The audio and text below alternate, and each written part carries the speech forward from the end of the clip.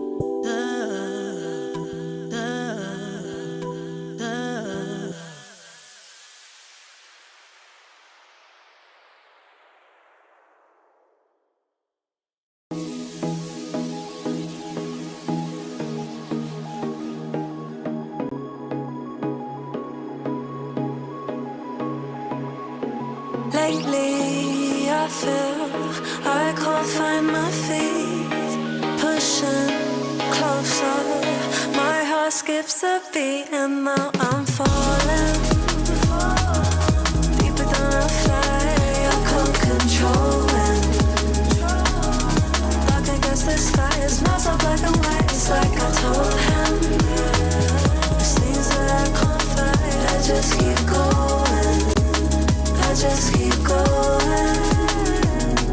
In my time I've been dreaming of a space to really fill my place. I wish he'd seen what I had dreamed.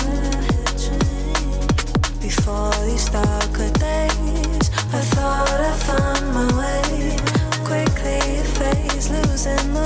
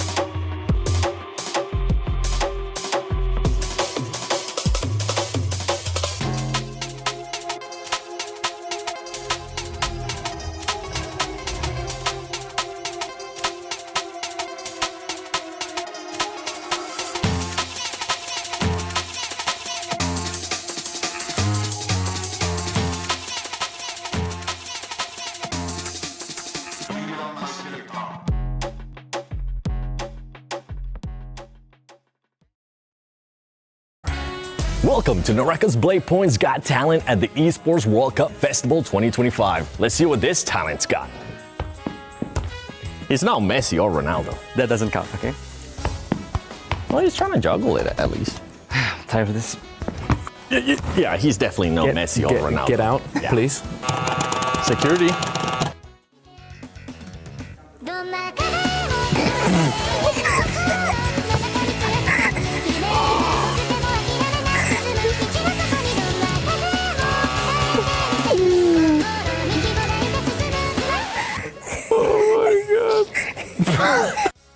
Hello. Hello.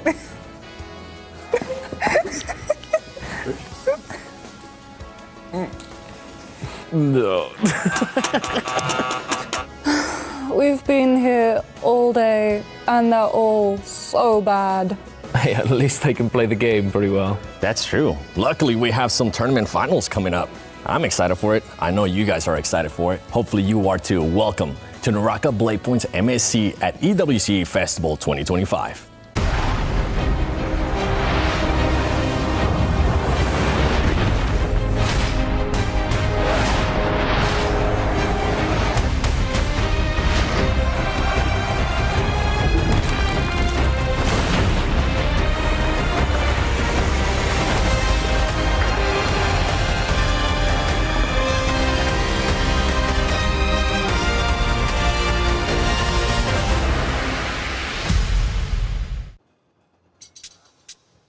Hello and welcome, ladies and gentlemen, to Riyadh. We're here today for NARAKA BLADEPOINT MSC at EWC 25 Festival. We've got the best players from around the world gathered here for today's games. It's the first time we've had all of these players in Riyadh. It's going to be an absolute banger. The weather's heating up, so is the gameplay. For you guys at home who want to understand the format a little bit more, we have prepared this video for you.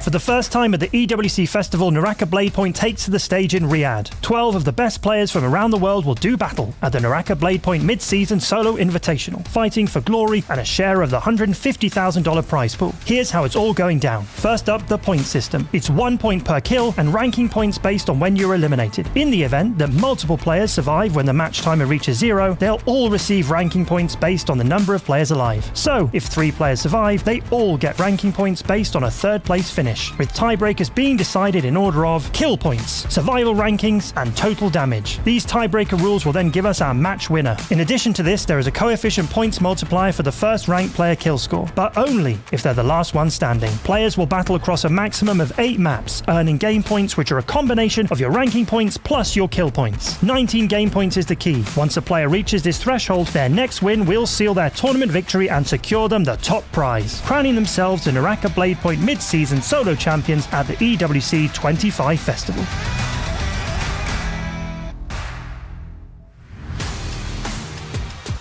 That's right, welcome to the Esports World Cup Festival 2025. So we're going to be getting some of the players leaving the hotel, brought to you by Jamil Motorsports. They have traveled all the way here to Riyadh, Saudi Arabia. It's going to come down to if they can actually control those nerves.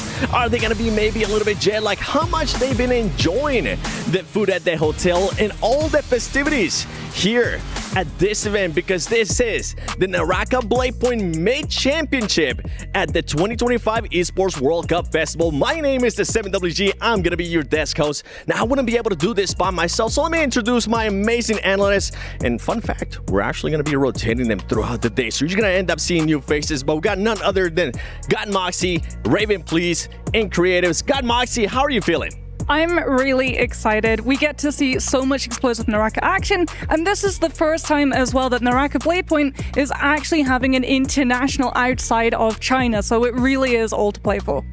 And Creatives, I'm gonna go to you. This is the first crazy event. First time we're seeing NARAKA BLADEPOINT here at the EWC Festival. How are you feeling? Man, it's lit. We out here, beautiful sunny Riyadh. I mean, this is amazing, right? International competition, usually in the mainland, and now we're here in Saudi Arabia. I mean, it's gonna be a blast for sure. And the man, the myth, the legend, I had to leave him for last. The man with over 11,000 hours in NARAKA BLADEPOINT. Raven, please, how are you feeling? I'm super excited to be here. It's been 4 years of NARAKA, and we finally get to share our beloved game with everyone. It's my favorite game of all time, and we have one of the most stacked lobbies we've ever seen, and it's for the world stage. It's for everyone to enjoy, and I can't wait to see what these guys show up with. You're excited. Creatives is excited. Got Mox is excited. I'm excited, but they're all going to be fighting for this prize pool. Hi everyone, welcome to the NARAKA BLADEPOINT, the Mid-Season Championship at EWC 2025. We're here in the Players Tunnel where these players are getting to walk out and head to the stage and compete for over $150,000 in prizes. We've got $150,000 going to our main prize pool with $29,000 going to our winner, and then we've also got $73,000 of supplemental prizes headed to our kill leader, damage dealer, and some MVPs in the round. Yes, of course, and this is the highest prize pool so far for all the NARAKA BLADEPOINT competition, and now we're in this huge international competition right now. It's really nice to be on the global stage, and with that, we're going to throw to the analyst desk. Bye-bye. Oh, I was talking about the money. You guys got a chance to see it right there. One thing, though, what we got to keep in mind is that match point got Moxie, because the match point is set at 19.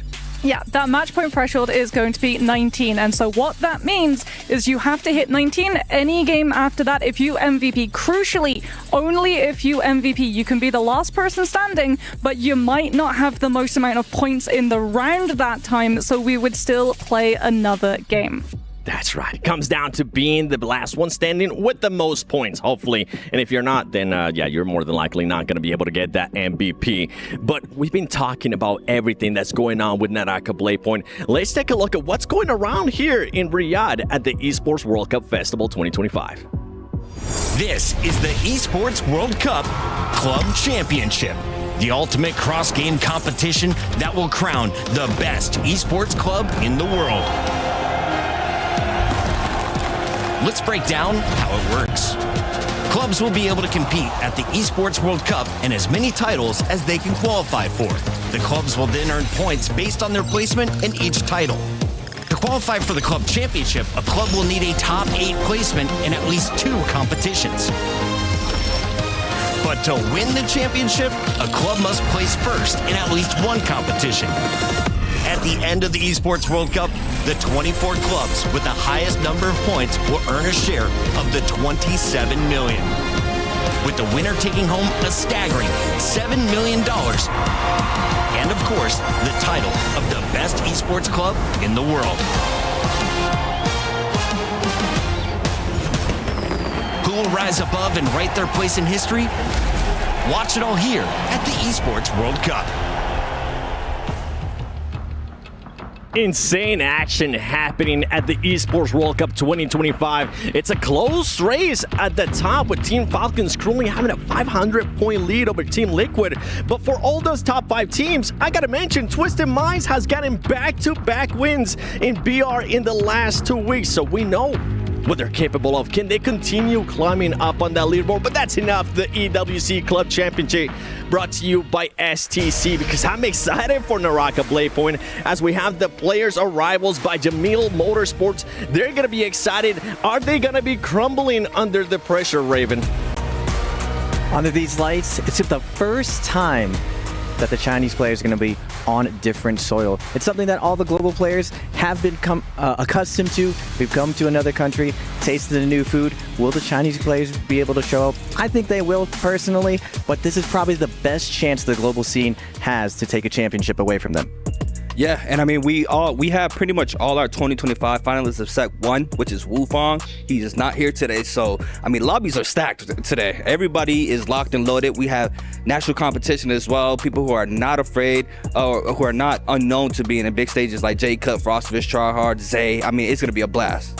You're talking some big names. Yeah. There's one big name that we really haven't gotten a chance to mention. But we're gonna take a quick look, and it's none other than Mike.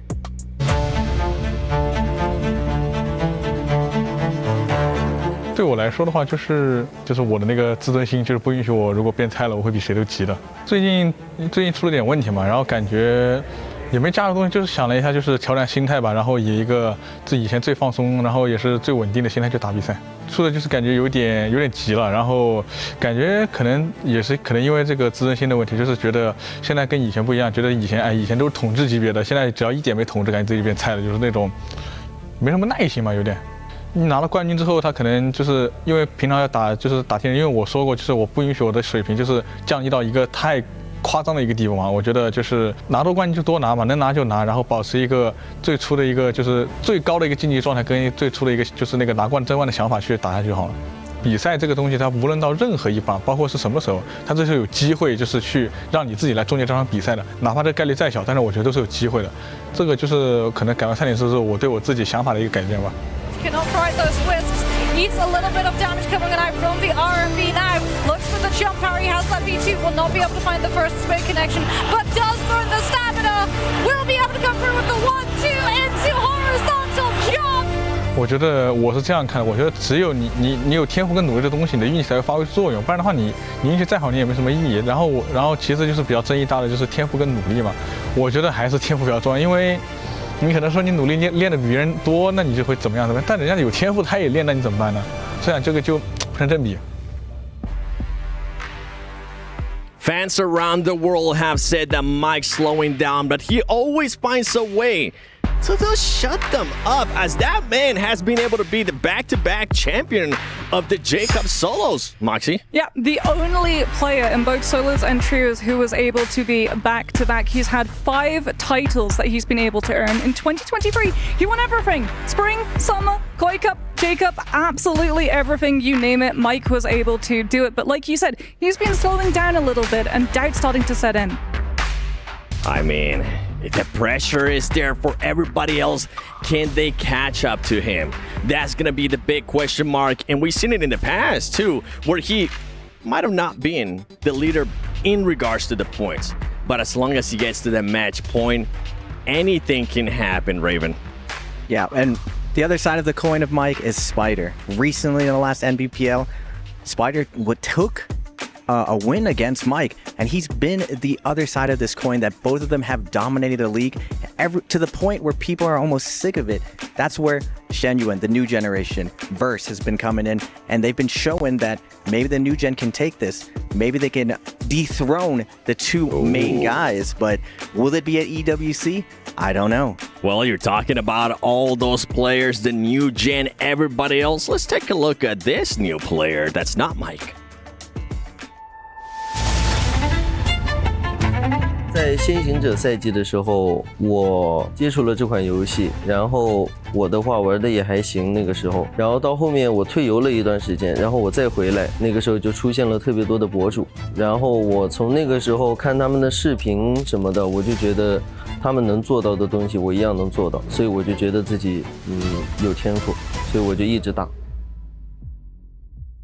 有质疑的，有看清我的，也有支持我的吧。就是他觉得我做不到，这些东西都不能影响到我。歌爆苍狼与燎原之火的荣耀传承，让我们有请 ASD 轩辕。有一段时间我被人质疑拿不到冠军，然后很多人会去因为这一点攻击我嘛。对，那个时候可能比较艰难。我不知道那是麦克，我也不知道那是谁，这些对我而言都没有太大的关系。我只想做好自己，然后把那一场的比赛给打好就好了。我没有想太多，我就想着每个时间点我应该去干什么，然后应该去做什么。Well, XY, I don't know how accurate that is. You're saying you don't know who Mike is, but I'm pretty sure he might end up sending a statement here at the Esports World Cup Festival. I mean, XY just won the latest Koi Cup. Super strong player. He was in the league, came back. I would say now he is, a little bit in the fresher leg side in the league. But I mean, by far, best Temi in the game. I'll stand on that. He is so good on Smoke. Wisp, Olds and Yang. I mean, if he's able to get 2 lock-in games with Tomok, he could do some serious damage for sure. Yeah, Shen Yuan and Verse are 2 players who've had explosive debuts in the MBPL. We talk a lot of the time about the 4 pillars. These 4 players who have always been the most consistent, always looked at as the most dominant in all of NARAKA. Mike was one of them, Spider is one of them, and we had 2 players, T25 and it was actually Fong, and XY and Verse have started to topple those pillars already. Yeah, there are 2 no emperors around the corner. XY, I'm not gonna lie, creatives, he's looking like the vintage Mike. And when you look at his gameplay now, he's looking way more aggressive. He's able to dominate opponents, and that's really why he was able to dominate Koi Cup. It's really his fighting. A lot of his macro hasn't really settled in, but now we're seeing really evolve into, I would say, his peak performance. And it's right before EWC, so I'm looking at him to do some damage today. Oh, he might be doing some damage. We've been talking about Mike, now XY. There's another top dog out there that we definitely need to highlight. And I think Seb got a chance to interview, and it's none other than Spider. Ladies and gentlemen, I'm here with Spider, and I'm here to ask him a couple of questions. So the first question is, how are you dealing with the weather in Saudi? I know it's very hot out here. Are you liking the weather, or is it a little bit too much for you? 首先 Spider 来到利雅得，你还适应这边气候吗？有什么感想呢？首先这边感觉室内温差比较大，外面非常的干热，但我觉得我的适应能力还是比较强的，可以适应这里的温度。Well, it's definitely very hot out there, but it is very cold in the arena, so there's quite a bit of temperature difference over there. But I'm a guy with a lot of adaptability, so I can easily adapt to any conditions that's given to me. Nice. My next question, how do you think you're going to be placing today in the tournament? You know, we've seen you do very, very well in previous tournaments in the MBPL. How are you doing? How do you think you're going to place here today? 那你预期感觉今天这个比赛中你会发挥有多好呢？你觉得你自己的排名大概会是在什么个范围内呢？我的预测应该是前3吧，因为感觉今天状态比较好，然后很期待今天的比赛。Well, I'm feeling pretty good today, so I would say that I'm predicting like a top 3 placement for myself. Definitely feeling on top of things right now. Hopefully I can do pretty well today. Very nice. And finally, just one last question before I let you go back to get all set up here. What are you guys thinking? You don't get to play very much against the other regions, so seeing these other regions come in, how are you feeling about all of these other regions outside of CN? 因为你们很少有机会就是到国际舞台上面和其他世界上的其他区域在那边对战，然后这次呢是一个比较难得的机会。你觉得其他区域这个实力会是怎么样的一种水平呢？你会面对多大的一个种挑战呢？我觉得能站在这个舞台上，他的实力水平肯定是在线的，是很强的。希望他们都能打出一个比较亮眼的表现。Well, everyone that is here on the world stage, on the Esports World Cup stage, is definitely like top tier, of the highest caliber in the world. So I do hope that everyone can perform to their best. I do hope to see some very, very strong performances by everyone from all the regions to have a very, very interesting tournament for all the audiences out there as well. Perfect. Thank you so much. And Jayo Spider. We get a chance to see Spider mentioning there some of the other regions, mentioning how it's hot outside and cold inside. One thing we know about Spiders is that they're cold-blooded, and this man is not going to be faced by absolutely nothing, Moxie. Yeah, Spider was a player who came in and rewrote the rules when it came to how we played solos. He is incredibly aggressive. He took a hero that was incredibly defensive and made her an absolute monster, being able to chase down so many fights. I mean, we'll see what those fights are going to be coming down to. We know that he likes to be aggressive. Another player, though, that we're talking about now, the global stage, Frostus, is looking to shock some people.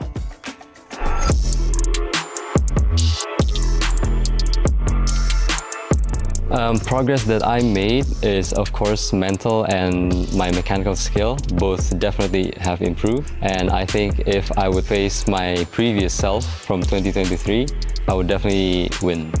I've grown a lot more from before, train a lot more and be better. It's just uphill from when I first start. And so I'm pretty happy with where I am currently. In NBPL, it is where every of the best player gathers, and that's the main reason why I want to join, because I like high intense combat. What it takes to thrive there is you have to be strong mentally and mechanically, and that's how you succeed.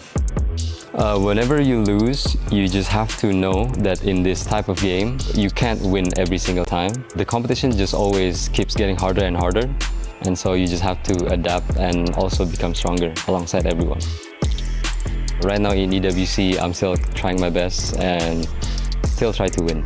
I like when there's a lot of audience or like a lot of pressure, because I think I'm a person who does good under pressure. It's better for me compared to other players. I think they would get nervous instead. Just keep trying and never give up.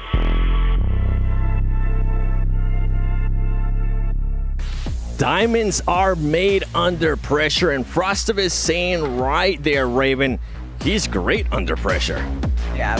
Frostus, one of my former teammates, his journey has been a long one. When I first met him, his main goal was to get to NBPL, and he's had to reinvent himself over and over in order to get there. Back when he was NA, we knew him as a dark magician, the combos, the jumping LMBs down the corner. He was hated by everyone, but he rose to the occasion, won NA, went over to CN.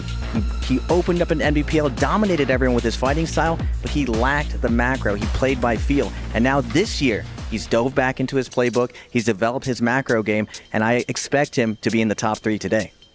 I mean, yeah, we saw it in the summer finals. I mean, nearly taking first. He was so close to winning a full split of finals. And I mean, Frostus, ever since he entered the league, he's been having some amazing practice. We've seen him develop as a player and how well he has adjusted to the pro league. And we've seen a lot of players as well entering the pro league, and they have not been able to adjust to the speed and the momentum that these games have. But Frostus is one of those players who has. We're set to go 8 games. It could end before that.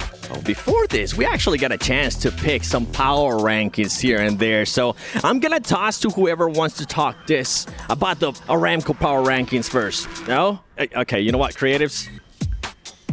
Take the lead on this one. Got the Viper with me. Power rankings, obviously 2 of the GOATs. Spider, Mike, honestly, should be on anybody's list. Just over time, just showing how strong players they are. Also got Verse, because Verse has improved so much. We clearly saw in the finals how dominant of a player he was. My dark horse, Arano, he came to the league last year, more of the fresher legs, but definitely one of those players who also adjusted in the pro league, but just hasn't been able to close out one of those finals, and I hope he takes a chip home today.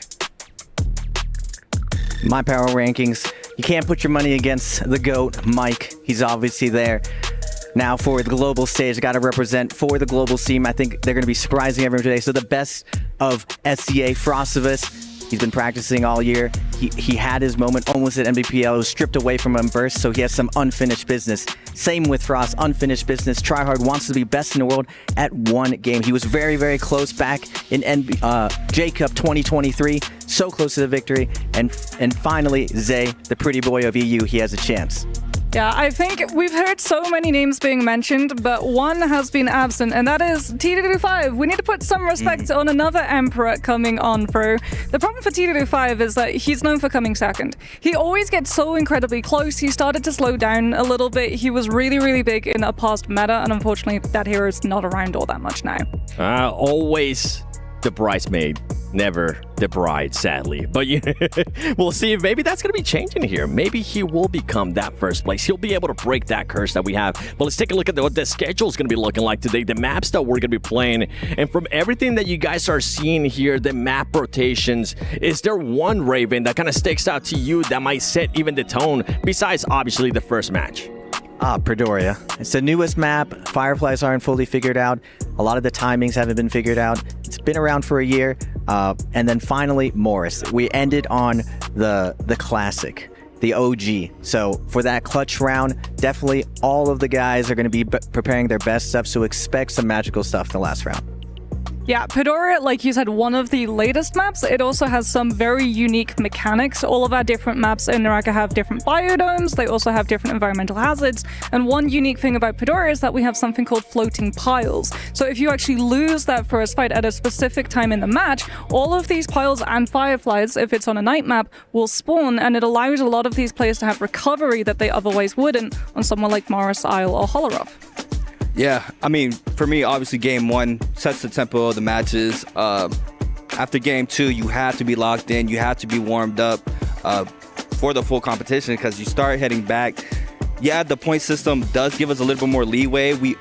This is different compared to the Pro League where we're usually at 24-point threshold. But now with the 19-point threshold, I think it gives a little bit of, it's just hard because we don't get points coming into this tournament. So I feel like the tempo might be the same in that aspect. But overall, game 2, 3, you should be fully locked in and try to take an MVP home. Talking about locked in, talking about emotions from some of the other players, from conversations that we have gotten a chance to have about NARAKA BLADEPOINT and just how the scene is performing, how the global scene is performing as well, Raven.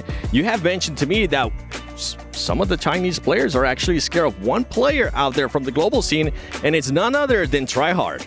Yeah, one of the few players that Mike gives a ton of respect. Recently, he gave to Shenyuan, he did a tier list, even putting Frostus above Spider. But when it comes to the global scene, the best to ever do it in NA, it would take years before anyone was able to pass his acolytes. It's definitely Tryhard.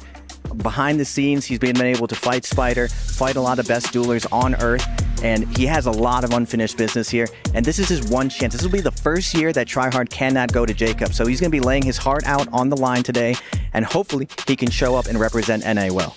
Let's speculate here. Let's take some predictions real quick. Where do you think maybe Tryhard might end up placing? I'm going to put you on the spot, Moxie. Oh, okay. We're going on the spot. I think he's going to come third. I think he's going to be able to acclimate really, really quickly to a lot of the meta that's coming on through, and that he'll be able to hit the ground running. I think he's going to be warm going into the matches. Quick, creatives. What you got? It's rough. I can't predict because I need to see the tempo because, I mean, it's a stacked lobby, right? Yep. 12 of the most amazing players who've ever touched the video game are going to be competing today. And it's just rough seeing because of how high the skill ceiling is and how everybody can, just have a pop-off game and change the outcome of the whole tournament. So I don't have a prediction, but I mean, as knowing Tryhard, I hope he does well. Okay.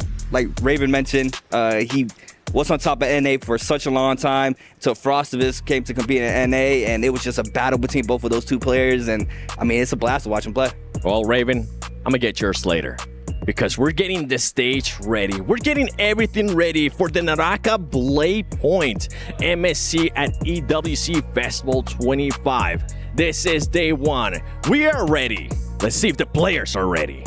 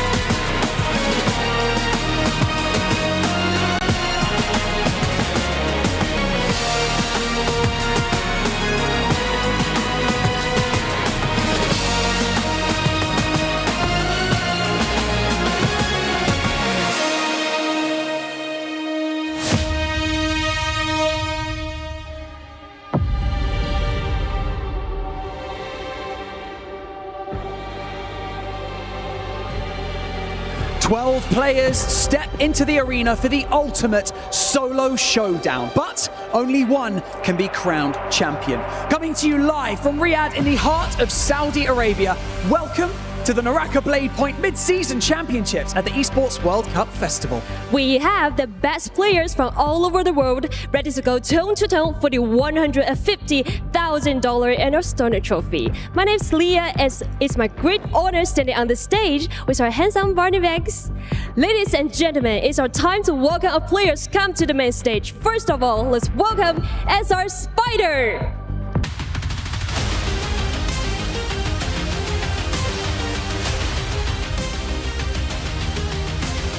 Beijing WBG Verse.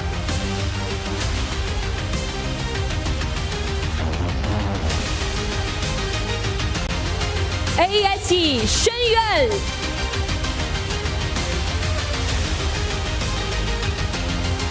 OUG Mike.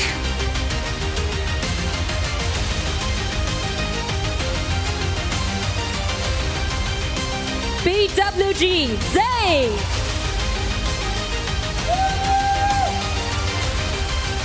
OUG FY Shin.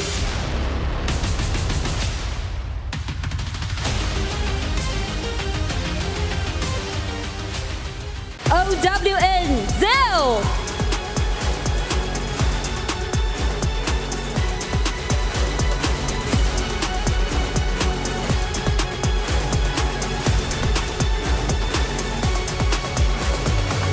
OWO Tryhard.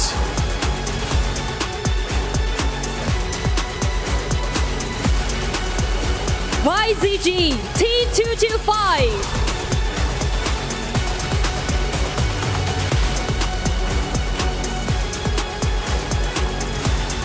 BBE Frostus.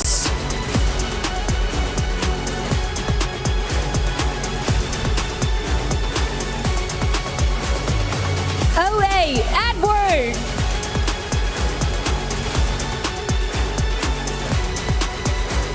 And finally, WZ Arano.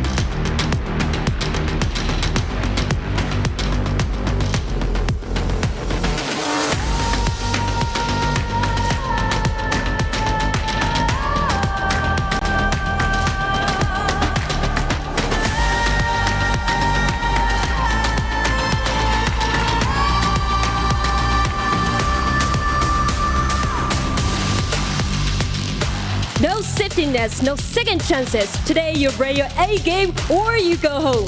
So get loud and get ready for the most epic showdown on the main stage, because today is match point format. Let's do this.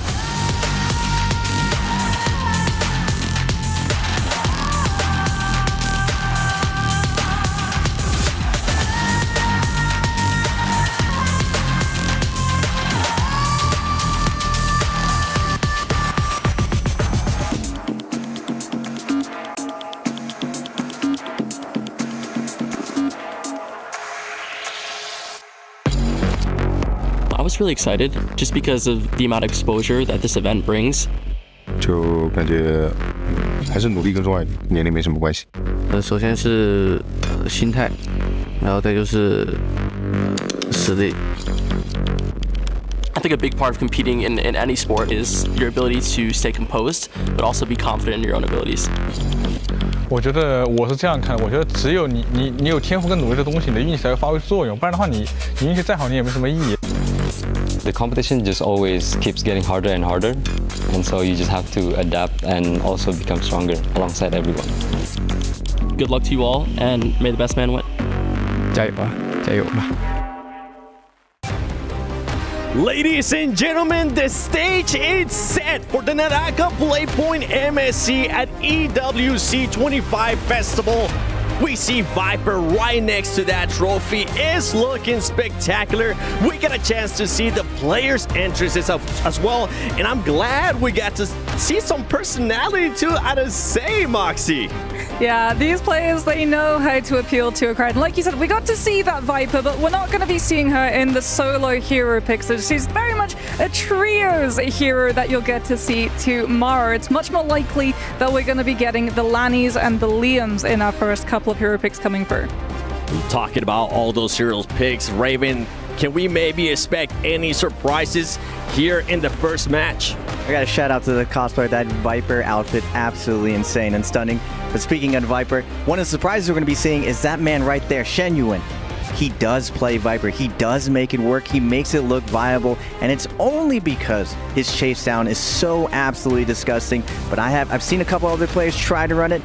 They're not able to do it like that man. I'm wondering if he busts out on this world stage. He's been working on it in the Pro League. Will we see it today? I mean, I saw that crazy play in Holleroth with XY. He literally was just taking 1v1s back to back to back, and that is the first time I've ever seen a Viper work. So XY being that player that's able to make it work, I would love to see it here at EWC.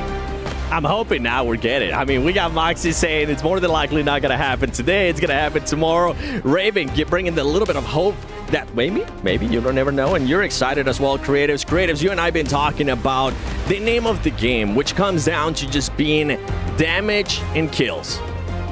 Yeah, I mean, it's interesting because we just play out our matches and we see that it comes down to the MVP for the last game.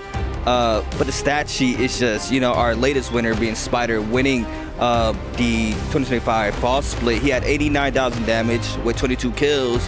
Verse taking Summer Split with 133,000 damage with 32 kills. And then we have Mike with 60,000 damage, 13 kills. T25 with 59,000 damage, 17 kills. Wufang, who is not here, but does play in the Pro League, has 56,000 damage, 19 kills. And Edward with 69,000 damage, 22 kills. And the craziest part to me is 2 out of those 6 winners for the 2025 season have had the most kills for that finals day. And I think that is crazy because it sets up and just shows the versatility of winners we had throughout the 2025 season and how high the skill ceiling is right now for these games. I love all those stats. Thank you, Creative. And something to keep in mind for everybody currently watching at home too is that besides the prize pool of being able to get the championship and the standings, we do have some prize pools out there for most damage and most eliminations too. And every single one of those comes down to $6,300. So that is not bad. Well, not just that, we also have tiebreaker. If these players manage to actually tie for the points that they pick up in one particular round, and that is the round that determines the winner, it goes down to overall damage done. And in the past, it has been determined by overall damage done. Yeah, and I mean, that's the thing. All the damage at the end of the finals have been super close, so everybody's putting up damage, kills get stolen, and I mean, you gotta work for the kills, right? At the end of the day, that's what gives you more in your multiplier. You're able to place well, but every finals to get that bump up and get those that extra prize pool if they take the MVP or kills or damage. So I mean, it's gonna be very interesting to see how these games go. We got our first round selection. Raven, I am not surprised right now by our first round selection being Lonnie's. First round selection, Lonnie's coming out and Zay's going to be paired with Verse. Now today, the first 3 rounds, who you're being paired with is going to be super, super important because these players, they don't know who their partner is really in their group. And when you pick one of these characters, you want to pick the same character. It gives you the biggest amount of advantage going into these end games where you're going to be competing for these Spirit Wells. Verse, one of the strongest players paired up with Zay. So I know personally from Zay, he's going to be happy when he looks over and sees that Verse is his group. Now, as we're looking at the draft here, Moxie, something I want to keep in mind, too, is that a lot of the people currently watching NARAKA BLADEPOINT, it might be their first time watching it here. So if we can get a quick explanation of what's going on here on the draft. Absolutely. So in solos, we have one specific rule where we play a total potential of 8 games. You can only double pick a hero once. So that means that every single person, if we go to full 8 games, they have to play a minimum of 7 heroes. Then, like our players were talking about, we've got the phases where all of these 12 players in one lobby get split into 6 different phases. You get a partner. If that partner picks the same hero that you do, we get to see 2 of the same heroes in one lobby. However, if there's a 50-50 split, that hero still becomes barred for everybody else in the lobby, which means we can have a maximum of 2 of the same heroes in every single map. Thank you. As we get a look right here, Frostus is one of the players that is in your power ranking, Raven. Now, Frostus is going to go with Liam, very, very standard player. And when Moxie says partner, this is loosely a partner. This is just someone who is in your group who may go his own way, may pick another character. You're going to see a lot of, quote, friendly play with each other, but also quick betrayals, some heartbreak down the line. Liam, one of the strongest characters in the game right now. We're going to see if Mike and Shenwen are going to be going with what we've seen as the standard meta picks. Ooh. Matari for the 3rd round selection. I think that is the craziest thing I'm seeing. Oh, that's Syra. I am blind. Syra, though, pretty standard. I thought it was Matari for a second. But everything up to now has been pretty much standard. Lonnie's, Liam, Syra's, arguably top 3 best characters in the game. So this is pretty much standard. Yeah, so seeing Shenwen and Spider paired up, this is probably the powerhouse duo of the tournament right now. All these guys have to be worried once they reveal and see that these guys are paired up, and they're going with Syra. Perdoyo, very wide open map. Syra, one of those characters that when she scales up, she becomes a juggernaut in endgame. So 2 of these guys being able to get that character on this map, I worry for the rest of the lobby. It's going to be a tough lobby for everyone. Well, we're getting to see our first Yoto come on through, and I am incredibly excited to get to see the Yoto because she's had her rework, which now means that she's back in solos meta. Edward is going to be picking that one up, and we haven't seen her in solos meta in about 2.5 years, so it's wonderful to get to see Yoto back on the stage. It's good to see that, and we're now in the 4th round. Any surprises that we have seen? You guys said it is kind of pretty much everything normal here. What would be a bit of a surprise going into the next rounds, creatives? I mean, from what we've seen so far, Mike, for our last bi-weekly finals, he did have a double Yoto pick. So right now, him not locking in Yoto to match Edward it's a little bit of a surprise. I feel like he would probably wanted to lock in the same character, but it looks like he has a different game plan for tonight's games. Yeah, round 4, 5, and 6, we call them personality picks, your comfort picks, and a lot of these times the players will deviate, and depending on map, depending on when there's fireflies, they pick characters that they're more comfortable with. Now, the pick ban system, as Moxie pointed out, very, very complicated at first, but basically whoever's ahead of you, that character's not being available, and you're going to see counter picking down the line later in the day. First round, though, everyone's going to be going with their safe picks, just keeping their pool open. No one wants to double pick yet. We've seen these 8 rounds go the distance, so everyone's just going to pick one of each character and try to get the character that they prefer on the map that they want.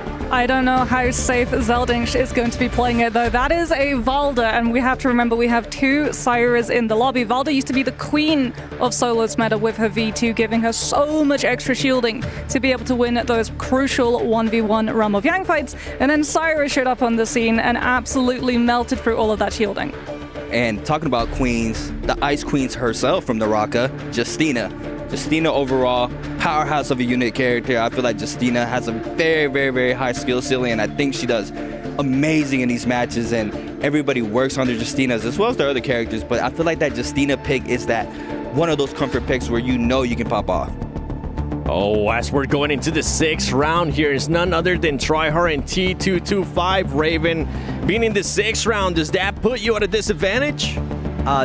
In the future, it definitely does. For the first round, not so much. But the 6th round, the big thing that we'd be looking out for, that 225 and Tryhard being paired together. I know out of all the players that Tryhard want to be paired with, 225 is at the top of that list. And Moxie, He's the king of the second place, but he cannot be slept on. Both Tryhard and 225, similar play styles. They take a little bit to warm up. Games 1 and 2, they get their bearings, but then they start heating up for the rest of the tournament. Yeah, but we're going to be seeing a lot of versatility coming out because of all of these players having barred a lot of those heroes already into that phase number 6. So lots of flexibility and lots of different kinds of compositions and attack styles that are going to be coming out in this first game. The stage is set. The picks are in too. I'm ready for game 1 of the NARAKA BLADEPOINT MSC at EWC 25 Festival. So let's send it over to our amazing captors, Hip Rain and Dunkin' Donuts.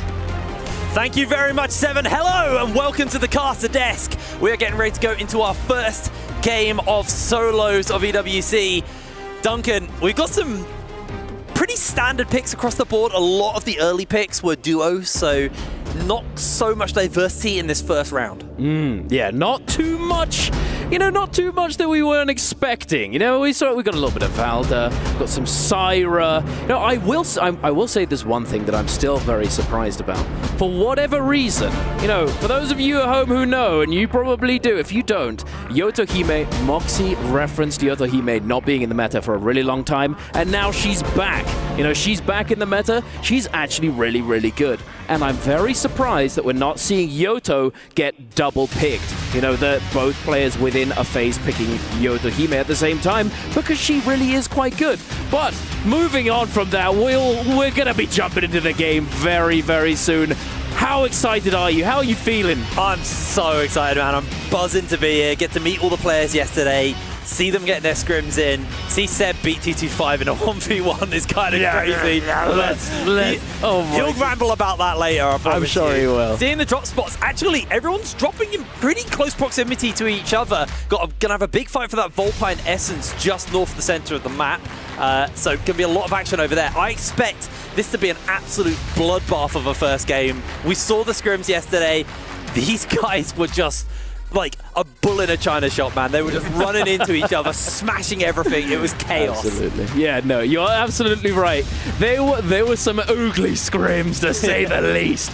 It was, we were watching, it makes sense, you don't want to give too much away. You just want to be fighting. You want to feel it out, the new setups, new stage, new everything for all of these players. None of them have been here before. We haven't been here before. So everyone is going to have to get used to that new setup, and whether or not they can succeed and make it work is up to them. But we're already in game, ladies and gentlemen. Get hype. This is our game number 1.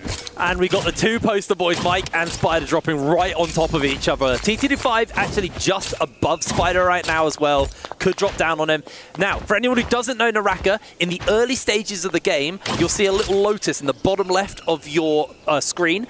If a player has that Lotus, they have a revive. So early, these players can go toe-to-toe, kill each other, and revive. So it's kind of consequence-free way to earn a bit of earlier points in the game. It encourages action, it encourages movement, and immediately Spider fighting on the rocks here with TT25, but Mike in the area as well. Fist weapons equipped there by Spider, as Mike is being a little bit pushed around here, but TT25 only has that grey armor, does finally swap out to some blue armor, and it's quite tempered this start because Arano's also joining in.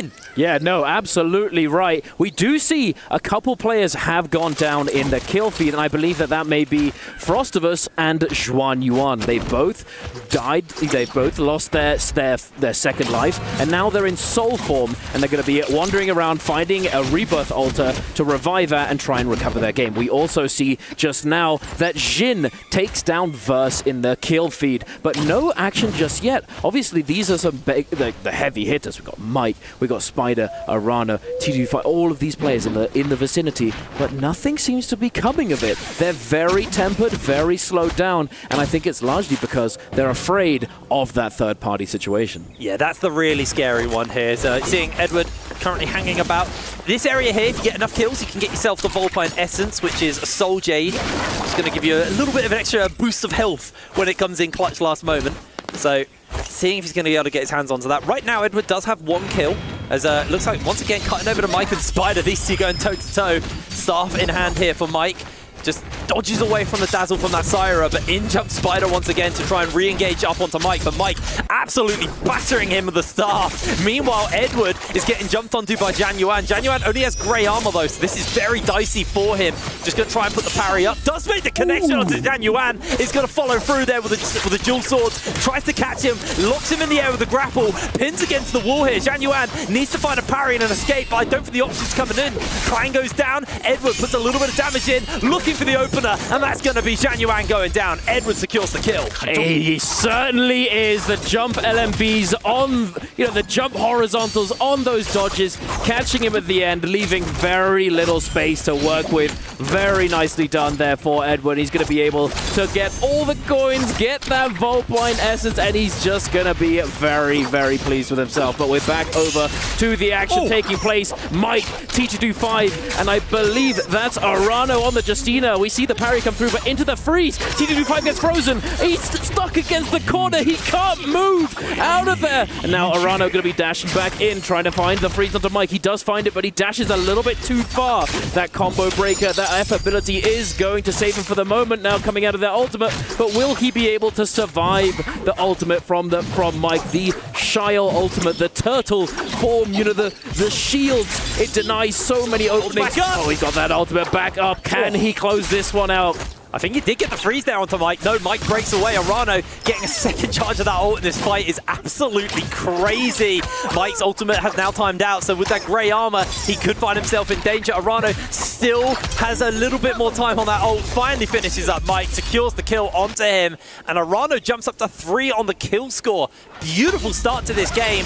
We got a minute until the Realm of Yang start to spawn up as well, so the action will not be stopping. These guys are going to keep it going. Edward on the Yoto here with the new ultimate, still able to slash through walls. So Zale gets clipped through that wall by Edward, but Edward not giving up the pressure yet. Ultimate still staying on him for a little longer. Zale losing most of that grey armor, is finally chipped away from him as Edward catches him in the sky.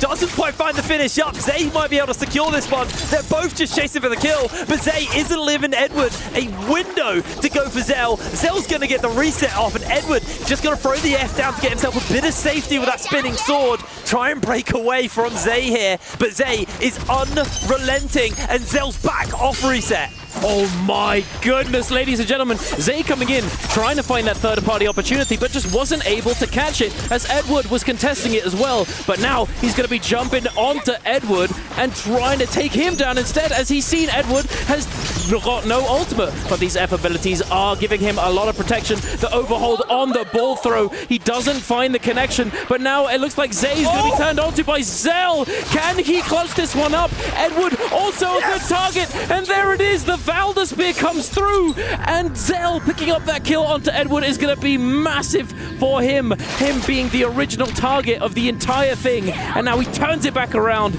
getting himself an elimination. What a beautiful turnaround from Zell on our Valda.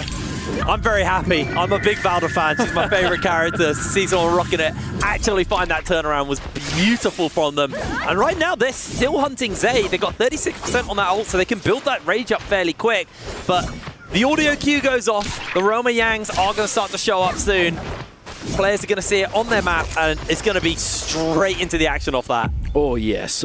For those of you who aren't aware, the Realm of Yang is essentially a portal that will show up at these points during the game. There are 2 sets of them.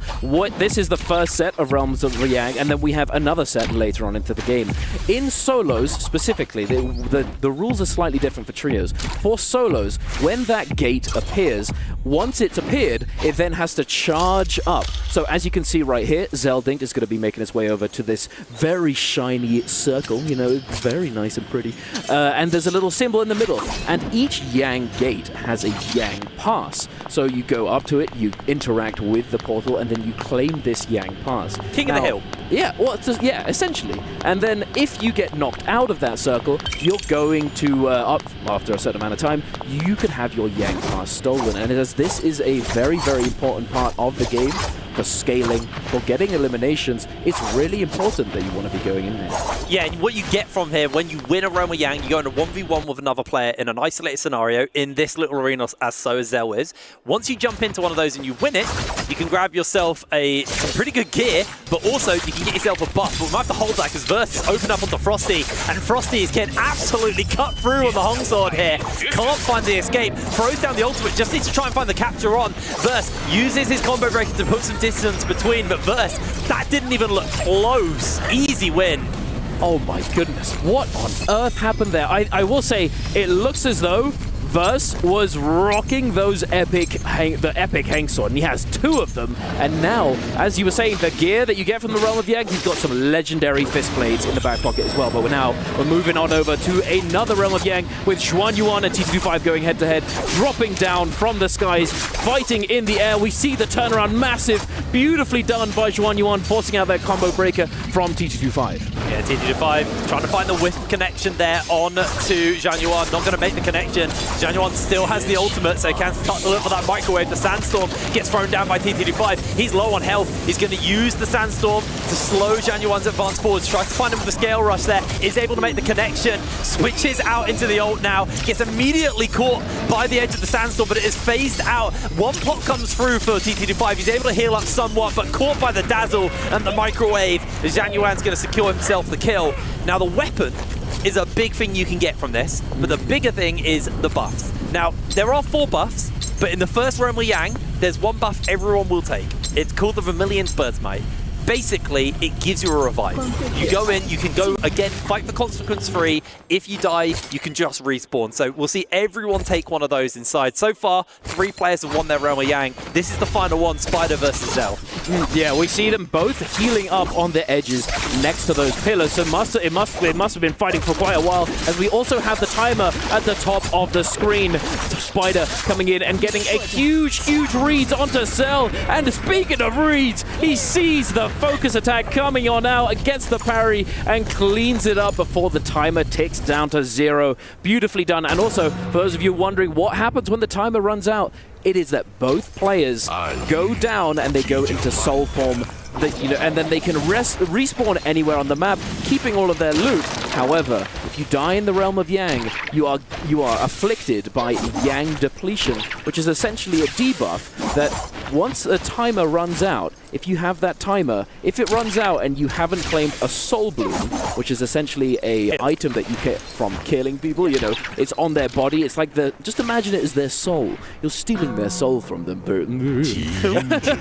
But yes, essentially, if you don't get one of those before the timer runs out, you are eliminated yourself. You will literally just fall over, unfortunately. It's very nice because if you look at the map on the left, anyone with that orange square over their portrait, they've got Realm of Yang depletion on right now. So right now we are looking at Frostus with his depletion, taking on Xin. Xin doesn't have that, but he does have the Vermilion Bird's Might, so we'll be able to respawn if he loses the fight regardless. And everyone is just connecting together. Nice capture there from the Liam. And Xin, he's going down, going to force the Bird's Might out from him. I think Frosty was able to cleanse himself and maybe make an escape. He was, but now Spider's keeping the chase up onto him. Parry comes down. Frost just needs to play the escape and find a reset and get away to safety, but they are not giving him. It's just the blood in the water. The sharks are circling. Frostus desperately trying to get away, but every time he makes an escape, a grapple connects onto him. He's using the terrain and scale rushing around, trying to find a window, trying to find a mistake from his pursuers to break away. But Spider still playing that high ground, still happy to not fully send it into this one right now. As Zeldic has thrown the ultimate out, Spider may be the one getting caught. Spear goes wide there, so he's not going to catch him with that ultimate charge at the moment. Spider does still have ultimate and F available. Clang comes out. Zell, has he got a spear left in the pocket? It looks like he does. He's looking for Spider, but Spider's able to dodge away from that one. We see Tryhard get taken out off screen as Zell incredibly low. Spider still holding ultimate in all of this, and the catches him with the F is going to get caught by the grapple as he tried to get through the window, and Spider is going to secure the kill.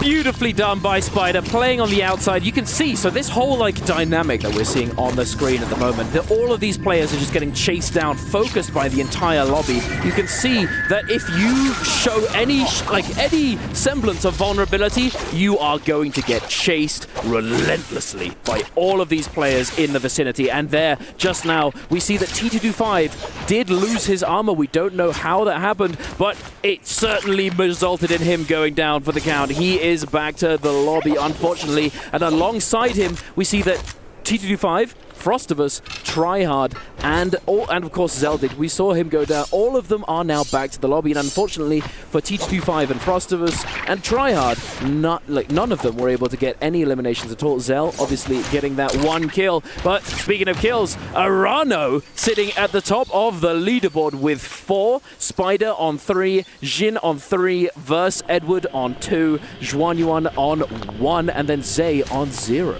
And as you can see as well, second rotation Realm of Yang's come up. There's 4 spots, so 2 isolated 1v1s for this second one that spawn up. So not as many spots to go for. Obviously, there's less players, so not really going to expect too much off that. But this will probably get filled. Everyone's thinking of scale for the final circle, and with the numbers this low, we'll see a massive acceleration in the game with more and more players getting knocked out, and people are just going to feel more comfortable to scrap, knowing that the odds of getting third party is going to be a little bit lower. You won't be able to get the Bird's Might off this Realm of Yang. That's only in the first Realm of Yang. I think a respawn 13 minutes left on the game might be a little broken.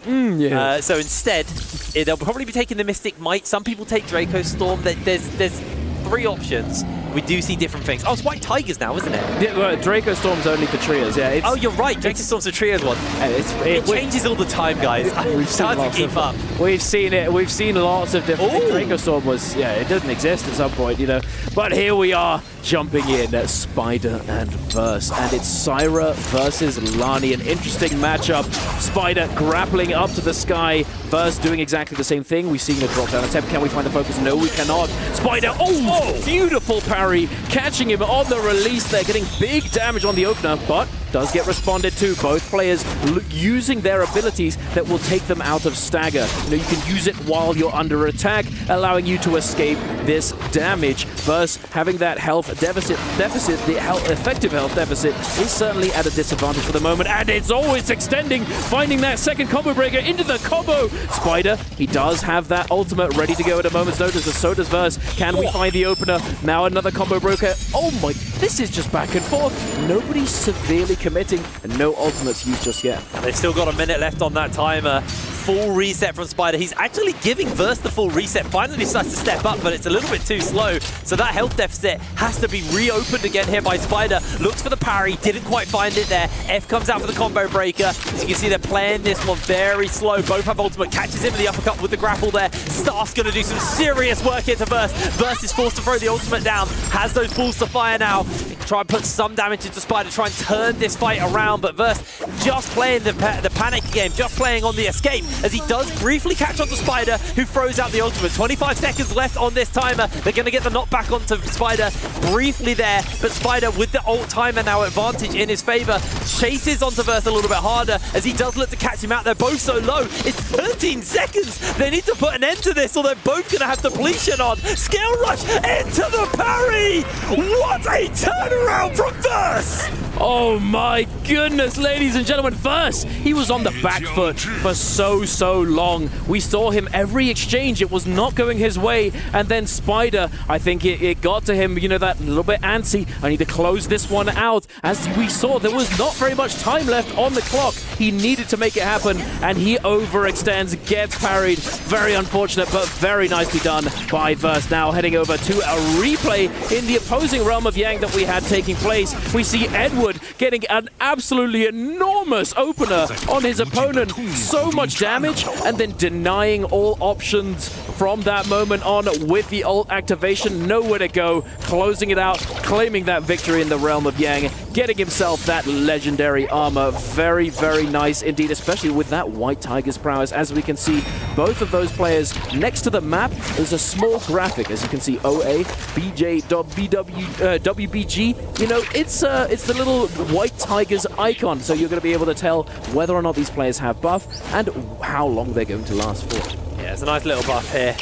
Not quite as strong as it was when launched, but launch state White Tigers was actually kind of bonkers. Oh yes, that absolutely. We used to have fan-off snaps where someone would get a kill and actually murder the whole lobby off it. It was very broken. In a much better state now, but still playable, but not game-defining anymore.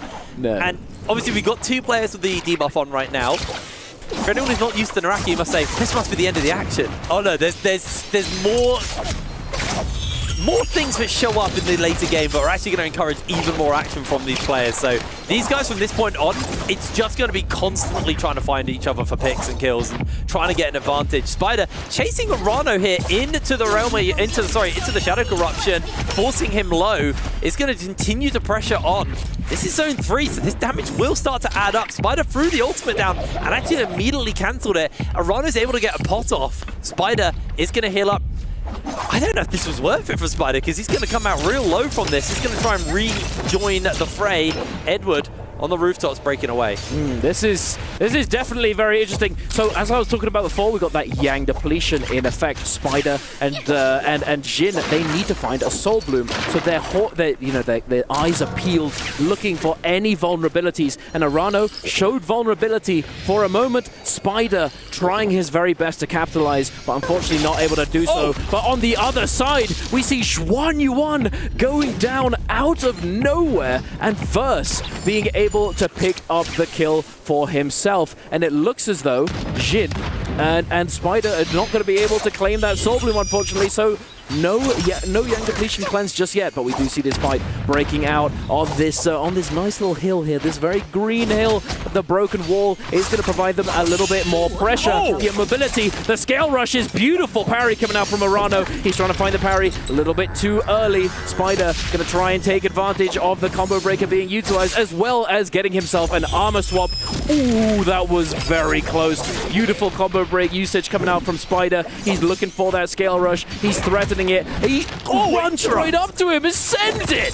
That was beautiful. Just got him off the wall. Didn't let the scale rush go in. And Spider, the spacing with the staff is too much. Mike slides in, decides he doesn't want to go for the full third party. Arano is our kill leader. He does not want to be going out here, but he is just kiting away from Mike and Spider. They both have him in their sights. They see this as a freebie. Arano, he's going to be able to get one pot off, but that's still it. That's all he's going to get. The flying knives are making the connection. He jumps into the zone. Spider gets caught, forced to use the ultimate, but Mike is just fixated on taking Arano out of the lobby. Now these two can go toe-to-toe. Spider able to get the cleanse off, but Mike may continue to chase. No, he didn't get it. He didn't get it. He was still in his ultimate. He couldn't get the Soul Bloom. So as he was still in his ult, he can't interact with the body. So he doesn't get the heal, and Mike shuts him down. He gets knocked out of the lobby, and I believe Jin jumps in, takes the kill, but he doesn't manage to cleanse, and he goes down himself to OA's Edward in the kill feed. Mike looking very happy with this. You know, there's much fewer people, but unfortunately, he's not been able to pick up any eliminations. As you can see on the scoreboard, we have Verse and Edward with 4 each, but Mike with 0. He's none still in at the game, all. but hasn't done anything with him. I'm surprised he almost went and got a free soul well there, but no, Edward's going to slide in with ultimate ticking away. Better scale, better gear right now. Mike playing respect, and it's a bizarrely quiet game from Mike. Even if he takes this lobby as the last man standing, he will not be getting MVP off this one. It's really Verse or Edward who are going to be able to get this. So we're having a, I think this is a replay of earlier. Yeah, this is a replay of how Xuan Yuan got finished up by Verse. This is, this is rough. You see it right here. It's exactly what we've been talking about, where players, if they show vulnerability, if they're not, if they're the odd man out, they are going to get focused down. And there you have it, forced into the zone, unable to do anything, and he's just getting fiended. And then right here we see, this is what happened earlier. Jin jumps in, and with only seconds left, he's not able to get the Soul Bloom to survive the Yang depletion. Now, Edward's got the Volpine Essence. That red Soul Jade, but was on the screen for a brief second there. Edward still has the Volpine Essence, which is kind of a game changer for this final circle. It's going to be huge. Mike is jumping in. He has Yang depletion on from that Spirit Well earlier. Mike loses most of his HP. That golden staff absolutely chunking through him.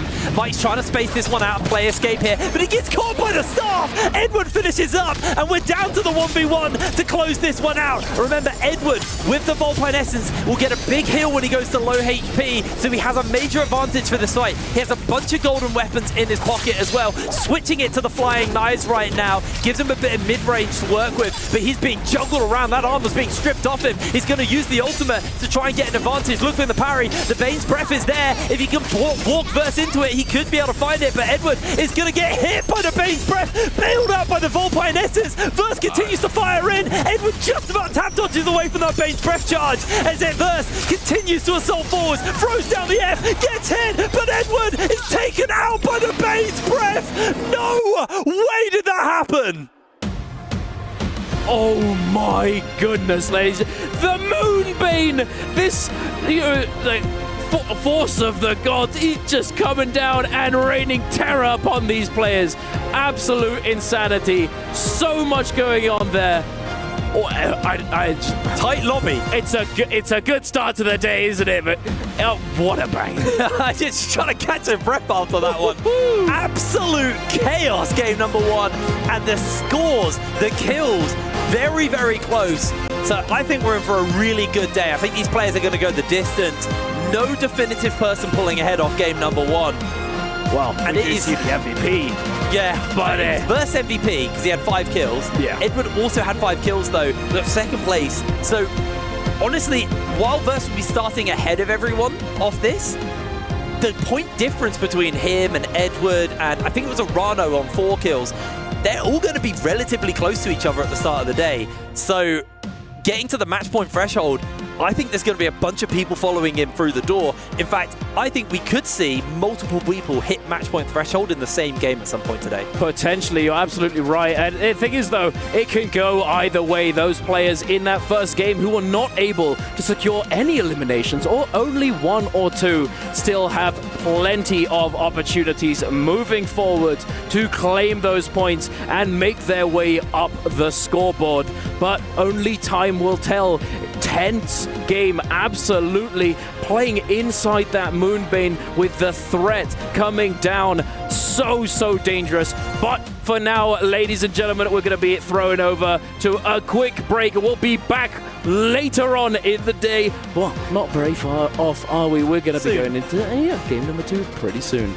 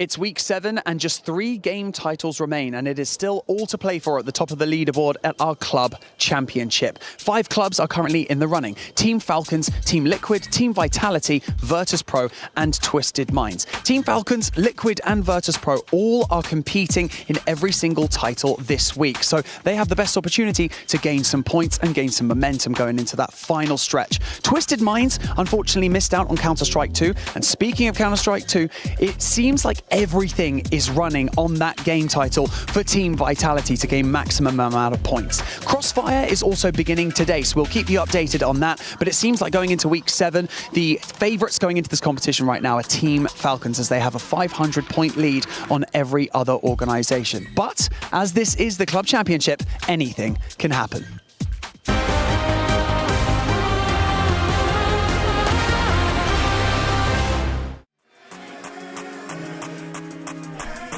We had some shockers there in the first match of the NARAKA BLADEPOINT MSC at EWC 25 Festival. What a surprise, too. Verse being able to come out there with the match MVP, but we got to rewind it because Raven, Arano with the early third parties. Yeah, the name of the game in this modern NARAKA is work smarter, not harder. He slows down Mike and Spider off spawn. Really, really crazy because how it plays out in the end. Verse gets a big lead and he's able to find Spider later on. Spider did get an okay off spawn because of it, because Mike took the brunt end of it, but it really sets the narrative of how things end up happening for the rest of the match. It definitely did. I mean, everything, it was just so crazy with everything going on. At one point early on, we saw Mike and Spider fighting, like you were mentioning. Ronald did end up coming in as well. But from this first match, anything that surprised you, Moxie? I mean, the ending. We have to talk about it, right? 1 versus 1, and then Moonbane comes along in third parties, and it was anyone's match, really. That Yodo had the F2, was trying to take full recovery and stabilization within her ability, and Moonbane lands directly on top of it, and Verse is able to walk away with the win. I mean, one player that was hot at the start, Zeldinch, Creatives. He went into Yang first. He ended up going with Spider. Before we even talk about what happened in Yang too, because that was even crazy, Spider did end up coming out on top. Yeah, I mean, Valda has gotten tweaked since she got her rework. She's a little bit less stronger than what she initially was with her rework. So I was surprised that we had a Valda being picked early on for this game. We'll see what's going to be happening in that second match. Yes, sir. As we're talking about surprises, we're talking about what was going to be happening here between these players. We saw Rano finish with 5 eliminations. We saw Spider finish with 4. There was one player that I kind of highlight. I'm going to go back to you, creators, as well. It was Mike. He ended up with over, I think it was 8,000 damage, if I'm not mistaken, but ended up with just 0 elims. That's the hard part of the game, right? All these players know where the action's happening. They know where to rotate. They've been working on the rotations for a very long time. They see the spread of the map and they can calculate which way they can kite to start scaling up, to rotate into a fight and potentially get into a battle.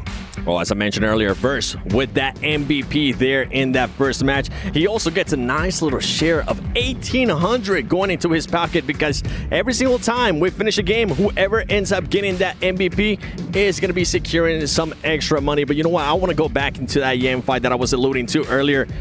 Spider, what happened during that Yang too? Because we were all like, okay, Spider's about to win, and then all of a sudden it was not the case. Yeah, so Spider was playing the Syra, and Syra has been sort of inadvertently buffed by the removal of something called Wave Roll, which basically meant that you could just roll away from something called the Stun Dazzle, which is the Syra Orb.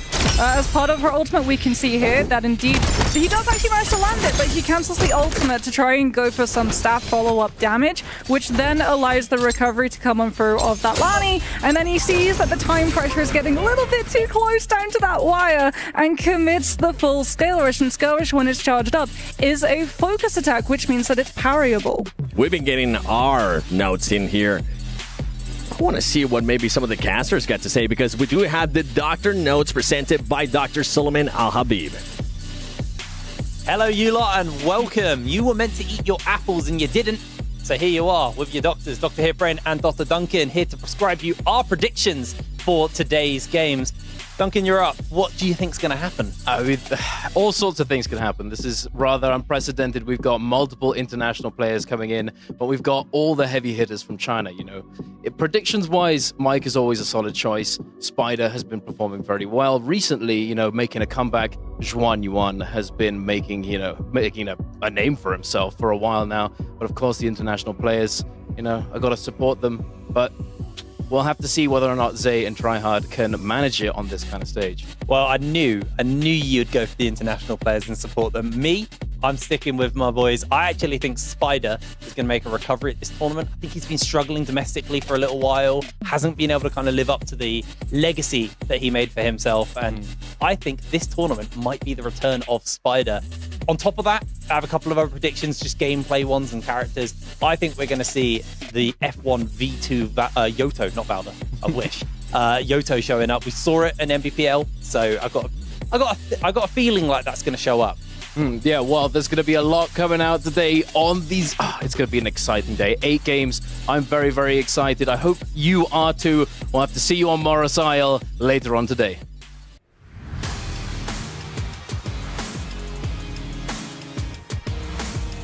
Eight games are going to be happening today. We're already done with the first one. As I mentioned earlier, their verse being able to secure 1,800 in the pocket.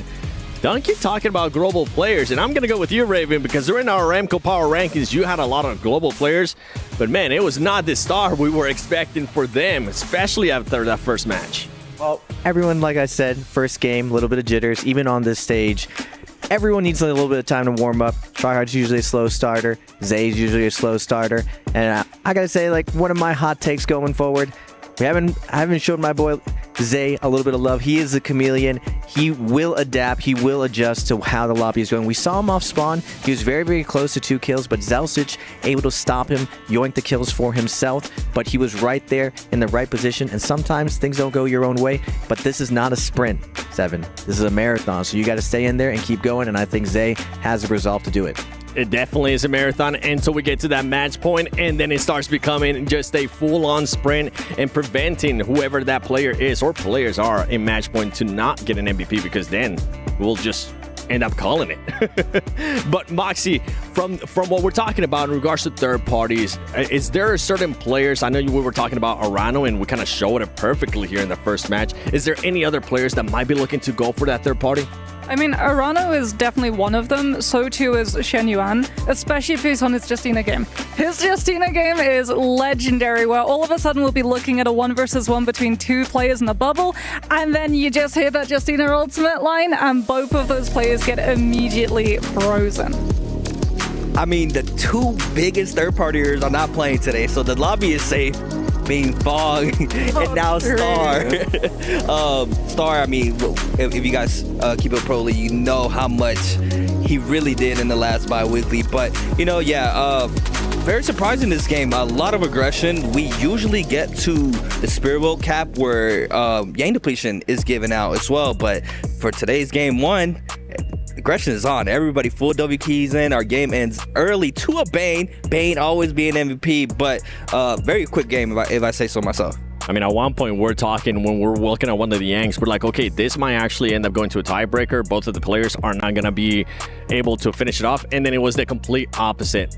Now, going into the later matches, for everybody, especially like for new viewers, Raven, I kind of want you to deep dive a little bit more to what to look out here going into this second match, especially when we get towards the end, because it was just absolute mayhem. If you've never seen NARAKA BLADEPOINT before, you were probably a little bit clustered there. So give us a breakdown. Yeah, so what you're looking for, creators brought it up earlier, doing a lot of damage, but like we saw, doing damage doesn't mean you're going to actually win the rounds. You need to secure those kills, and what you're really looking for, what's the name of the game today, probably who's going to win, is who wins that second Yang.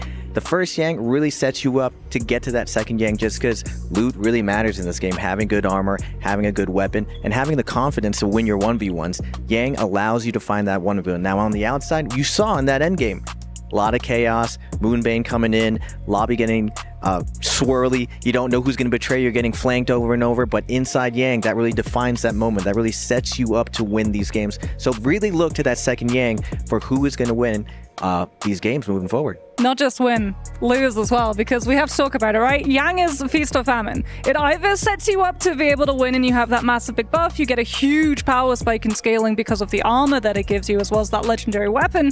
But if you lose, you get saddled with Yang depletion, and we call that the kiss of death in NARAKA, because although these players in the lobby, they don't actually get to see the names, they get to see the heroes. So they get to see which kind of hero lost a Yang fight, then they get to squirrel that information away in the back of their minds. If they see another player is acting aggressive when Yang depletion is on the timer, they can immediately zero in, sense that weakness, count the timer down as well, so that they get the last hit before Yang depletion removes them from the lobby, and it can be a very smart way to get yourself a very safe kill. I mean, when we talk about Yang depletion, I think one sample perfectly that we saw there in that first match was after Spider lost that second Yang. You could see him just being a lot more proactive. It became a sprint for him to actually go there and make that fight. But at one point, you mentioned it too, we thought he ended up getting a kill, but it got stolen away. Yeah, Syra ultimate. It's really unfortunate. Syra ultimate, some of the ultimates that these heroes have mean that they can't actually interact with anything on the board. Valda does not have this problem. Valda can actually, in her ultimate, still heal, and it goes directly to her health bar. Syra doesn't have that. If you're in your Syra V1, you have to cancel the ultimate early to be able to actually interact with the body, which means that you don't get the opportunity to pick up the bloom. And that's what we actually saw the positioning that Mike was getting ready for. He would have let the kill go through, and we saw from the fact that he comes away with 0 eliminations, he doesn't manage to prevent Spider from getting that pick, but he does manage to nab the soul bloom, which then puts Spider into a much more problematic position. Oh, okay. I'm gonna put you in this scenario real quick here, Raven, please. If Spider would have won that second Yang, with the way we saw him performing, do you think he would have ended up taking that first match? 100%. Spider, as you saw, even in 1v2 situations, even when he has Yang depletion, my man is never out. He's the absolute Terminator in the lobby, and I would say his chase down is second to none in the league. A lot of players can get away, like Mike is known for being the GOAT of getting away with his friendly armors helping him out, but Spider, I've had the experience of running away from him. He's one of the few players that is full lockdown. Doesn't matter if it's 1v2, it doesn't matter if he's behind, he's still in there to win it. Anyone can really win this. It's still the first game, creatives, right? Like, we've seen a lot of NARAKA before. First game, a lot of jitters like you were bringing up before, but second game, these guys are going to be heating up. Phases are going to get moved around as we move into it. We have to see. Who do you think is going to be taking this next one, man? I mean, Arano had a great start for this first game, right? On the Justina. Opened up great. But Verse being able to stay composed, and I look at that second Yang like another wave in aggression, right? Because it comes down to people that has that Yang depletion timer having to cleanse, and that just starts up a whole aggression wave there for everybody. So the kills can go either ways. The person can cleanse, the person cannot cleanse, and that's where eliminations start happening. I mean, the good thing for Verse as well is that he scored highly on one of the heroes that is one of the metas. Because we see these phases actually shuffle around in terms of position, you're not going to be able to get one of those premier hero picks every single round. So it's all the more important when you do have access to them that you score highly. So Verse is actually on a really good track to be able to consistently keep up those scores and try and hit match point as quickly as possible. We're talking about hero picks. We saw the hero picks there earlier in match 1. We're getting ready and started here for match number 2. Are we expecting and going into the second match some of the same picks, or do you think maybe some players might end up mixing it up, Raven? I think for the first 3 rounds, it's going to be very, very standard across the board. Right now, Lonnie in the CN meta is looked at as very, very strong. Then there's Liam.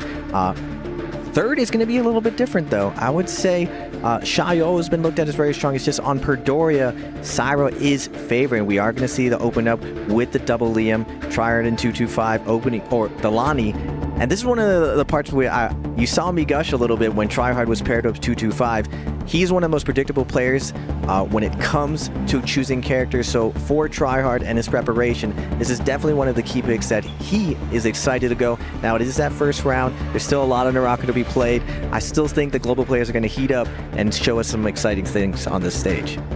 Yeah, for anybody new watching, Lonnie being first round selection is no longer a surprise, but it is a surprise in the sense because this character on your screen right now, Liam, was running up the first round selection for such a long time right before Lonnie release, and now we have a new character in the pool. Well, not that new, but still, we do have another character overcoming that first round selection, which was Liam for a very long time. And now this is the standard, right? You either get your double pick Lonnie's as a first round selection, or you can also get your double pick Liam's, and Lonnie would definitely get picked for the second round selection. But arguably the best 2 characters in the game, and that throughout the whole tournament should not change at all, I believe. I mean, Liam just enables you to be so aggressive and free because his base ability allows him, if he gets parried, to recover. He can pick up his weapon without having to worry about losing it. Plus, when we actually got to see the revival and resurgence of Arano's Liam meta, where he came on through and changed the game entirely with the ultimate that he decided to pick, Liam got so many combo extensions that you can do, making him one of the strongest 1v1 fighters inside places like Realm of Yang, which, as we've talked about extensively, is so important to being able to place highly. Now, going into the 4th round pick, Spider and Shenyuan, these two are the powerhouses going into this. We are going to be seeing the Temi come out. Now, Shenyuan is not just the best Temi today. He's looked at the best Temi in the world, and I'm not going to lie, Spider is no slouch on Temi as well. So look for this power duo to make some waves.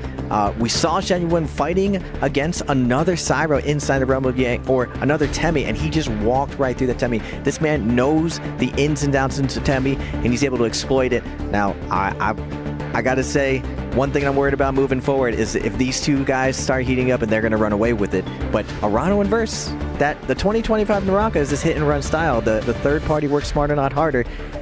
Are they going to walk away with this, and are they going to dictate the pace of this tournament? Well, Shenyuan, like you said, that premier Temi, every single time he takes a Realm of Yang fight, looks immensely strong on it. But we have a split coming on through now on this phase, which means both Justina and Shayol are going to be removed from play. No two Justinas, no two Shayols going to be coming on through, and we've already got to see what that Justina is able to do. The fact that when you cancel your ultimate, you still actually hold on to some of your ultimate charge with that rage percentage allows it to come up much more frequently, especially if you have to burn it on a getaway rather than an aggressive play. Yeah, and I mean, Justina being one of the few characters in the game that can do that, that can rehold ult rages, it's a very good thing to have in a character's kit. 6-round selection, Verse pulling out the Yodo, Zay on the Kylan. I mean, Kylan has been brought back into the meta, usually in our last phase, as we're seeing it here as well. Kylan does have some strengths, especially I believe in Yang, has a very good outcome. We've also seen a player like Wu Fong that is not competing but has some great success in in-game as well with Kylan. But overall, I think the last two picks are kind of standard right now. I am a little surprised that we get to see XY on Temi so early because he usually saves that mid to late game, but today we're getting it here for game 2. The hero picks are set. We saw what happened in game 1. I'm excited for game 2, so you know what, without waiting any longer, Hip Brain Duncan, take it away.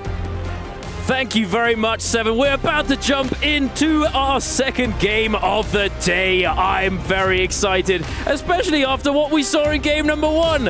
I am Donkey Donuts, joined by Hipbrain. We are very excited to bring these games to you. What are you most excited about off of that phasing? Well, I mean, the hero select itself, pretty standard stuff. There's a few things we'll talk about a little bit later, but what I'm really excited about this map is we're switching off Padoria onto Holoroth. Holoroth is a very different map from Padoria. There's a lot of environmental traps. There's things like sandstorms in certain parts of the map, snowstorms in other parts of the map. Those refresh troves. They kind of give you a way to get a bit of extra loot, but also affect your abilities within the game and how you play it. I really love the way Holoroth implemented. It's probably the most dangerous map. Like, a lot of the environmental stuff in Padoria is relatively friendly.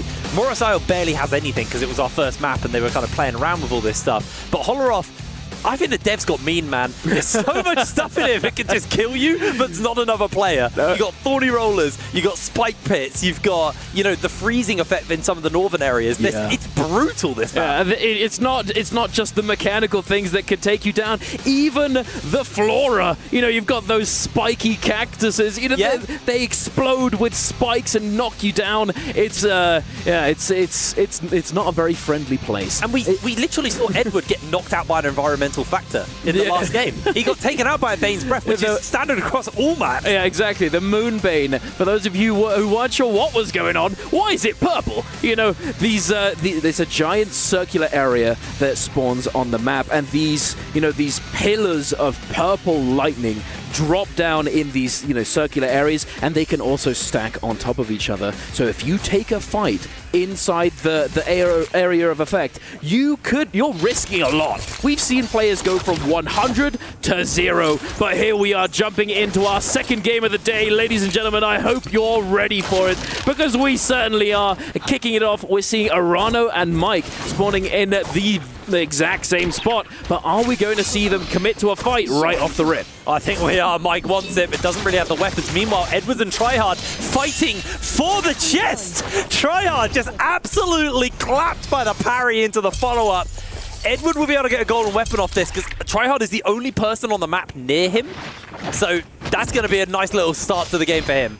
Oh, absolutely. For those of you who are wondering, how can you get a golden weapon? There is a puzzle that if you solve it, you can get a legendary weapon for yourself. One of the only ways to do so within this tournament game mode, the others being later on in the game. But this, if he manages to secure it, it's going to set him up massively moving forwards. Yeah, it's a hot drop-off spawn. A few players do drop on the puzzle. Not many do, just because it can be quite dangerous. As Spider finds Verse with the Wisp. Gets so much work off here with the fist weapons. Hasn't got the ultimate up yet, but it's coming up fairly soon. Verse gets the armor swap, catches Spider, strips all of his armor off. Spider has the ultimate. Wisp come back up as well. Verse takes down Spider with the nunchucks. Really nice little solo kill there. That was Spider. I think he was playing with fire there. He had ultimate up, but he was waiting, desperately trying to get maximum value because his combo breaker, his skill ability, was about to come off cooldown. But moving forwards, we never stop. OUG Mike up against WZ Arano. We do see that armor swap getting a little bit more effective health. The combo breaker does come on out. Arano is going to avoid that dazzle, the orb that gets placed down with that combo breaker skill ability that Mike is using will stun you if you're too close when it pops. The uppercut coming out from Mike, forcing out the combo breaker from Arano, and now the ultimate. We see it scale rushing in, trying to send out that orb, not able to find it. Mike with the presence of mind to dodge it, going for that catch, is unable to find it. He's chasing him down and now committing to the ultimate, denying any escape, and Arano is going down to Mike early on in the game, but he's not dead just yet. He has his second life. It does have his second life while Frostus comes out of the freeze, gets knocked there by Jin. It's just going to try and put some distance in. Zay looking for a potential third party here.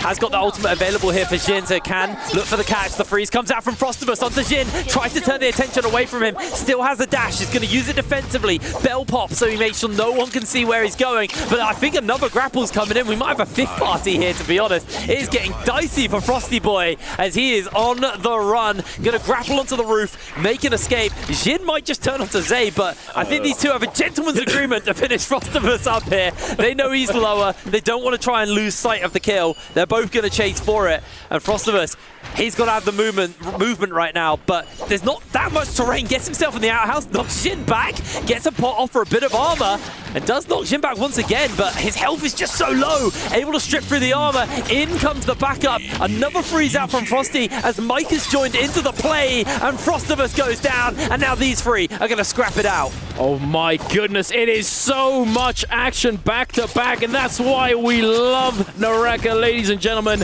Here we see Jin looking to disengage with that fan. Fan being one of the fastest scale rush speeds in the entire game. The scale rushes are a form of mobility and attack that allow you to chase. Right here we see Juan Yuan demonstrating again with the dagger, also extremely fast, but the wisp coming on out that he had prepared, knocking him into the sandstorm, the pocket sand out of nowhere, into the drop down with the RMB, but Zell coming in for that third party. He didn't get the kill for himself, but he's going to try and take down the other player. Mike? But Zay getting juggled. Mike, wait a minute.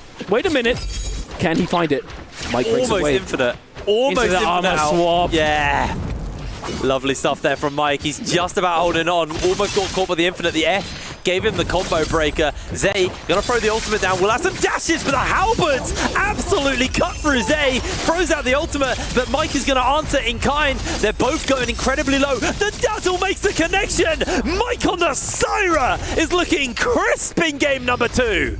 Oh my, Zay, that was so unbelievably close as well. If Mike had not found that armor swap again, because we see him in if any of you have seen Mike before, you know he is a armor swap enjoyer, and it's very, very, it makes sense. He deliberately chooses his landing locations to get lots and lots of armor swaps, as there are certain areas in the game that have more of them just lying around on the ground, and he is certainly known for it. Zay, unfortunately, not able to take him down there, although it was very, very close. But now the violence has subsided for the moment. Well, for the moment. Yeah, it's going to be coming back real soon. Yeah. Realm of Yang spawning up. 21 minutes is when the gates activate, so we will see players going over, get that King of the Hill captured, and then 4 Realm of Yangs will open up, so 8 players total be going toe-to-toe. 4 players are going to walk away quite accelerated with the Vermilion Bird's Might on. Oh, we never get this. Look at that. You can see the bird itself. Beautiful. Beautiful. Love that. The chicken. That's a big old chicken. It's a big chicken. Rotisserie is on fire. Oh my goodness. We have fun here. But, who else might be having fun? It looks as though I think Jin and Zell might be scrapping it out, but I'm not sure if much is going to be coming from it. Fighting for the kit in the realm. I think so. The Realm of Yang, as we were talking about earlier, and the analyst desk also covered, you've got to fight for it a lot of the time. If you want it, there are limited numbers of spots. So if all of them have been taken, you have to fight for it before it comes up, and it allows you to enter through that portal. But I don't think... it looks as though Spider's not really interested.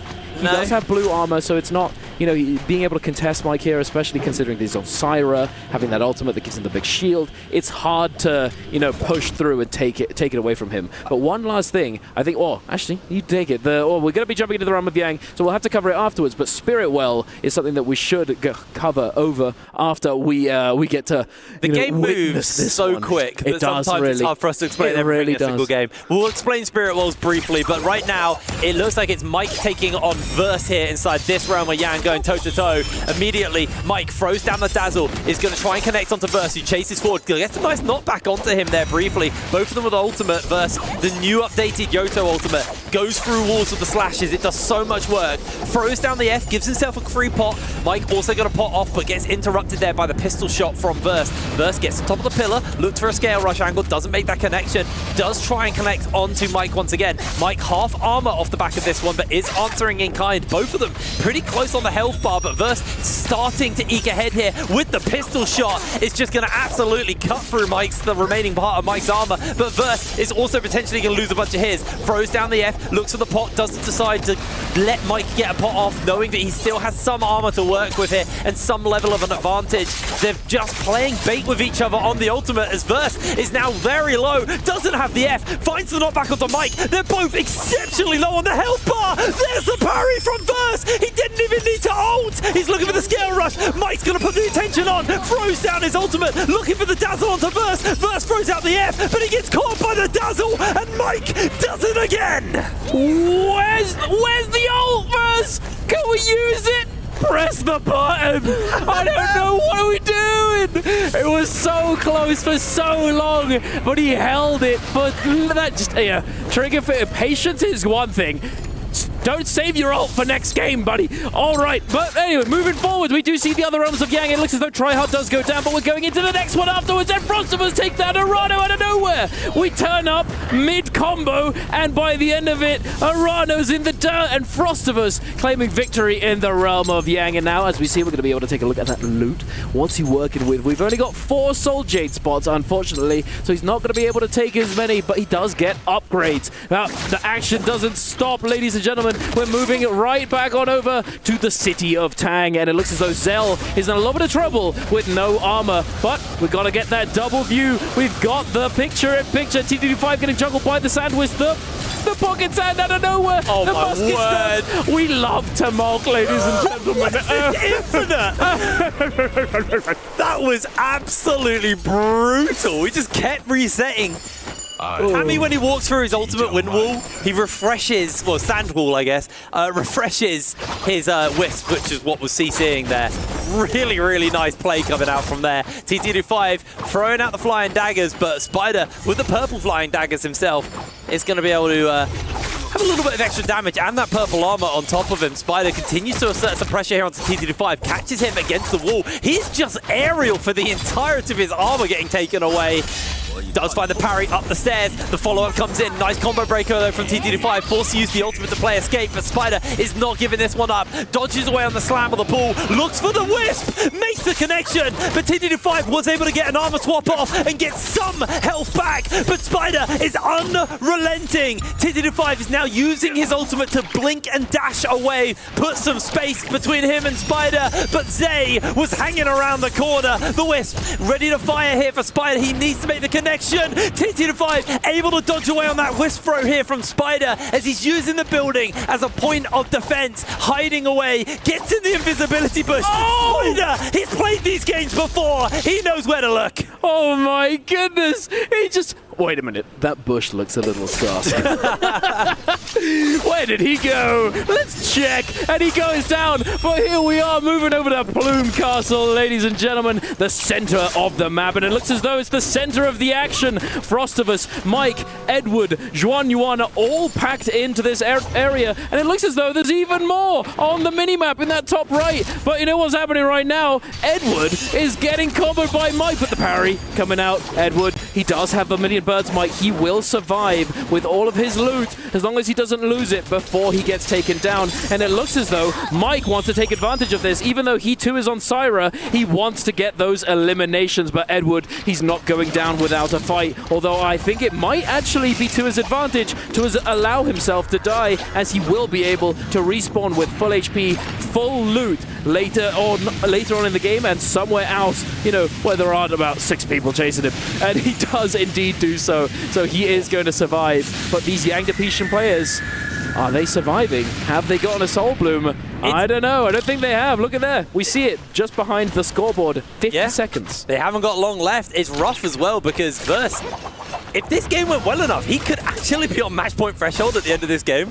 But with that depletion on, this might just be a back to the lobby angle for him. Commits the ultimate this time, decides to throw it out, but we're going to cut away from him. Arano, also one of our lobby leaders. 0 kills in this game, 6 points from the last game.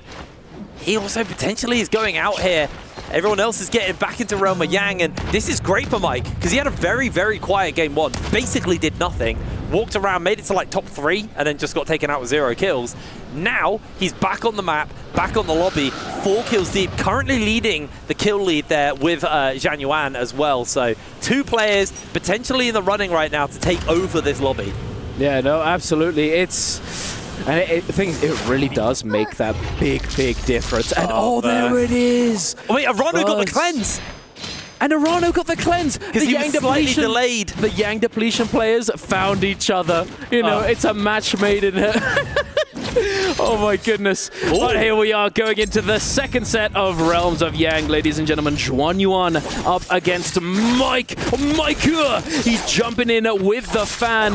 The fan dedicated to him for winning Jacob, in fact. A Bumblebee fan skin. How good is that? We love to see it. The catch with the scale rush. Very nice. Getting a little bit of extra chip damage. No significant follow-up. And Juan Yuan's going to be able to turn around with that focus attack, getting a little bit of damage. And Mike wastes no time. This is the ultimate. You know, you're not saving up for next game with that one. Mike is going to be going straight in, but Juan Yuan is going to respond, preventing Mike from getting, you know, too much of a significant follow-up. Yeah, nothing too major, but he does actually catch him with the dazzle at the tail end of the ultimate, the Sandstorm of Menace, but is able to dodge away that wisp. That was very close. A second one just about tickled him there as it passed through, but that is now Mike looking to see if he can turn the advantage. Both ultimates used, playing a bit of range here, but Zhang Yuan is just going to get the shot off onto Mike. Mike looking for scale rushes and now just playing evasion. He's on the back foot with half HP or just above half HP. Zhang Yuan's going to get some healing out, gets a pot off, gets a bit of extra health. Mike able to get a single armor pot off as well. Both players on somewhat relevant footing. Dazzle's not going to make the connection onto Mike. Zhang Yuan scale rushes forwards, doesn't make the connection. It's a very tempered fight. 27 seconds left on this Realm of Yang as they're looking for the wisps. Don't make the connections. Jumps back down. The clang comes out and Mike able to get a massive click off of the fan there. chunking out Zhang Yuan, who is looking for an opportunity to find that scale rush onto him, is going to get interrupted. They've got 9 seconds. They just need to send it, or they're both going to have it. Mike plays the escape. The F comes out. 3, 2, 1. They're both done. Oh my. Oh. And there you have it, ladies and gentlemen. This is what happens when the timer goes down to 0. Both of these players now are going to have Yang depletion. They both get sent into the Soul Realm, and now they're going to have to resurrect themselves somewhere on the map and look to claim themselves a Soul Bloom. On the other side, we had the opposing realm of Yang taking place. I think it was Edward coming through and taking down Tryhard in the realm of Yang. Edward going up to 3 kills, looking pretty solid, up to 10 points now, or at least for the moment. That's not going to be including any future potential placement points or a multiplier if he does come in first place. So we'll see moving forwards. But right now, I think all eyes need to be on Mike, Zhuan Yuan, and Zay, as we see all 3 of them with Yang depletion. Zhuan Yuan and Mike with 4 eliminations, Zay with 1 on the Kylin. This is going to be spicy. We have, you know, the zone moving forwards relatively soon. We see a Valiant challenge, the red bounty that it shows everyone where you are on the map, but it also gives you an AoE sort of radar, like sonar, showing you where opponents are in the vicinity. So you guys at home can't see this, but we have the map right now. The next circle is actually closing over the puzzle, which means ballistas are going to come into play. Ballistas are basically a rideable weapon. They do mad damage, especially if you headshot with them. Quite hard to find a headshot of a ballista, but if you do find a hit regardless, it will chunk someone out, potentially just put them in a position where the whole lobby turns. So, as you can see, Mike actually kiting towards the ballistas right now. Edward, hot on his heels. See if Mike's going to get on top of that ballista. I think he is. He wants to immediately jump up. Decides actually to back off, knowing there's too many people about. But time is ticking for these 3 players. We can see another very, very fast tempo game. It's rare in solos to see the map fully close up anymore. Trios, you do typically see the map close and the circle fully closes and everyone fights in the storm, but solos, the tempo is there. 10 players left in this lobby, but 3 have to go down regardless because of the Realm of Yang debuff. As Zell getting engaged onto here by Edward with that golden staff, absolutely chunking through him. No full committal though from Edward. Interesting, to say the least, I would say. We do know, so here, we see the Syras being, you know, essentially somewhat friendly with each other, as the Syras, if one of them stands out, you know, if one of them's on their own, they are going to get lobbied. They're going to get focused down by the rest of the lobby, and now we see the rest of the lobby is arriving to the scene, ladies and gentlemen. Zeldinct does get parried, does use the combo breaker, and he is going to go down there, and the Soul Bloom, who's it going over to? I think it was Mike. Was it Mike? No, it wasn't. It was Zhuan Yuan. Yoink. I'll take that one. Thank you very much. And now we see the ultimates coming out. The 2 Tumults now are banding together to face the Syra army. Oh my goodness, this is going to get very, very active very, very soon. They've been split up. They're splitting up, and we do see the ultimate coming out from Mike in the distance through the walls there. He has been pressured significantly, and it looks as though ballista. Zay and Spider are the ones doing it, and Zay also with the Yang depletion at the moment. Yeah, you got a Rhino on a ballista looking down. If these guys step out slightly, those shots are going to chunk them through. Getting underneath the ballista tracks is one of the safest places you could be right now. And Mike immediately launches under there, but he's not being given the love of getting a pot off. Instead, going to get jumped onto here by Jin. Mike caught in the knock-up. Infinite, he is going so low. Mike's able to scale rush away. Jin doesn't give chase, actually, but double grapples land onto Mike, and he is just playing escape. The ballista shot came through, and Edward is able to take the kill. 4 kills for Edward. He leapfrogs into first place overall now. And Mike, it was a great start to this game, but he is out.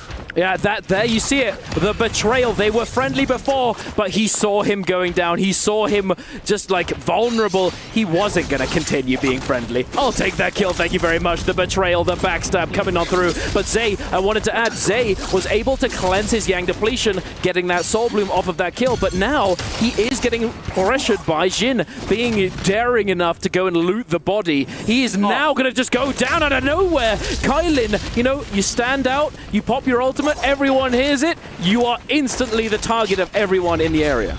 Yeah, absolutely. Spider hit on the Tammy. Ultimate not quite available. Double Whisper collected over there. Plus some shots coming in from Arano. Jin is getting absolutely blitzed by the lobby. Just completely unloading every ranged ability they have. Jin jumps onto the low ground. Does pop himself the F to try and stay alive. But he is going to be caught. There is no escape for him. The parry from Frosty. And Januan snipes with a pistol into the Whisper to Frostus. No. He is absolutely chunked out. Forced to throw the ultimate and play the escape. There's a 40 roller. Potentially that catches onto Spider. This could be so dicey for them. Spider doesn't give chase.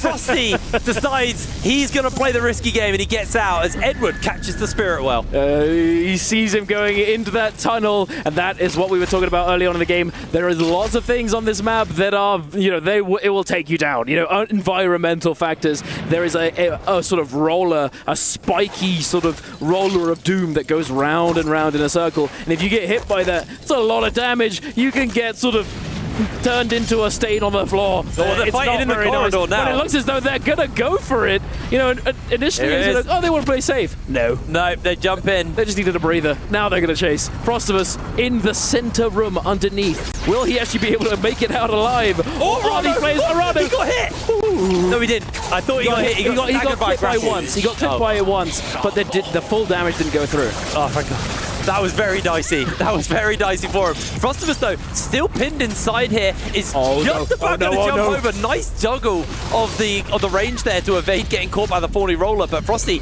going to try and heal up here. Zone's going to collapse. He gets one pot off. He's actually just hanging in the corner right now as we do see Spider getting knocked out by Frostus. I didn't even see how that happened. He'd done damage to him before it, and then nobody else did damage to it before he died to the storm damage. Brutal. So he was the one to get the kill credit. But Edward is going to be jumping onto him as soon as he leaves the safety of that tunnel for the Moonbane. We saw it last game. It is very scary. I mean, if you're risking this, you have to be very, very confident. The Moonbane surfing, as we like to call it. But Frostus is, you know, he's receiving the attention of a lot of players right now. Gonna have to go through. Oh, there it is. Arano's gonna be the one to pick up the kill as well. Frostus going down.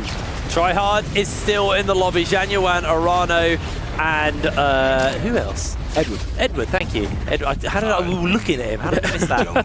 Oh, there he is. That's the guy responsible for the Bane's Breath, if everyone wants to know. Oh my Got 23 seconds left on this Bane Breath, so it's going to fade away fairly soon.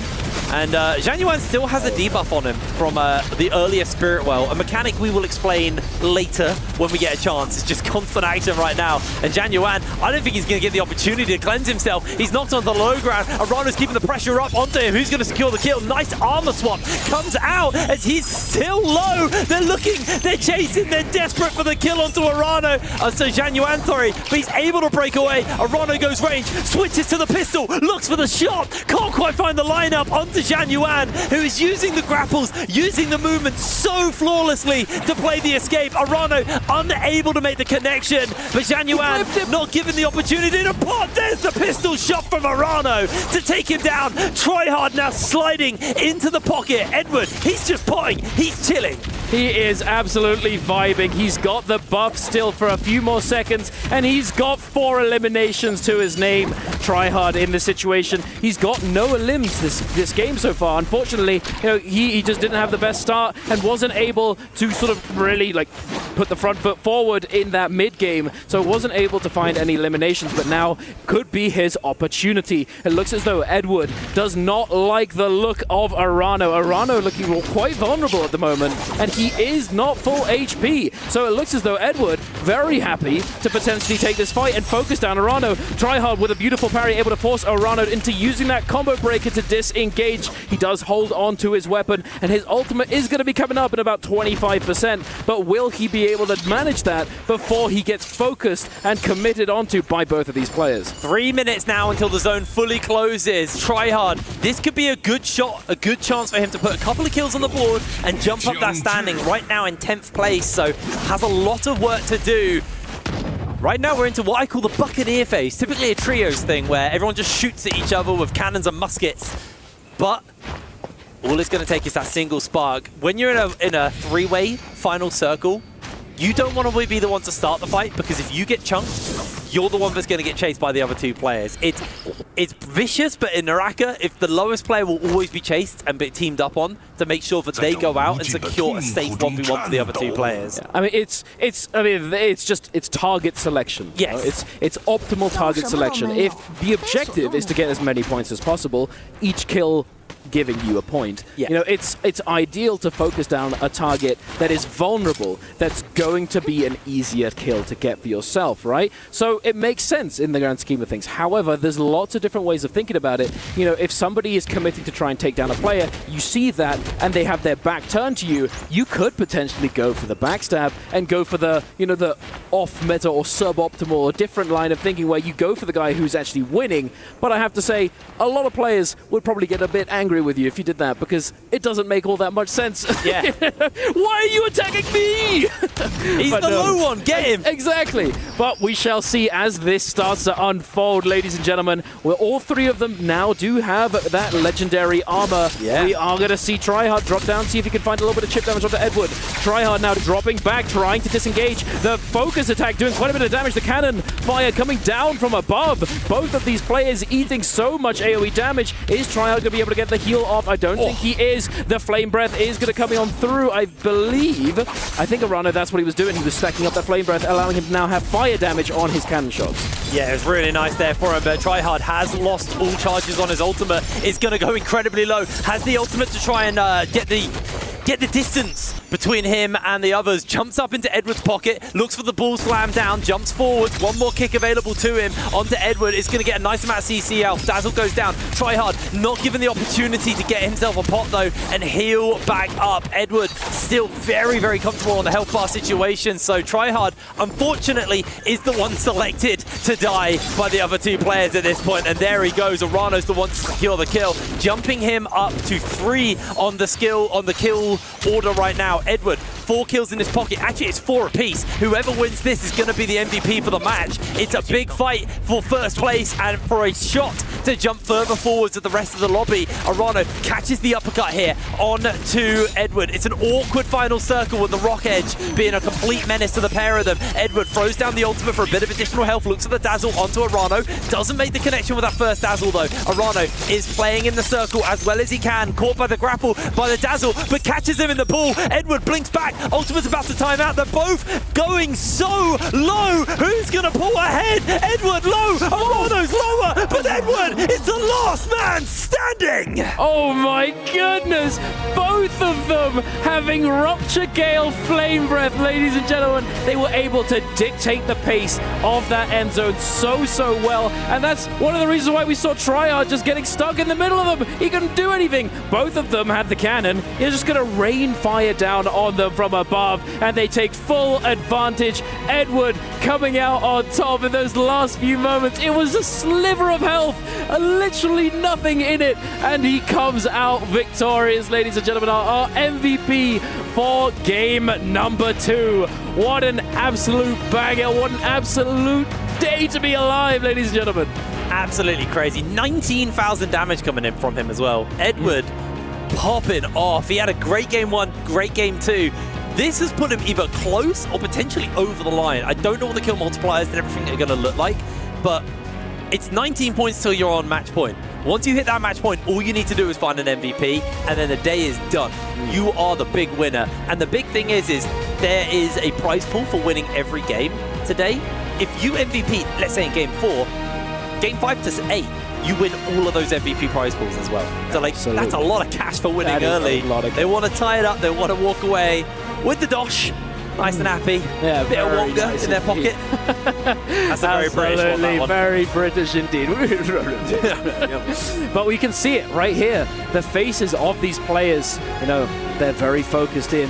You can see a little bit of disappointment. That's to be expected. If you're a competitor and you're not winning and things not going your way, you're bound to be disappointed. You're bound to feel something. It is the way it is, you know. If I was one of the bottom players right now, if I'm looking at like the TTT5s, the Tryhards, the Zays, people like that, I think you full send it next game. You need to go in hard and try and catch up to the top of the lobby, because the guys at the top right now, your Aranos, your Edwards, I think Mike is now climbed up to there. I believe Zhang Yuan also in there as well. They are standing so far ahead of everyone else right now. But we actually do have one of our top guys standing by on stage. It's Edward for an interview. Welcome back to the Gadia Esports Arena here. We've got OA Edward here, an absolutely outstanding start to the competition for our solo showdown. Edward, I've got to ask you, coming into this competition, starting this strong as well, do you feel confident that you can now prove to everyone that you can claim the championship? 其实对于这一次的比赛来说，你有一个非常厉害的开始，那你觉得有没有十足的信心，能在这一次的比赛当中证明自己，打败所有人呢？只要运气好一点，我觉得随便打。I think it depends on if I have a good luck, so I can do that. Also, for the second question, I want to know, because for the first game, it's really pity that because of the Mumbai, but how did you keep that from affecting you mentally after that game? 那其实对于第一把比赛真的非常的可惜，因为那一个地气，在那把比赛之后是怎么样，就是自己做心理活动去让自己不要受到那一把结局的影响呢？我觉得第一把前面都发挥得很好嘛，那个就是最后的地气是人为不可控制了。然后我觉得就打好自己的，剩下看天命就好了。Okay, so I think for the first game, I really did a good performance in the beginning of the game, but I think the Mumbai is just accident, so I just do myself and to try my best for the following games. Well, we wish you the best of luck in the remainder of your matches here. That's it for us here on the main stage. We're going to head back to you guys to continue our competition for day one here.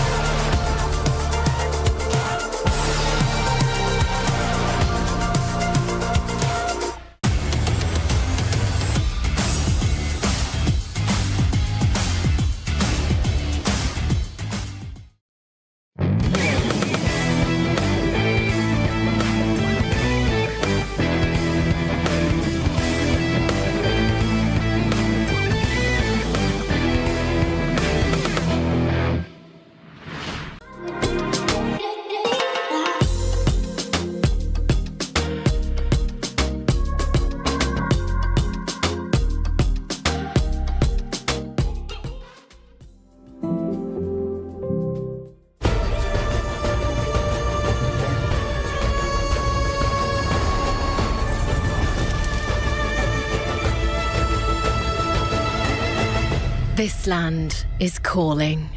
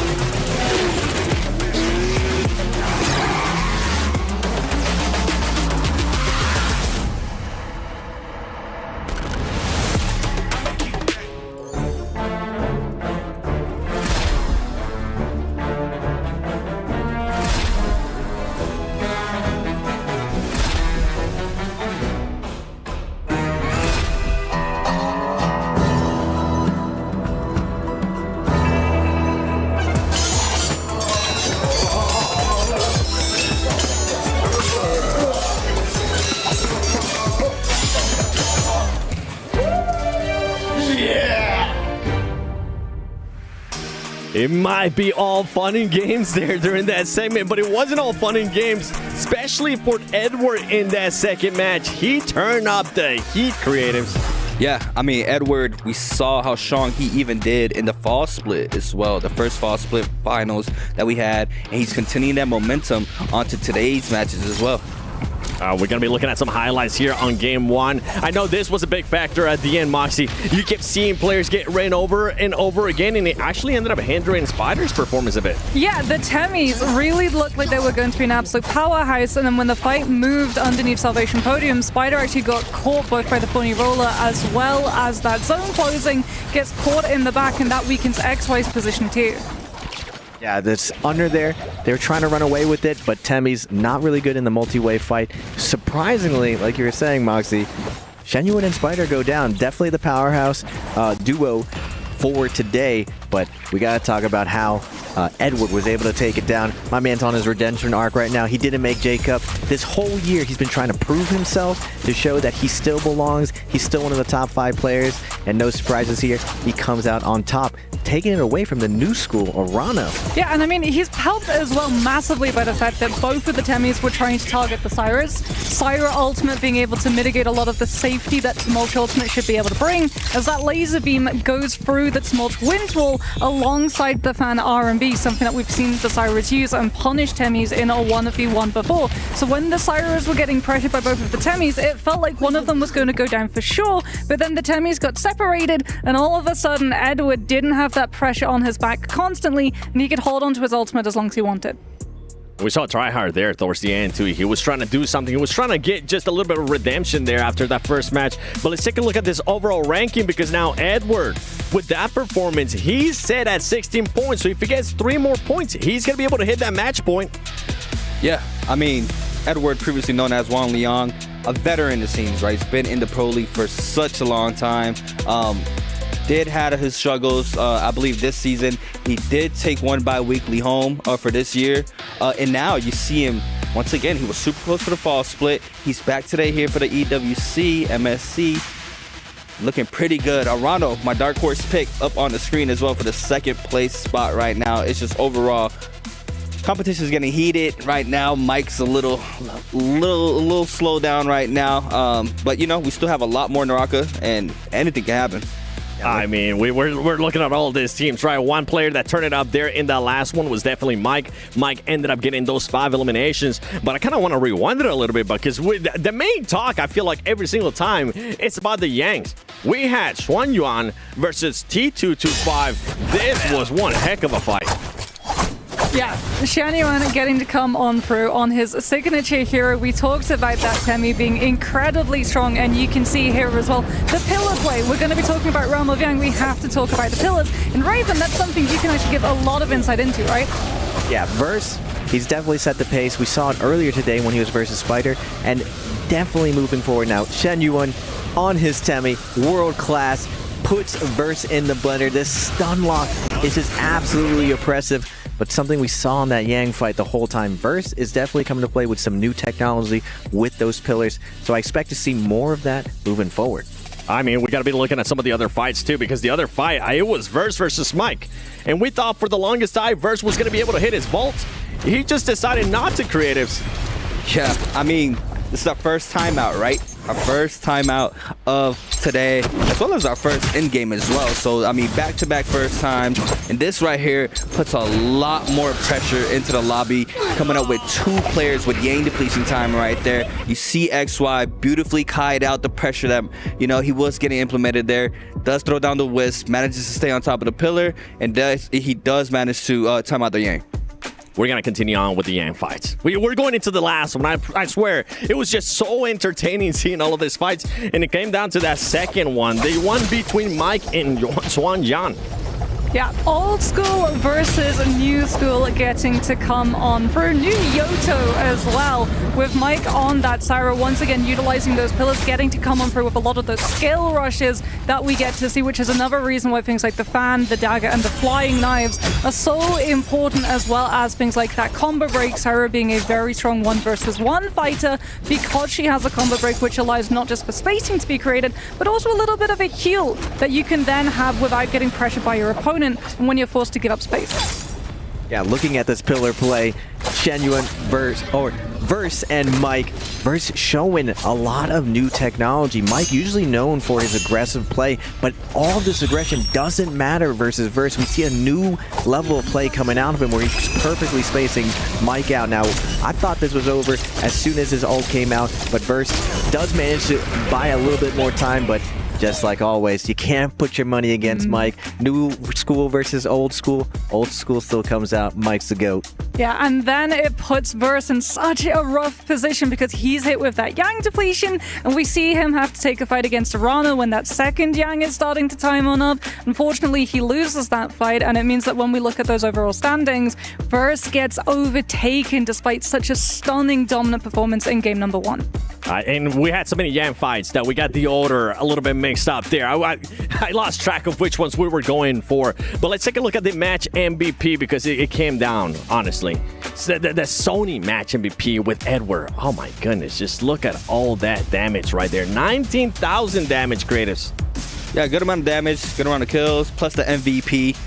It's nice here for Edward once again. I mean, he's showing out. Second game of the day, snaps up his MVP. He's going to get that extra cash as well with every MVP in the game. So right now, Edward sitting pretty on top right now, waiting to lock into his third game of the day as well. And if he continues the momentum that he's been having throughout his first 2 games, he could potentially come on top. Well, I mean, Raven, I feel like we might be able to see that match point being hit here in that third match. He's only, what, just 4 points away, 3 points away, if I'm not mistaken? Yeah, Verse, Arano also there. They actually got slowed down, but Edward coming very, very close to getting to that match point. And will we see today the 4 or 5 rounds? Will we get an end? It would be a crazy story for Edward, but the skill level is just too close in this lobby. I imagine this is only game 2. Third game, I believe that's when the lobby truly heats up.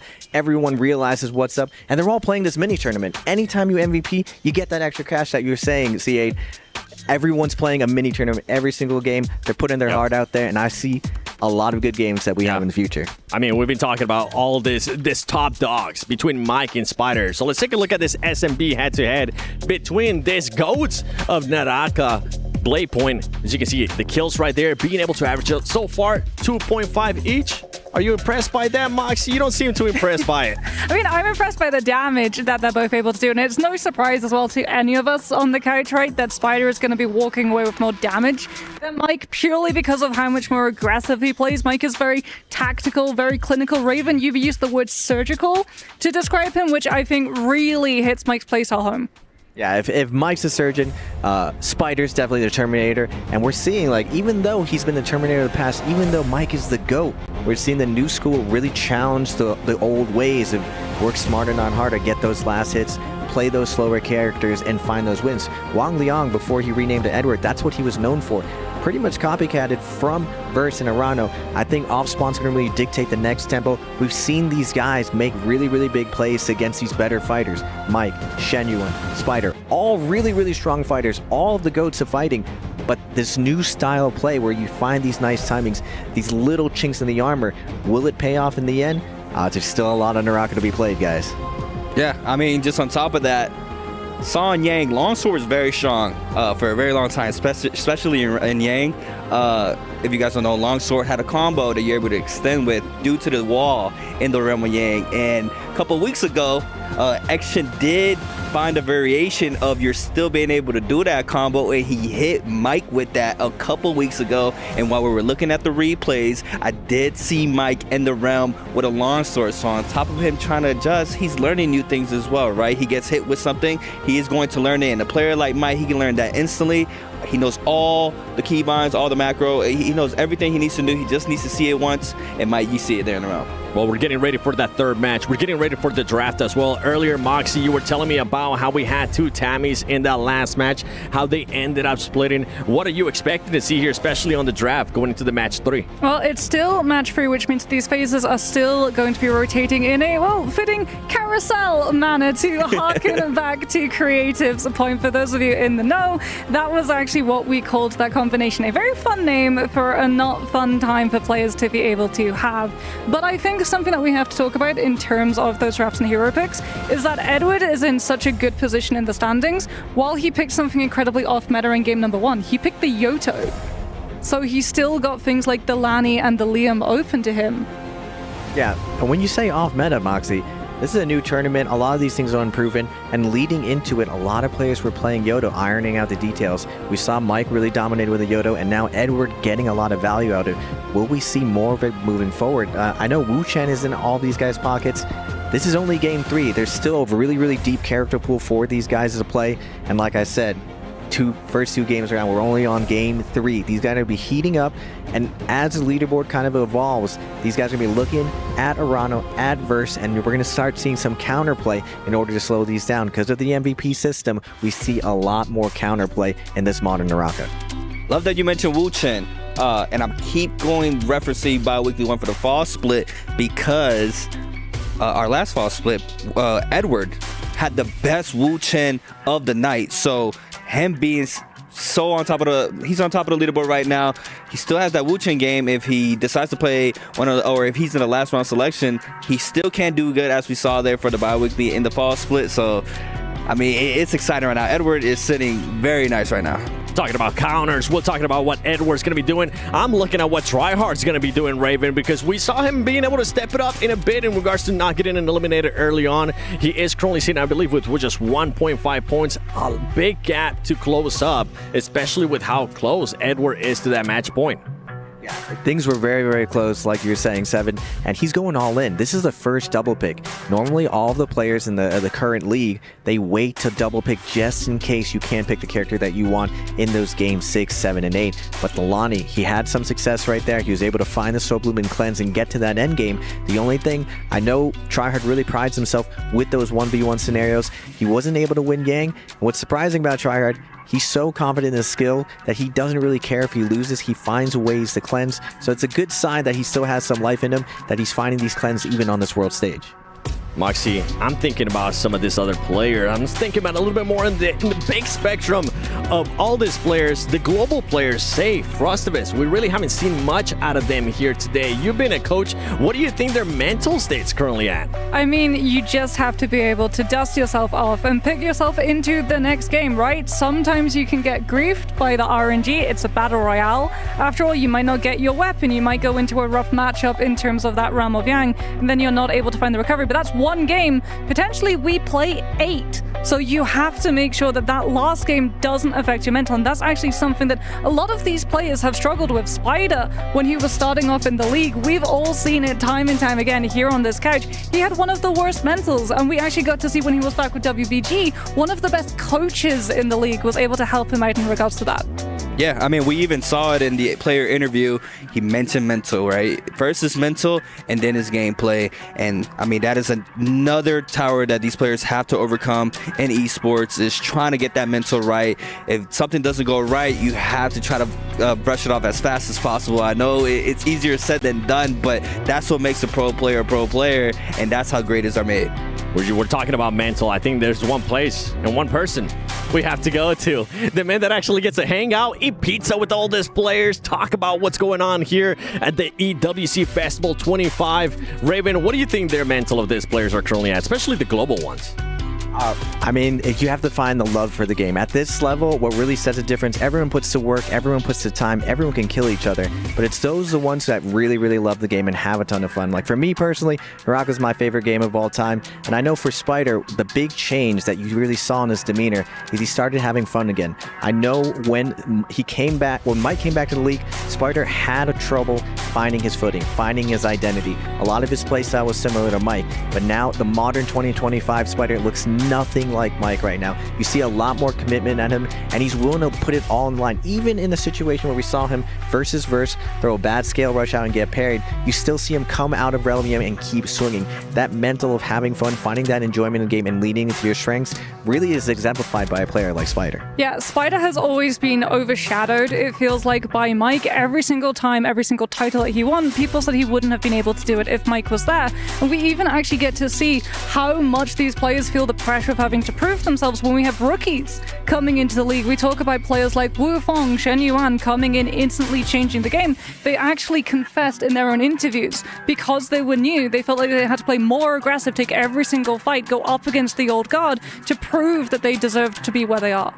Talking about aggressive and talking about maybe non-aggressive or not as aggressive, Arano. I feel like he's continuing on with those third parties. We're more than likely going to honestly continue to see those third parties coming from him. And this is a player that was in your power rankings, Creative. I'm looking straight at you. What have you enjoyed so far out of Arano's gameplay? I mean, especially game 1, he played at Justina. He got a lot of value early to mid-game as well. I think he was sitting at 4 kills mid-game. Just getting those eliminations out the way, you can slow down a little bit towards the end game. So he's playing perfectly on that aspect. But overall, Arano being one of those players who usually is one of the first players that makes it into the threshold, once again, he just never closes out, which is so rough. First one in and never been able to complete. It's just so rough there for Arano. We'll see. The third parties are there. He can get the elims. We want to see if maybe he can bring back what we were able to see as well in that first map. And we're going back to those global players. There you go. We got a chance to see, Raven, what Zay's pick was. Yeah, Zay actually really looks up to Versus gameplay. It's one of the places he does study. So being paired with him and having the same character picks, it's because he's put so much work into his game. And his gameplay is very similar to Arano. Both of these players, very, very adaptive. Chameleons. You could say that Verse is the Zay of CN when it comes to this chameleon playstyle. Something new and something very surprising to me that I don't really see from a lot of players is Verse really much sandbags in the qualifiers and other rounds that don't matter as much, and he keeps to his heart a lot of secret tech, because right now on the world stage when it matters, I'm seeing a lot of new stuff from Verse, a different style of dominance that we normally don't see from him. He's normally looked at as a timing attack character, but now he's actually dominating fights inside the realm of Yang. Yeah, I'm thinking about those fights real quick, Moxie, in regards to inside the realm of Yang. Sometimes it seems, especially from what the casters are saying, Hip Rain and Dunkin' Donuts, sometimes they just don't end up using their ults. What is the deal with that? Do you want them to actually continue off holding on the ults or use them? Because I'm getting sick and tired of hearing it here. Use the ult! Use the ult! Well, unfortunately, sometimes you don't get all that much say in using your ultimate, because we talk about the term combo breaker, we mean it literally. Some of these heroes have a combo breaker on their F, some of them have a combo breaker on their ultimate, which means that if they're being pressured into a combo string, they can actually still use those skills and abilities while under attack. However, some other heroes, they don't have that option, so you have to have a window of time to be able to activate it, which your opponent doesn't always give you. Creatives, I'm looking at you. You're smiling over there. You wanted to go in. What you got to say about that? I mean, for me, no ult in Yang is probably one of the biggest no-nos in the game, because while you take Yang, you get ult recharge back. You get your ultimate as soon as you're entering. So if you end up going in Yang and not being able to pop that ultimate, yes, unfortunately, you do get caught up. You just misplayed all the way up to that final moments to not be able to pop that ultimate. I'm looking at you, Raven. Give me a quick little heads up here. Alt or no alt? We got a saying, the Chinese taught this to me. It's called Baige. You die for free when you don't hit that ultimate. It's a cardinal sin to do it, especially in trios and solos. It's the same way. You want to use all of your cards that's dealt to you, getting that ult, getting that value out, stringing your abilities. You might as well use it before you lose it. Well, there you got it. We got what Moxie got to say. We got what Raven Please got to say. And also Creative. So let's send it over to our casters, Dunkin' Donuts and Hip Rain. What do you guys have to say? Alt or no alt? Press your damn ult. That's what I have to say to that one. There were some changes coming into this season of NARAKA, where originally ult time has lasted a lot longer, and they dramatically reduced the duration you have your ult up for now.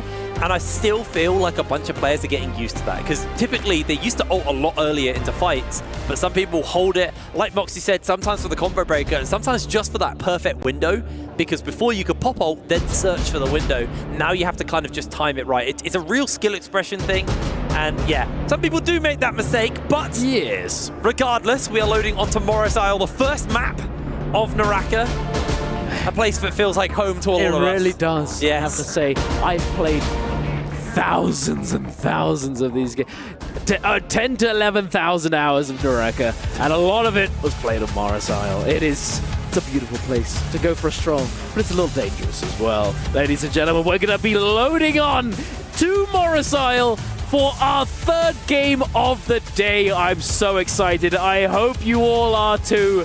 It's gonna be an interesting one. We're taking a look at these drops right here. We have, you know, BWG, YZG, and OA on the right-hand side going for that smaller, more isolated play. We have WZ right there in the middle, but oh my goodness, that's a lot of players on the left-hand side of that map right there in the western regions, right up close to where you prevented from dropping. We've got Tryhard, we've got Zell, we've got Spider, we've got Frostus, we got Mike.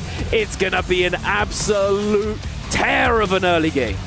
These games have been bloodbaths. These games have been absolute bloodbaths. I feel like WPG and ASE both dropping on Sunwings.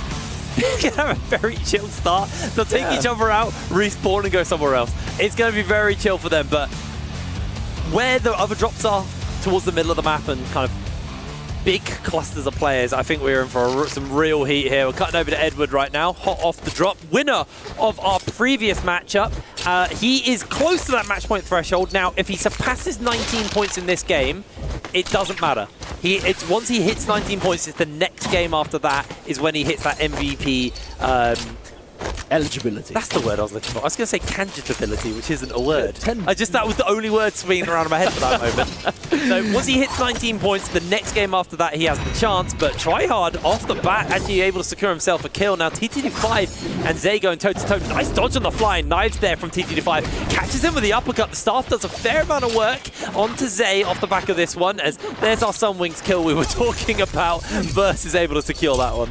Very nice indeed, and we're going back on over to Edward, Zay, and T225. Edward jumping in with that third party, able to secure the kill for himself, getting that ball rolling as it were. He is on Lani after all.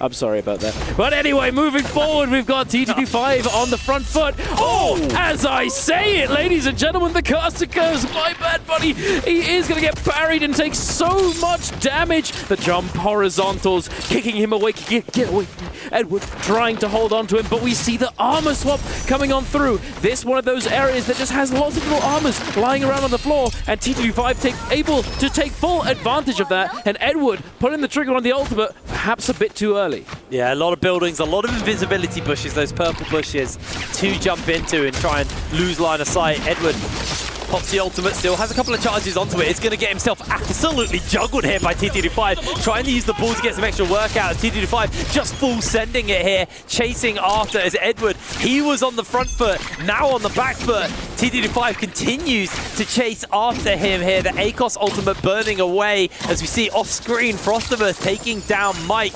Grapple continues to chase as TTD5 finds him with the Tiger into Edward. Chunks through his armor, not a massive amount of damage yet, not quite scaled enough, but he still has a bit more in the tank. Edward, ultimate times out, combo breaker available to him, so it comes down to the parry from T225 onto Edward. Edward hot swapping out, but he's knocked up. F jumps back to safety. T225 tries to find the range shot, can't quite find it, but with the fist weapons, able to take Edward round. What a turnaround from T225. Beautifully done. T225. There were so many times I was thinking, he's going to throw that blue. He's going to release that blue. He didn't. Is this a new man, ladies and gentlemen? T225 is certainly known for sending a lot of oogly blue focus attacks and just send them out there like hotcakes. But no, he was calm, tempered. The F2, the second variation of the ACOS skill ability, able to set him up very, very nicely. But we're heading on over. We see a little bit of a scrap-off, but nothing, nothing too serious is going to be coming of it. Now moving over to Zell in Celestra, the center of the map for Morris Isle, and he's very low HP. Wait a second, he just gets caught off the wake-up. Lazy wake-up option from Zell is going to result in his death. Spider coming out of nowhere, and that's his second death as well. Nice knockback there, Spider. Loses a lot of armor. Arano trying to put some extra work in. Misses out on the wisp. Refreshes once again. Searching constantly to find those wisps. Ultimate times out, so isn't able to make the connection. Frostus versus Mike as Frost gets himself parried. Switches out. Go to ultimate. Absolutely chunking through the stagger locking onto Mike. They're both incredibly low. He has the slash onto him. Frosty finds the kill. Mike goes down.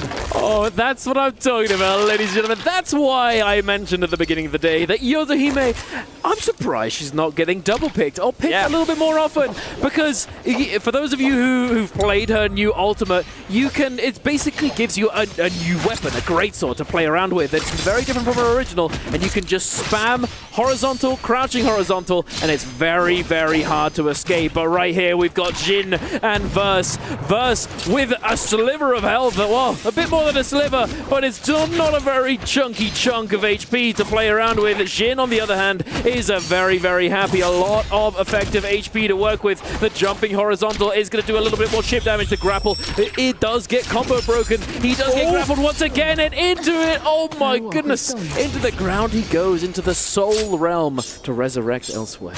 Nice little pick up there for Zen. We've got a minute until those Roma Yang spawn up on the map. I can see where they're starting to spawn up, and players will start to converge onto these King of the Hills, try and capture a Roma Yang, get himself into the action.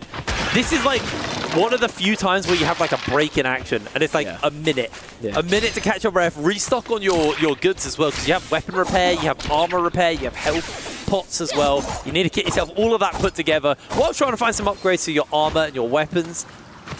Yeah. What to do in not a lot of time. Lots of things to do. You got a long shopping list. Yeah. And speaking of shopping, one of the key differences of this game mode that we're playing today, right? So in tournaments, we play a game mode called Immortal War, and this differs slightly from the game mode that's typically played in usual ranked matches in-game. For those of you who don't know, there are a bunch of different things that happen in Immortal War, one of which is that you can buy a lot more things from the shop. There are shops dotted all around the map, and you could buy a random epic, so purple rarity ranged weapon, or a random melee weapon. You can get yourself purple armor perhaps, but obviously all of this costs money. And then another change that's made in Immortal War is that you get a lot more money in lots of different ways. Yeah. I'm not going to ramble too much on it because there's lots of different things that can be talked about and lots of different things that do change, but it's not relevant right now because we're going to be going into the realm of Yang, ladies and gentlemen. We see everyone's rather calm and collected.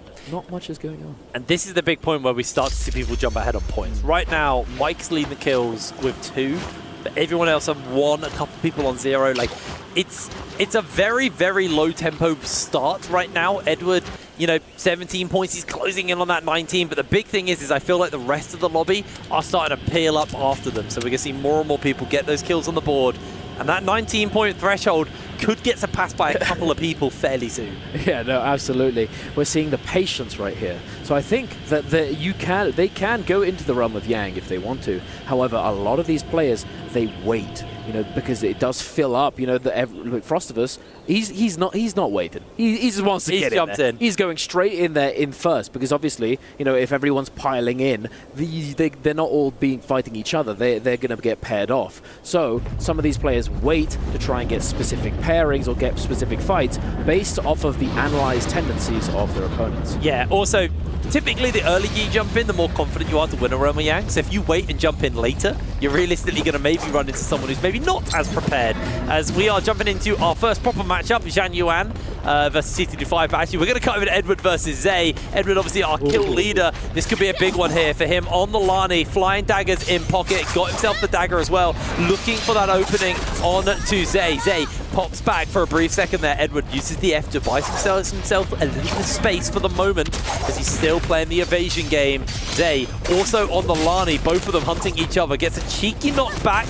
No full send, no full commit, just trying to find a bit of extra damage off with the cannon fire in. Zay, his armor is slowly getting chipped away as Edward, nice little tap dodge there to break away from the flying knives with that mid-range that they offer to you. Both of them now going toe-to-toe with one another. Stripped away at the armor. Edward has such a big advantage as he's just keeping Zay chunked out, unable to properly move. F breaks away here from Edward. Zay, incredibly low, needs to pop the ultimate, is going to throw it down. Actually, it's a Sheol, not Alani. He's going to throw the shield up, finds the connection onto Edward, chunks through some of his armor. He's still got a couple of ones to fire off there. Edward uses the ball, doesn't find the connection onto him. Still 2 charges left. Actually just totally lost track of where he went as he's looking for that opening. Zay puts the shield up, goes for the block. Another clap with the shield onto Edward, trying to play the evasion onto it. There's still another charge here for Zay to throw out as he launches the ball in. Zay chunks through. Edward, he just had the tempo on that fight the whole time. Very, very nicely done. So there are lots and lots of different mechanics and different tendencies that happen within the realm of Yang. If you have a cannon cannon is one of those weapons that has an AoE splash damage, right? So if you shoot the cannonball at the pillar, if they're on the other side, they're going to take the damage from that AoE. So it's really, really good for the Realm of Yang fights. If you're able to find one, getting a cannon before you go into the Realm of Yang is just a useful thing to have. As you can deny healing, you can chip them down as they're doing so, and it just denies so many different options. There's so many different things though that function with the pillars, different optimal strategies. That I love this game. Yeah, I love this. Anyway, moving on. There's a lot of mechanics. There's a lot of things in play. Much. Yeah, in the top right of your screen, ladies and gentlemen, you can see all of the teams, all of the abbreviations right there: SR, YZG, OUG, and OA. All 4 of them have won their Realms of Yang, and all 4 of them have Vermilion Birds mic, meaning that they're also on the other side of the screen. You can see on the left with the scoreboard that we have 4 players with Yang depletion, that being Juan Yuan, Frostus, Tryhard, and Zay. All 4 of them are afflicted, and we're going to take a look at a quick replay to see how that happened. Spider versus Frosty inside this one. Ultimate still available. Nice little jump away there. Spider throws the ultimate down. Did catch the ball onto Frosty. Actually uses this one to just get a reset off. Has a second charge to capture. Didn't need it. No. Didn't need it at all. And Mike versus Tryhard. Oh, it's a sad day for the NA players, isn't it? Oh, well, I mean, they're still young. But they're still, yes. The Knight's still young as well. They have a chance. Indeed, all of it. Yes. Oh, wait a second. Oh my goodness. Rolled into the pillar. That was very unfortunate. The terrain, the pillar, as he said, just slightly griefed him, but also just not being able to get that, like the skill ability to bubble in place, so that Mike was forced to step inside it, allowing him to create the opening opportunity. But here we are, we're in Celestra, we have Spider versus Mike. Mike taking quite a bit of damage. He is, but Celestra's one of those places where there's so many buildings, so many windows and doors, where the players, like you, have put a lot of hours in onto this map particular. They know how to play the evasion game. It's a real chase fest when we get to Celestia. As Mike actually playing on the low ground is still holding on for the moment, as Edward actually secured himself a kill on TT25, took him down, but Mike heavily chunked out, half armor, decided actually to give up the buildings, gets captured out here. Zhang Yuan finds the slam, but somehow Mike's not the one turned onto. Edward just pinches away the kill. He's hit the match point threshold. Next game, all he needs is that MVP, but for now it's glory, chasing and denial of MVP points to other people. The parry comes in from Mike, but the steal from TT25 onto both of them! What's happening? Cheeky son of a gun! Oh my goodness, what is happening? And also, I'm loving it, but this pole sword gaming, the heavy sword gaming just everywhere. Everywhere you look, we've got Yoto, we got the pole sword. I love to see it. Love to see it, ladies and gentlemen. But yeah, in that ravine that cuts right through the middle of Celestra, if you go down there, you're likely going to have to commit to a fight because escaping is nearly impossible, especially, the more players that are around you, the more impossible it becomes. As we saw, multiple players, they just fully sent it. Unfortunately, while all of this was happening, we do see on the scoreboard that a few more players have been eliminated completely and sent back to the lobby, and those are Juan Yuan, Tryhard, and Zay. Unfortunately, with that Yang depletion, we've talked about it before, our lovely people on the desk, on the analyst desk, have also discussed it quite a bit. The Yang depletion is so rough. It's so difficult to recover from these days. It causes a state of panic, is what it really does. Now, as we just had our update on where the zone is closing, it's a Celestra close. They can be very elongated because, like we talked about, there's a lot of room to kind of play the map and use the buildings and all the terrain to evade being caught. It could get real dicey as Mike inside this realm with Yang. I don't think he's actually... Oh, he is up versus Zin right now inside here. So 8 seconds until this closes. Dual swords, not dual fishes, for Mike.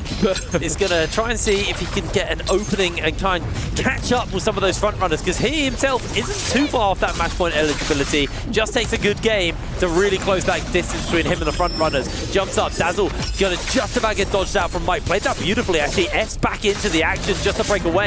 But that is Jin finding a nice opening onto Mike. Mike going to switch out into the ult now, see if he can find the connection onto Xin. Was able to do so. Xin answers in kind of his own ultimate, looks for the dazzles. Mike using the pillar, and the evasion is just going to dodge away from all of these dazzles, but it is slowly starting to add up here. Mike still got 2 charges left on that ball onto Xin. Gonna slam it down, doesn't make the connection onto him. No, he does. Xin does get clipped. Ultimate finally gonna end. Gets that last connection on as well. Onto him. Gets him nice and chunked. F comes out. Dazzle is just gonna connect onto Mike though, as he's gonna play the F just to break away from Xin, who's got him in the uppercut there with the katana. No, the hung sword, sorry. Beautiful play. Mike looks for the parry, doesn't make the connection. Xin's got himself the advantage, but catches him with the uppercut. Catches him with the dual swords, and Mike turning this fight on a dime. Dazzle goes wide. Musket shot's not going to make the connection. Xin, what a turnaround! Whoa! I couldn't hold it in. What on earth? It's so close, man.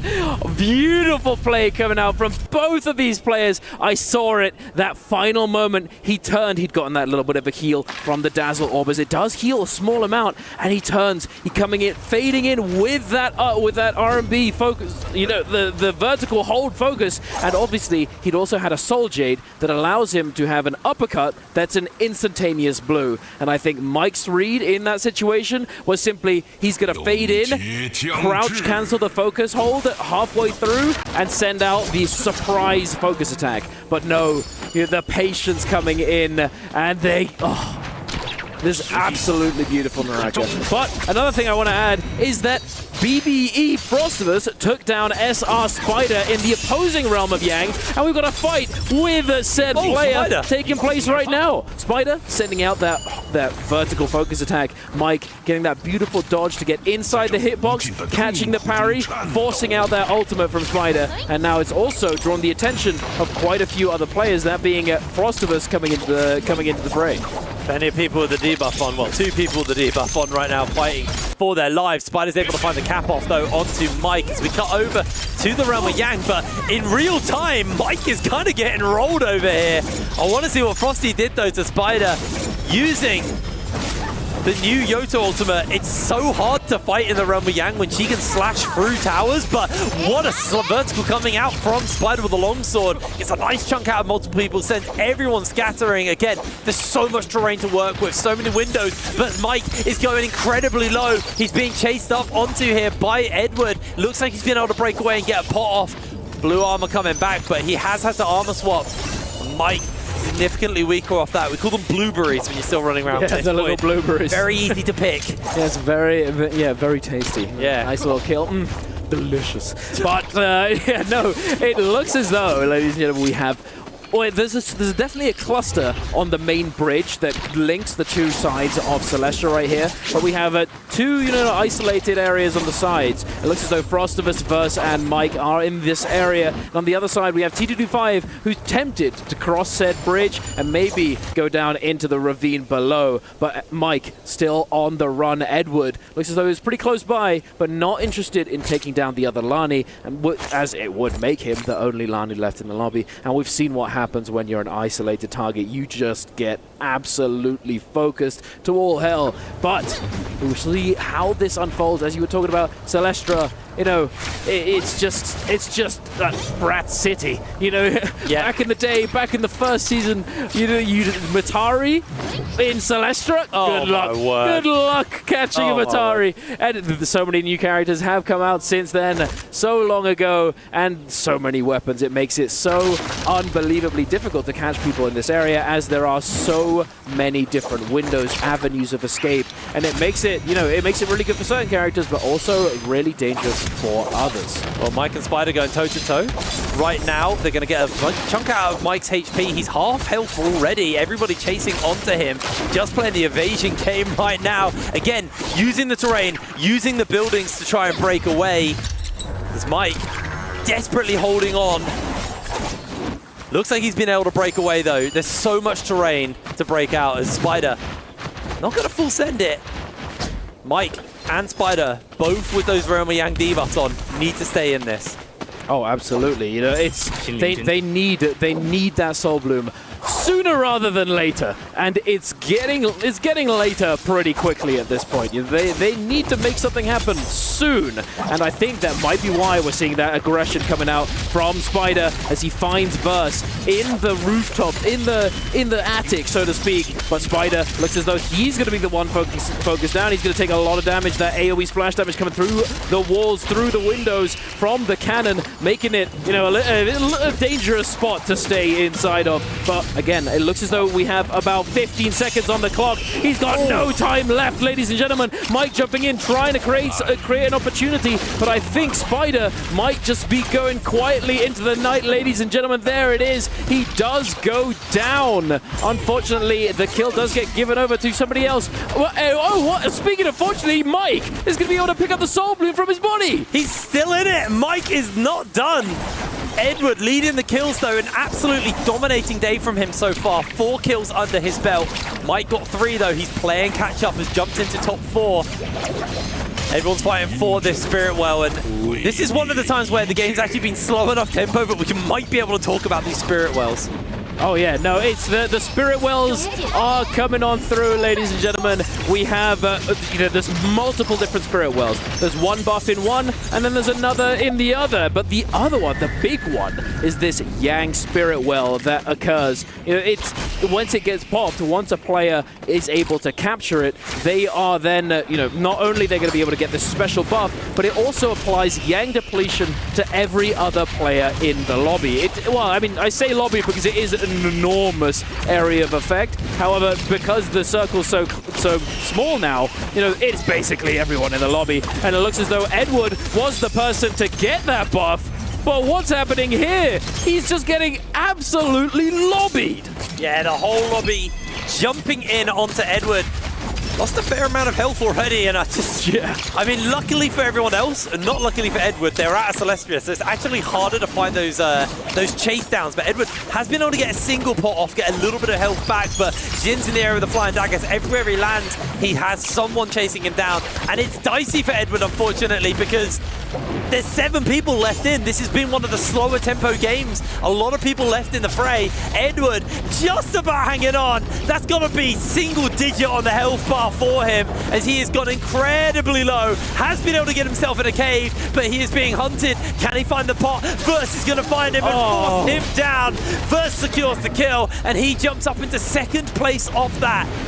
We could see 2 people hit 19 points at the end of this game. Oh, absolutely. It's definitely feasible. You saw he was just, don't see me, don't see me, don't see me. He's just doing a jumping horizontal attack against the wall. He didn't see me, right? And then all of a sudden, just instant engage, tries to roll away, but it's not to be, and he goes down. But his objective has been achieved. Getting up to that match point threshold is exactly what he wanted to do. But now we're moving forward with the lobby. 6 players still left alive. Mike might not be long-lived though, ladies and gentlemen. He's extremely low HP, and he's gonna have to kite around this Moonbane to try and stay alive. The Tiger Grab is bound to come through very, very soon. TT25 hot on his heels, along with all of these other players, but the Moonbane might be cutting off their path. The jump in, the Tiger Grab, is he gonna be able to secure it? He does indeed! There's so many players in here though, are they gonna be able to make it out alive? Sandstorm's been a real menace there for TT25. He got himself caught by the Wisp as well. He can't break away, just about slides out, but now the lobby turns their attention towards him.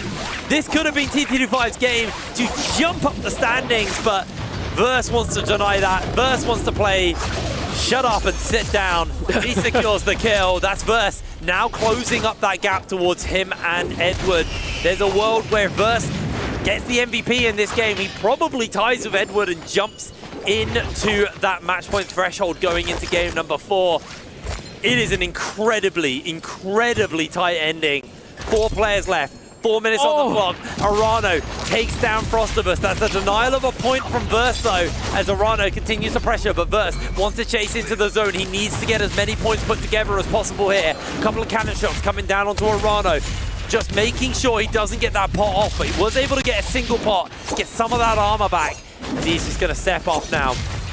Play this a little bit more slow. is still, though, got a lot of attention on him. People do not like Temmie in final circles. That Sandstorm, the Wisps, can be a real game changer. Arano getting hit up by the Palm Lightning there for those flying knives versus looking for the opening onto him. Arano just playing on the edge of the zone. If he gets battered back into that, it could get caught onto him. Another Palm Lightning makes a connection onto him. And Xin is able to secure the kill. We're closing it down to the 1v1 to close out this game number 3. Flying knives on both sides. Dazzle gonna go a little bit wide there. Xin still has the ultimate to work with. He's just looking for that opening onto Verse. Verse still has the Sheol ulti as well. Can play the capture onto him. 3 kills to 4 kills. Really anybody's game off the back of this between these last 2 players. Xin, Dazzle's about to come up any second now. Gets hit briefly with the daggers. They are just playing a very, very baity style, trying to find and search for those parries, search for those big advantages over each other. Xin does briefly get knocked back there. Flying knives come down. Verse chunked out a little bit, catches him with the uppercut. That could be the opening, that could be the window, but he takes this whole game. Verse connects the, well, throws out the ultimate, looks for the opening to try and catch onto Xin. Xin not giving it to him, but there it is, finds the connection. It doesn't do enough damage yet though. Gets for a second charge off. There's no more charges on that one though. No, it's so favored for the side of Xin right now. Verse, unfortunately, did have that ultimate forced out. He doesn't have any more throws. He does have one block, but is it going to get procced? No, sir. Xin does manage to get that armor swap as well on the Spirit Wall, but oh my goodness, the uppercut. Now it's certainly going to be forcing out that ultimate ult. Are we going to press the button, or are we going to make the same mistake once again? Verse is getting very aggressive. He jumps in, tries to get that ultimate proc as he's standing next to him. Verse now trying desperately to roll away. Will he be able to kite this out, avoiding the dazzle? One dazzle and Verse goes down. Unless he has some kind of mortal defiance, he is going to go down for the count. Xin doesn't have too much time left for the clock, but he's able to clutch it up. The beam, it's too much to handle, and there you have it, ladies and gentlemen. Xin in first place with 5 eliminations is surely going to be claiming the MVP of game number 3. Absolutely banging end of that. Just microwaving it though. You know, we've had some pretty good counter, like parries and stuff that came out, and he just microwaved him at the end there. I actually don't think Xin had the most damage there. He had 20k damage, like 20,600. Someone, and the screen changed really quickly for me, but someone had 20,700. Like, it was very close on the kills, on the damage. Now, not big right now, but damage does add up. Potentially down the line, your total damage can become a factor. But there it is. Game number 3 in the bags. It was a big one. It was definitely a slower tempo one due to the fact that we were in Semestra for a fair while. But these players still came to life. And the big thing for me is Mike and Spider are golden boys of solos, the guys who have kind of controlled the narrative of solos for such a long time domestically. They have not been able to find their footing today, but that for us guys is going to be us done for now. We're going to throw to a quick break and then we're back with game 4 in a jiffy. See you in a moment.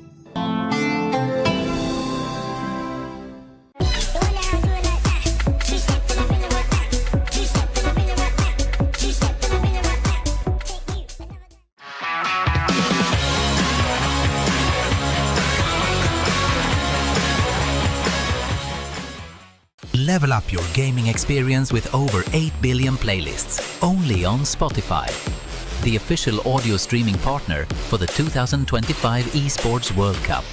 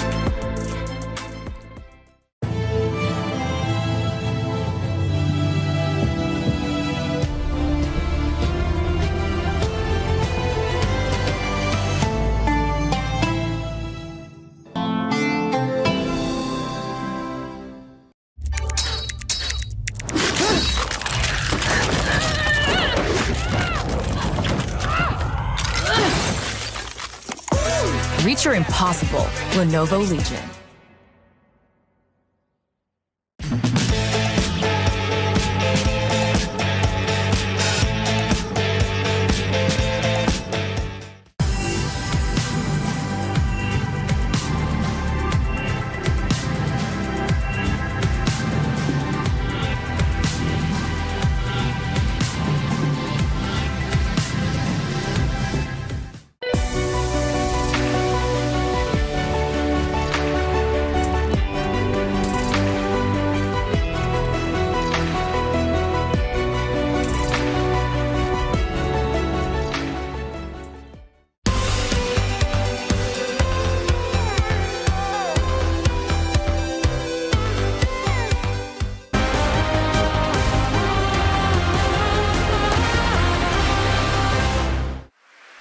That's what we're talking about, action. Game 3 set and done. Shin with an amazing performance, being able to just stack up the eliminations up to 5 kills overall. I know you're urging just to talk about this performance, Raven. Action showing up really big. He's known for being the most sophisticated Hongsword in the pro league. So you get to see he's had a season off, he's refreshed, he's rejuvenated, and he's performing on the big stage. Getting a big win over Mike and closing out this game versus the current dominating Verse definitely shows a shift of momentum for today. And we got a new face with us. I didn't get a chance to introduce you just because of the performance that we saw here, Hiprain, after that match 3. How are you feeling? You just got to cast it. You coming in here to break it down with us too. I'm feeling great. It's been so explosive, and I found this season of NARAKA has, especially in solos, has really changed, and the pacing of the game is a lot quicker.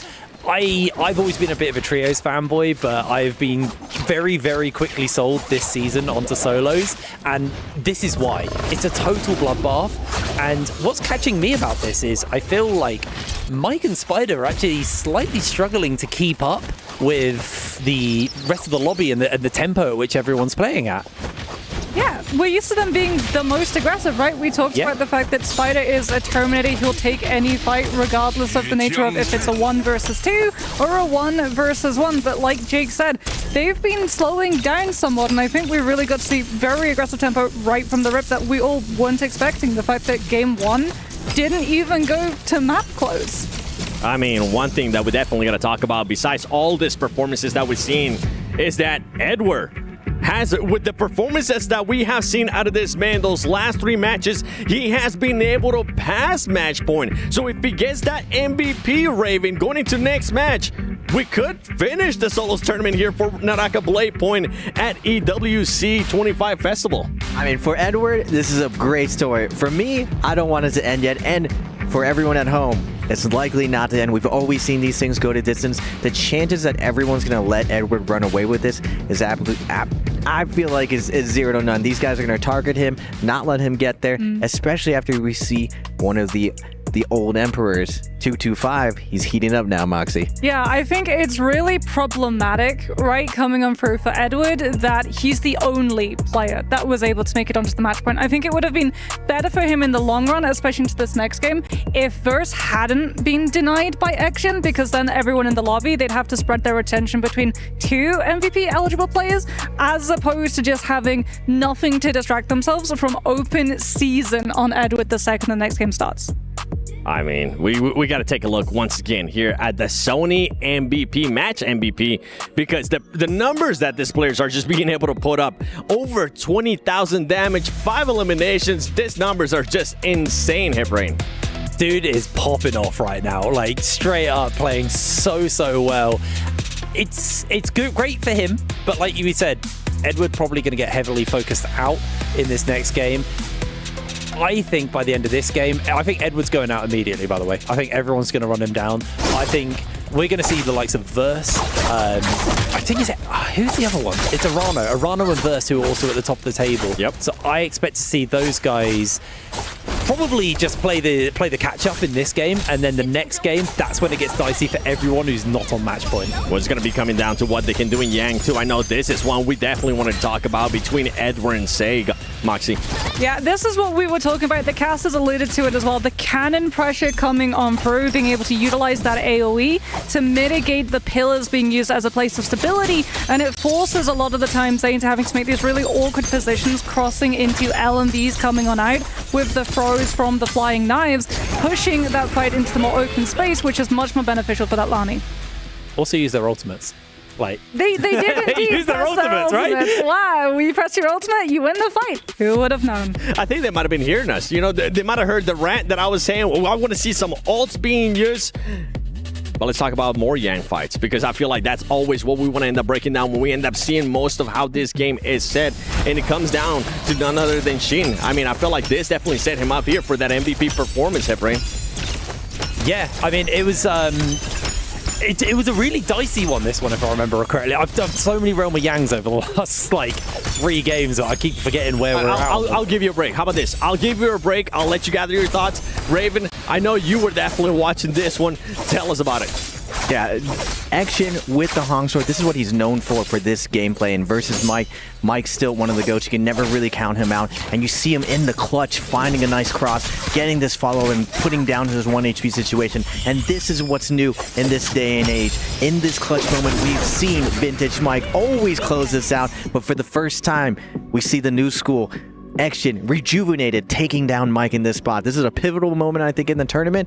Do we have a new era amongst us? The new school is doing really well right now. New school, old school. I mean, if we go back to match point, though, there's only one player, and that is going to be old school, with Edward being able to be currently at that marker. You were alluding to some of the other players, though, that are close by, and you were also alluding that Edward, more than likely, is going to get eliminated very early on. Are we still sticking with that? Oh yeah, dude's getting run down. Like, this comes down to scouting and research coming into this tournament. Typically what you'll see is the players will figure out where everyone else seems to drop. Most of the players in this lobby, if they've done their research, will know where Edward likes to drop, because NARAKA's weird where they don't have player names in game. So the players actually don't know who they're fighting, who they're dealing with. They don't know through skins because they just see default skins. So it really just comes down to core knowledge of how that player plays to then scout them out. And a lot of these guys are very good at that. So they're just going to run him down, they're just going to chase him, and they're just going to finish him up. That's my prediction. I mean, excellent point, Hiprain. The scouting is absolutely insane right now. And Edward's only play at this point moving forward is to do what we say a lot, to wardrobe trains, to do something outside the box. Now, so far we've seen today, he's definitely proved all of his haters wrong, that he is still one of the top 5 players. And if he keeps up this performance, does he have this last card? Can he transcend? Because most of the times when someone gets to match point, like you said, Hiprain, the lobby focus fires him. The coaches all dial in. This is what Edward's picked. This is what he's most likely going to be. Does Edward have something new? The Yodo pick you were talking about, Moxie, that's going to deceive this lobby. He's still got his double pick. He's still got access to a lot of those premier heroes as well coming on through. And as the day goes longer, a lot of these players get much more pressure when it comes to those hero picks and phases that they get access to, which is all the more motivation for him to finish the day right here, right now. But every single time, even in our bi-weekly finals, we've seen one player manage to make it onto that match point threshold and thought to ourselves, okay, it's a half day today, everyone. GG's, let's go home nice and early. We've gone the entire distance. We saw it actually in the last bi-weekly finals where people hit match point threshold and we were still locked in for game number 8. I got a chance to see you do your thing during that bi-weekly, and I have to agree. It came down to the last match, and I think it ended up being, if I'm not mistaken, 6 players over a match point in that case, which is just absolutely wild. But now, so we're going to be going here into the draft. Are we looking to see maybe Edward switch it up so people know that it's not going to be him? Because I know you guys have talked about this in the past, and we have seen it happen before as well in Jacobs, where players do end up switching it up. Is that going to be happening here, Raven? I mean, part of the rule set is he doesn't get forced to last group. So past round 6, you do get forced in the last phase, so your options are limited. Right now, we're not at round 6, so he is in a predictable spot. That's what makes it so hard for him to win in this situation. Will the lobby be able to pick him off? He's gonna have to decide right now, do I go with the strongest character or do I save it for later? There's no guarantee in the future. I believe he should take his destiny in his own hand. A lot of people have gotten in this spot. He might be able to prove that he's different than everyone else. Oh, I like that. I like that train of thought right there. Now, Hipring, you're the one that's saying he was going to get eliminated first. Are you looking to see him do something different here, or what are you expecting out of Edward? So I'm not sure where he actually is in the pick order for this next game. I hope for his sake he's actually in the fun zone where you're not forced to pick the meta characters, the personality picks, as we call. Okay, I just got an update. He's in the second round, so he's probably playing Liam. In one hand, that's great because he'll be sharing that with another player, so then he'll be harder to snipe because there'll be 2 Liams in the lobby. But on the other hand, you don't get one of those characters who you are like super comfortable on. You know, we saw, I think it was Mike in solos in the first bi-weeklies of MPL this season, where he was rocking double Yoto because he just felt so comfortable on it. Yeah, I mean, I'm going to be looking now. We're going to be switching from Edward because we talk plenty of him, okay? We'll have to wait and see what he can do in match 4. Even though he's currently not here, we're able to see Mike and Edward's pick. I want to actually take a look at what T225 is going to be doing, because you were talking about him. This player is one that we usually expect a pop-off performance. I feel like that's exactly what we got out of him this last match. Yeah, he's a momentum player. He always has been. Unfortunately for T225, a lot of his meta picks are not meta anymore. He was known for popping off on the Farrier, and he was known for popping off on the Takeda. And Yoto has had her rework and has been able to come back into the solos. Takeda's still waiting for his turn. He's still got all 3 of his ultimate choices and all 3 of his abilities, and as a result is wholly in the trios lockdown. I mean, I'm eating good right now. I'm a big Yoto and Valda fan, and both are getting played in solos and a little bit in trios. Well, the Valda is, not the Yoto. So I'm eating pretty good on that. I think our eyes should move away from Edward. I think we actually should look towards Verse. I think Verse realistically is probably going to crush that threshold in this game. I also think like TT25 and Spider share a similarity where I feel like both of them kind of start a little bit weaker at the beginning of the day. And then as you move later into the day, it feels like the engine starts to get running and they're warmed up. And actually you see some players kind of expend all of their energy at the beginning of the day and then run out for when they need it, where other players, they conserve that energy and then pop off in the latter half of the day. Yes, bringing off that point, popping up in the later today, one of the things to point out, Shenyuan and Spider are paired off right now, 2 of the strongest fighters, but the reason why Edward's been doing so well, Mike is paired off with him. So even though Mike's not getting the better end of the deal, Edward is definitely benefiting off of it a ton. Everyone believes it's either him or Mike, so you got the prestige of the GOAT on your shoulder, and he's finding all the opportunities. Can Mike kind of turn this around, especially now that he knows that Edward's on this match point? Now, this is one of the things. We've seen this time and time again. We try to paint this other narrative, but Mike always comes back and proves everyone wrong. There's still a lot of NARAKA to be played. I don't believe it ends right now. I think we still go to the distance. The problem for Verse is that he's so close to that match point threshold, and even if he manages to MVP on this game, it doesn't count. So he doesn't want to burn one of those premier hero picks. Right now, what we might actually see him do is play a personality pick so that he can cross that line and then look to MVP with something else afterwards. Double Sheol. I don't think we've seen that today, have we? I feel like it's all been single picks on the Sheols. We had Sheol double pick last round. Okay, well, I'm really good at paying attention then. It's all right. You were casting. We'll give you a break. But now that we've seen it last round, right, and going into this next round, it is going to be a different map. Can we maybe see something different out of those players, Raven? 225 is actually known for his Sheol and his endgame Sheol. Now, Tryhard has been having a really slow day so far. If he's going to pick it up right now, this is definitely one of the good rounds. His partner in his group, 225, has picked up a ton of pace, so he's most likely going to keep that dominance going up. If he gets to endgame and Tryhard gets to endgame, look to these two to perform well. It's all about that momentum too. For a lot of these players, as we talked about, one person is on match point, and if you throw them out of kilter with that momentum, it might take a couple of games to be able to find those recoveries. I also think that reflects into game as well, because sometimes you see teams, or players, who get taken out early, and then they don't feel comfortable to jump into that first round with Yang, and suddenly all of their scaling, all of their tempo for this game has just been thrown completely out of the window. So that's why I expect Edward, he's going to get, grouped up on, taken out, and then spend the entire game playing catch up. And even if he makes it to the final circle, he won't have done the groundwork on the kills to actually secure that MVP, where someone like Verse, Arano, they're going to be able to play catch up. Well, let's switch it up with that scenario, right? You keep saying that Edward's going to get eliminated very early on. From what you guys are saying, more than likely it is going to happen. But let's say it doesn't happen. Let's say he's able to actually stay alive. Let's say he's able to loot.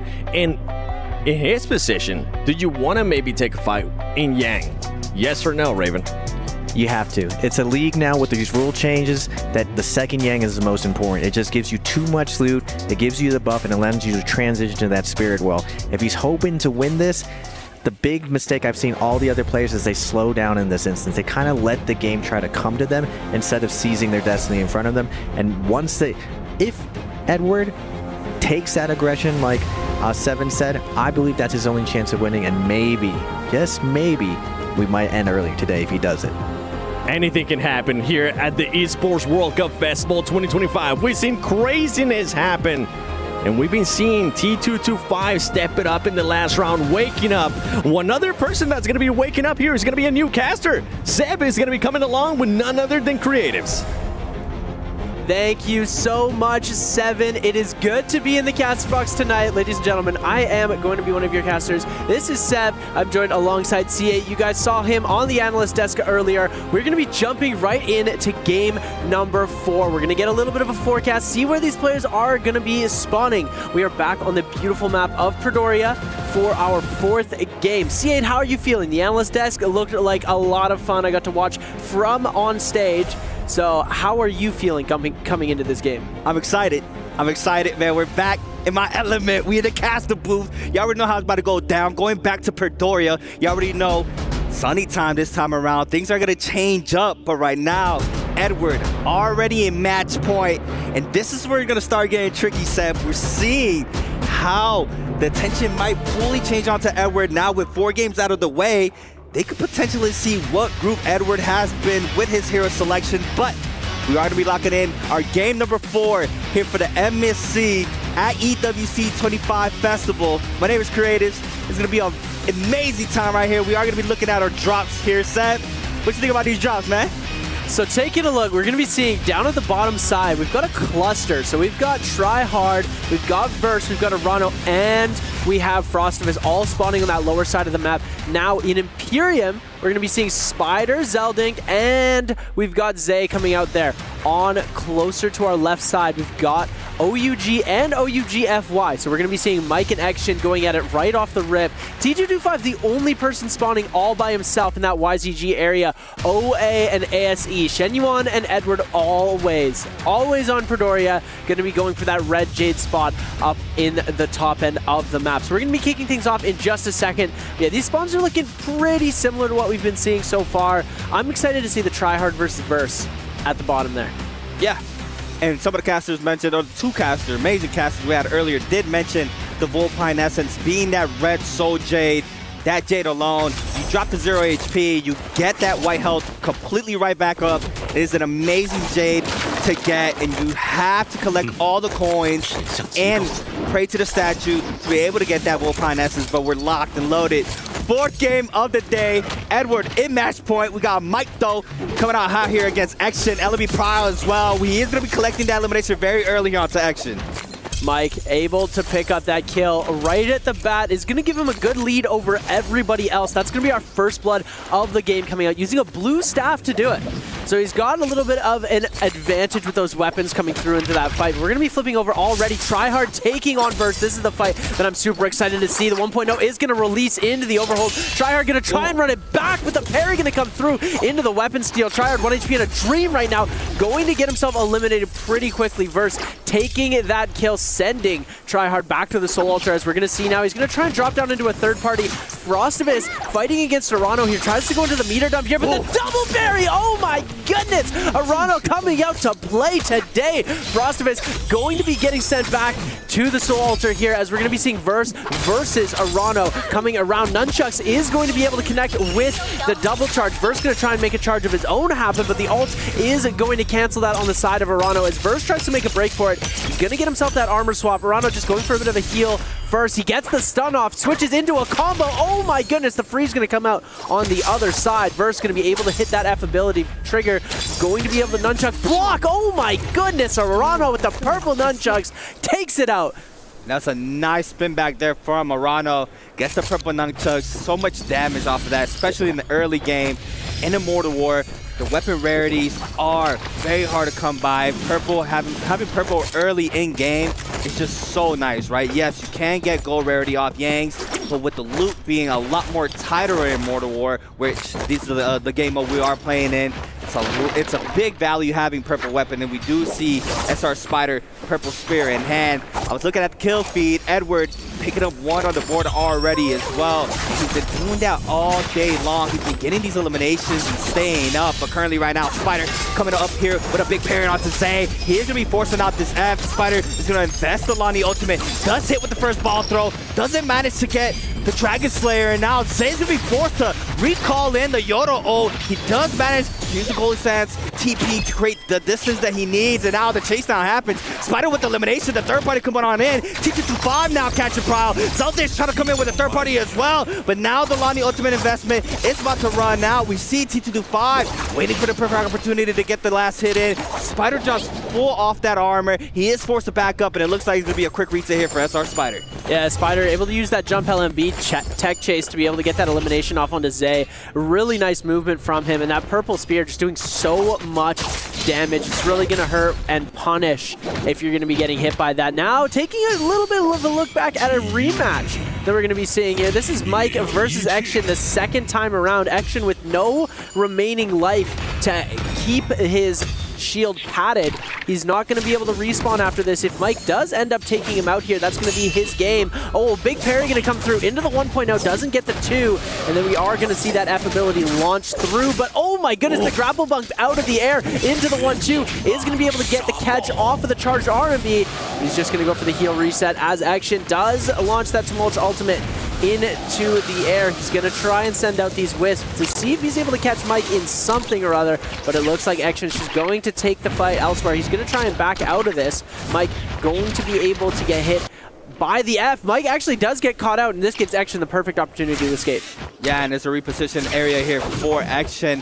Has this building. We've seen it multiple times. These players love kiting to this building. It's very hard to try to catch somebody with good movement. We do see Spider, though, getting caught up, forcing out the ultimate there by T225. Spider does manage to get a common armor swap, and now it looks like Zeldich is trying to move on in to once again potentially get the third party. The shield throw there from T225. It's amazing. The Spider now forced to continue backing on up, trying to cut out the pressure. The ball throw in the back end does manage to create the distance, but T225 still has eyes there onto him. But Spider trying to post up for the Roma Yang, but I don't think he's going to be able to do so, Seb. Yeah, Spider's not looking in too good of a position right now. I think he still does have his life, so if T225 manages to get this elimination, he won't be in too much of a deficit. He'll be able to come back and try and put some more waves into this game. T225 with a double charge going to come through here, but the F ability going to prevent the damage. Zeldik actually going to be able to come through and take the elimination away. T225, 1 HP in a dream right now, trying to escape and kite out this situation. Zeldik getting extremely low. T225 able to find the armor swap on Arano with the purple nunchucks, trying to come in and see if he can make anything extra happen here. T225 getting hit. The 1.0 is going to connect into the 1, into the uppercut. Grapple bump coming around from the spear is going to be able to get a little bit of an extended combo off of that, but now we're seeing Arano coming through with the Syra ultimate, and this is going to be the end of days for T225. Yeah, I mean, and that's fine, right? He's able to pop that ultimate. He has 2 Roma Yangs right next to him, so he's able to get that ult back if he's able to get into those Roma Yangs. Zeldich, though, picking up another one this time around against OWO's Tryhard. He is going to fall with 0 on the board. We also have already Arano with 3 eliminations onto the board. Zeldich now with 2 as well. He is able to get those 2 kills by those third parties. He's playing it perfectly. Spider with 1. Mike as well matching that 1 elimination. And this right here has to be a big pop-off game here for OUG's Mike on the Liam. He needs to see he can potentially MVP, and they also have to stop Edward. And looking at the mini-map, you see Edward posted up on the top Roma Yang. He's waiting this out. He's been very quiet. He did end up getting that elimination very early into game number 4, but thus far, he has slowed his roll. He's playing the correct way. All he needs to do is MVP, and he's posted up for the Realm of Yang. Yeah, Edward's looking to be in a very good position right now. We don't typically see this in our competitive NARAKA scene where our match point player is getting completely uncontested. He's spawned in a pretty non-populated area. I don't believe he was able to get Red Jade. I think maybe Shen Yuan was able to take that away from him. But Edward is looking pretty good right now. Or he did get the kill. So I believe he does have that Red Jade on him. We'll see what happens later on. But Zay looks like he's ready to go into that Realm of Yang as well. Try to contest. Edward with 1 kill on the board. Arano still has 3. So all Arano has to do is beat him out in the respective points, and we're actually going to get to see a little bit of a rematch coming through here. This is Edward versus Shen Yuan, one of our first fights that we had in the game. Yeah, X-Ride on Lonnie.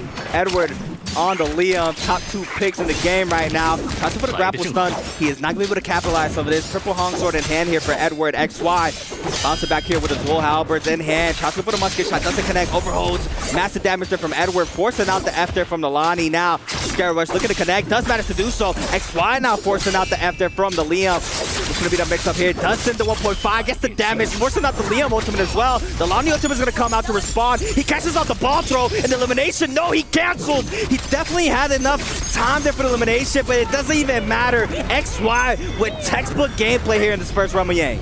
Nice elimination right off of the ultimate. They nerfed the ult, so you couldn't do a TOD, and these pro players still found a way to make that ult incredibly viable into this game. Shen Yuan going to be able to pick himself a nice little bit of armor, some buffs, and that fabled gold weapon we're going to love to see here. And take a look at the second Realm of Yang. This is Frostus versus Zay coming out, or Frostus versus Arano, my mistake. And look at that, Frostus able to pick up the elimination. Kylan ultimate just too strong for the likes of Arano to be able to defend against that. Frostus is going to be able to pick himself up a whole heck of a lot of loot. He's going to be looking very good coming into the rest of this game here, as he's going to pick up all of that extra loot, pick himself up that Volpine Essence, and it looks like Zay has managed to get himself another buff coming outside of that Spirit Well. Yeah, and Frostus always had that good Kylan, as we see it time and time again in the Pro League. Really polished up his Kylan's skills there, and we see here today as well. In that Realm of Yang, being able to come out victorious is huge. And now, the XY with Vermilion's Bird's Might, the buff that lets you get a second chance, right? We do see him opening up with a massive parry onto Mike. Mike now getting forced out here with teams XY and Frostus. We see the F caught in from Frostus. Mike loses all that armor. Gold poster in the hand for Mike, but the damage is just way too much. Frostus is going to go ahead and invest the Kylan ultimate as well. Gets caught up into the Lonnie ball throw. It's just so much stagger there, and Frostus is going to be the one picking up the elimination. And there we see, that's the Liam focus that's going to start coming through. Frostus picking up another elimination into this game. This is doing good. That's his second elimination so far. He's going to be trying to make a push. Fallen behind in the first couple of games, but it looks like he's starting to make his way back up into standings. And for the ladies and gentlemen, oh my goodness, the ball throw, but Frostus is actually going to negate all of that damage. The terrain going to have that spear throw just narrowly miss that health bar. You're going to be seeing now Frostus still getting focused on, but the double charge is going to come onto the other side. Big parry going to come through on the side of Frostus, but Shen Yuan going to be able to make that elimination happen. Mike now on the re-engage, going to try and come through. We're going to see the Nez's Might getting thrown out from the spear. Jump LMB going to come through, trying to get that tech chase up. We're going to see the ultimate coming out from Mike. Unable to get the hit off, tries to go for the parry. We're going to try and see that ult connect through, and he's going to be able to get the ult grab into the throw, and Mike picking that up. But one thing I wanted to touch on was they started focusing Mike incredibly hard there. They know that Edward is second round to picks. They know that he's going to be on the Liam, so when two players are going to see a Liam in this game, they're going to try and focus him as hard as possible, just like Zeldic is right now. Edward's game could be over here. 1 HP in a dream. We need to see who's going to be able to come out victorious into this fight. Edward trying to kite it out, and he goes out in 11th place. Ladies and gentlemen, we are going to 5 games guaranteed. These players are now going to be trying to vie. Oh my goodness, are we going to see Portal?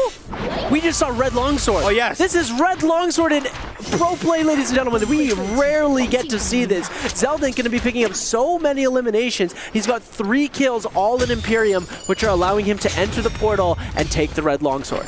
That Red Longsword gives you Siphon back. Each hit that weapon, or each hit you do with that weapon, you are getting some of that health back as well. And also inside that TP portal, you're also able to get Firefly. So it's a massive thing to do, and we see it here at the MSC, at EWC. It's just insane to see because that is very rare to watch. But action still unfolding. We see these people, or these players with the Yang Depletion Timer trying to get active. That's going to be Arano in burst. We see the commotion right now. Arano able to re-top off that purple armor in the back end. Mike now as well trying to top off the armor. Zay though has his eyes onto Arano. No, it's Burst. Burst in the back end, drops very low. Anybody with a musket? There it is. It's T225 with a pistol shot from mid-range. Snags up the kill onto Burst, and that's another one on the board there for T225. Being his first one, sorry. He is going to be picking that up. But look at the overall total points right now. 18 for Arano. He's so close to making the threshold. Versus out with 17. Action still has a chance to make it to the threshold. But right now, Arano fighting for his life. He does have a couple seconds left here with that Yang Depletion Timer. Snags up the kill onto Zay. And I do believe he cleanses. I think he does cleanses in the back end. Zay is going to be eliminated. Arano is not good. He is not out of the Yang Depletion Timer. We do have a Temi ultimate being invested in the back end. But Arano now trying to stay in the pocket. Gonna let loose the dragon, the Nunchuck meter burn to try to stay up here in this fight.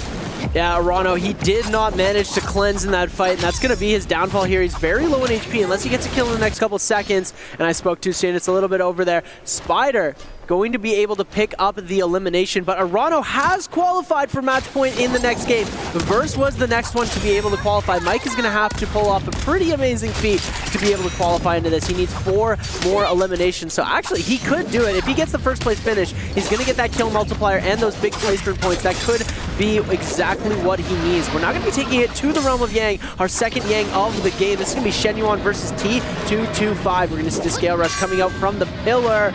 Does not connect.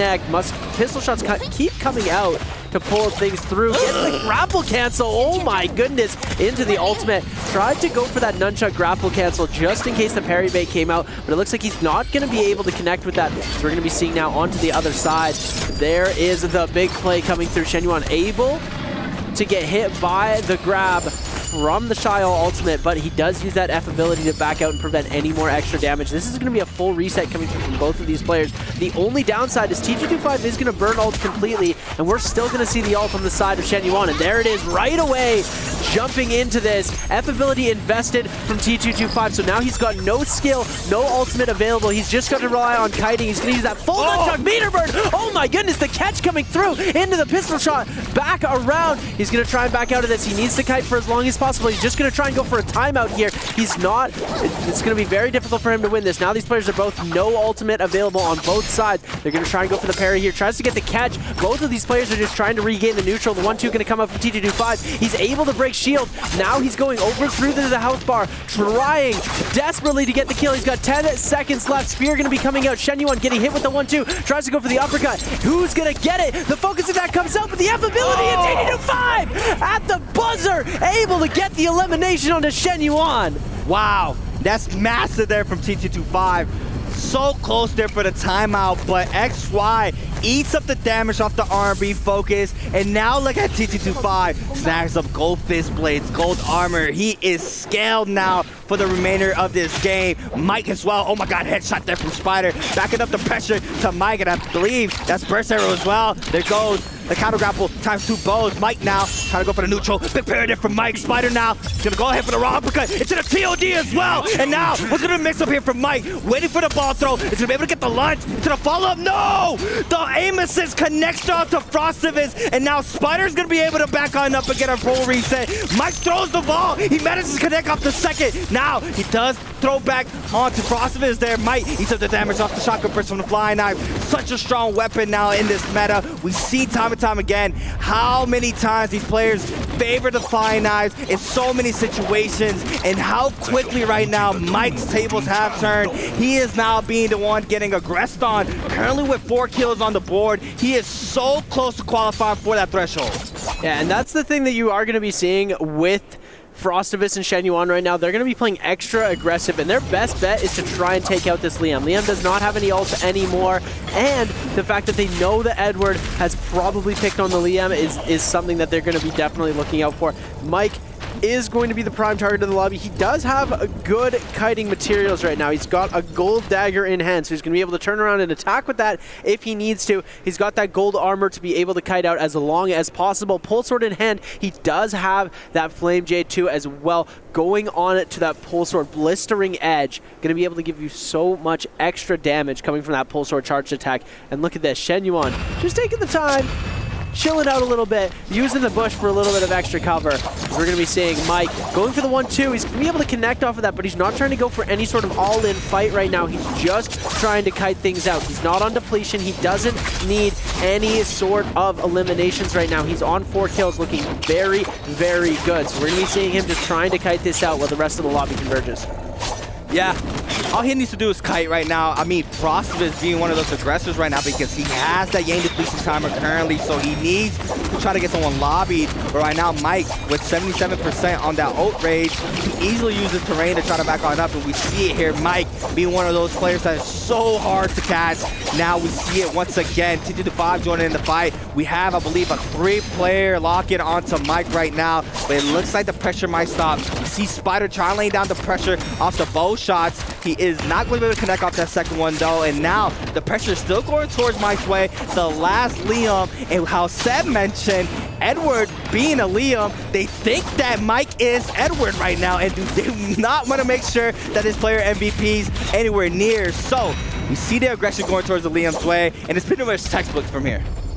Yeah, they're definitely going to be trying to make sure that Mike does not succeed at getting the MVP here, because if they're under the impression that Edward is this Liam, so he's going to try and kite out for as long as possible. And it looks like he has gotten the attention taken off of him. He's going to go into the zone as far as possible. People are going to try and edge guard this as much as possible. You see, look at everybody else. They're all waiting on the edge for the Liam to come out of zone.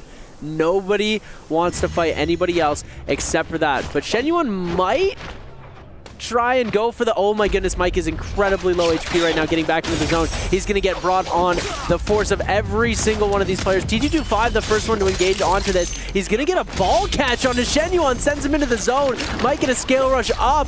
Frostus is the only one not near, as well as Zeldinkt. We're going to see Mike getting knocked back into the zone again. Uses that C to jump to the ground, and Shen Yuan going to pick up the elimination. Who gets the bloom? It's T2-5. Oh my goodness. Shen Yuan still on that Yang depletion timer. He's got that timer down pretty low. Spider going to steal that golden armor from the downside as Shen Yuan needs this elimination, so he's going to try and go for the full aggression, and it looks like Frostus has gone out to that Yang depletion. Shen Yuan's going to be the next one to go. He's going to try and dodge this out, but his timer is going to tick away pretty soon. He's just going to try and escape, but T2-5 knows that he's down.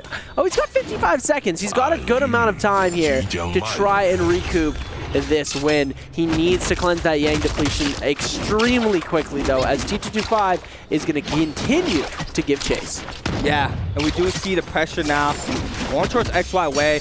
Does have Gold Spear in hand. Zeldinkt now joining the fight, and it's a lone Lonnie in between a Shayo and a Syra. Does send it, he's gonna get punished for it, and now Zeldinkt tries to go for the Graven, doesn't connect in the back end. Massive parry there for Zeldinkt once again. We do have the pressure still going towards XY's way, and I believe in any second now, both of these players fighting for this last hit. XY trying to see if he can back up the pressure, but with that Yang depletion timer on his back, he is going to fall to zone. The elimination is not going to go to either player's way, and Spider backs up completely, shows no presence, and he is going to play the spirit well, and currently right now, everybody else who does not capture is going to get that Yang depletion timer, so we are going to potentially get aggression from Zeldinkt and T2-5, and Spider, gold staff in hand, fully stacked right now, is going to go ahead and look at the loadout right now for Spider. Gold dagger in the back pocket, let purple fly now, just full purple and gold weapon out as well there for Spider. And now, Zeldinkt is going to have, I believe, Yang depletion timer, and Spider camping the flag right now, knows that one of these players is going to have to try to collect this and take it to his desired position, but Spider now going all in against Zeldinkt. Engraving does connect there for Zeldinkt, goes for the jump LMB as well in the back end. Engraving time 2, Spider sees it for the second time around. He sets the tome, gets the damage, look at the damage there off the tome there, and Spider's gonna collect another one on the board. Oh my goodness, that was nasty. Katana tome coming out. That's one of the perks that you get from on picking up that Yang Spirit. Well, we're going to see TT25 actually going to end up picking up that red longsword, trying to see if he can make anything happen with it. He was going for the slap combo, but it looks like it wasn't going to connect. TT25 now around the same amount of HP, but remember, that red longsword giving you a little bit of HP back every single time you go for a hit. So, oh my goodness, the parry. Spider going to take that red longsword away. Now look at that health bar. He's going to be able to get the combo off. The F ability going to get invested into the slap. Tries to go for the crouch. Slap's coming out again, and this is going to be Lonnie versus Shael. Beautiful dodge coming out on the side of TT25. Spider, oh my goodness, the F ability. He's playing with his food right now. It's TT25 just getting absolutely comboed out of the game here. Oh my goodness! Spider, you demon! Oh my goodness, ladies and gentlemen, SR Spider's your MVP for game number 4. Wow, just straight up disrespected TT25 right there. Just everything TT25 threw at him, had a read on him every single time. And that is the cleanest I've seen Spider in an isolated fight. And now, locked in for game 4. I think we have more players in the threshold set. We're going to have to wait and see how overall standings look. But what an amazing game 4. That was perfect. Picture perfect NARAKA at the EWC Mid-Season Challenge 2025 EWC Festival.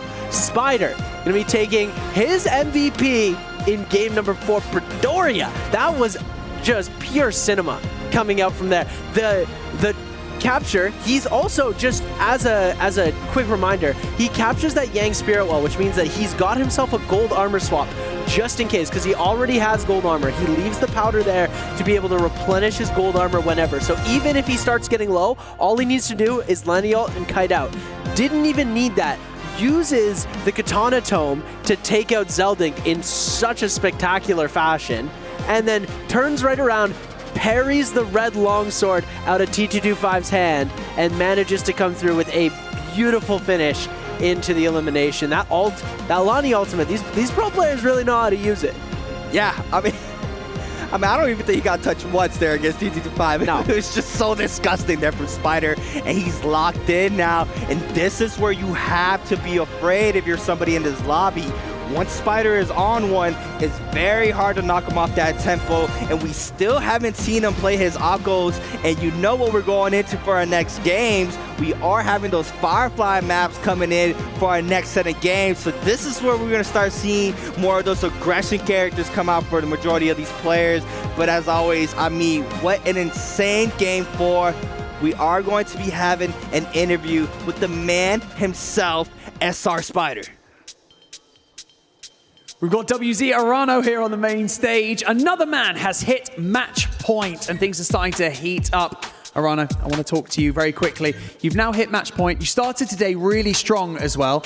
Does your approach now change going into the rest of the matches now that you've hit match point? Do we go a bit more passive, or do we go all out aggressive? 目前呢，阿仁也是另外一位开启赛点的选手。那么在开启赛点之后，你的计划是否有变化呢？打算在后面的比赛去打得更加激进一点，还是打算慢一点？我觉得听教练的吧，听他的安排。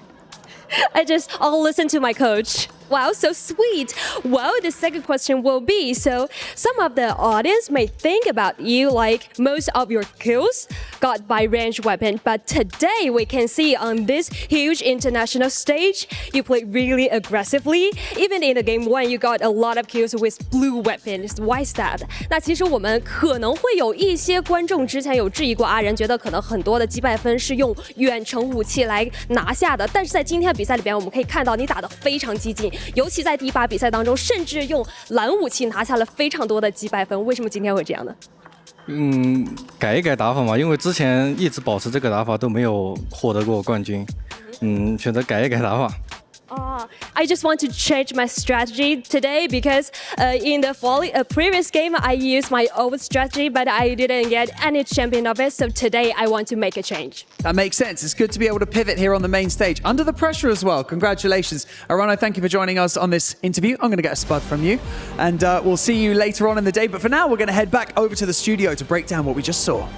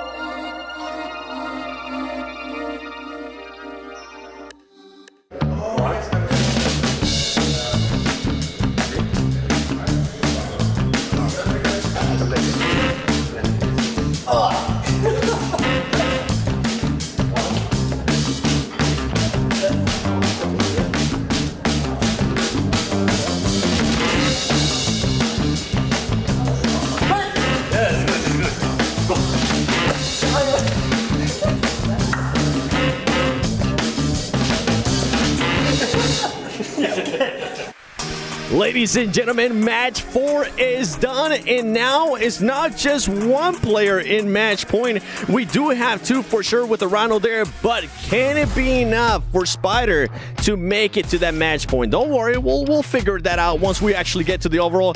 But to be fair, let me just introduce my new analyst, because we're going to be switching it up here as we go through the day. We got none other than Pirate Dunkin' Donuts. Just kidding. The Pirate's not part of it. It's just an inside joke. We still have Raven, please. And on top of that, we saw the man that you saw earlier, Hipbrain. And Hipbrain, we're going to start off with you because Spider has been turning it up. I said it as well before we got into the last game. I feel like certain players come to life in the latter half of the day. Spider, one of those players who occasionally has like a really good game 1 and then just cools off until like game 4 or 5. Right now, that's exactly what we're seeing. T225 also doing a similar thing. Both of them have warmed up, starting to play a little bit more contestion. That's not a real word, but you know, starting to contest the top of the table a little bit more. I don't know if it's enough though. I feel like Edward still had a pretty damn good game, even with him being focused out. Arano now on match point. It's tight. One player that was looking to have a great match up until the end was Mike.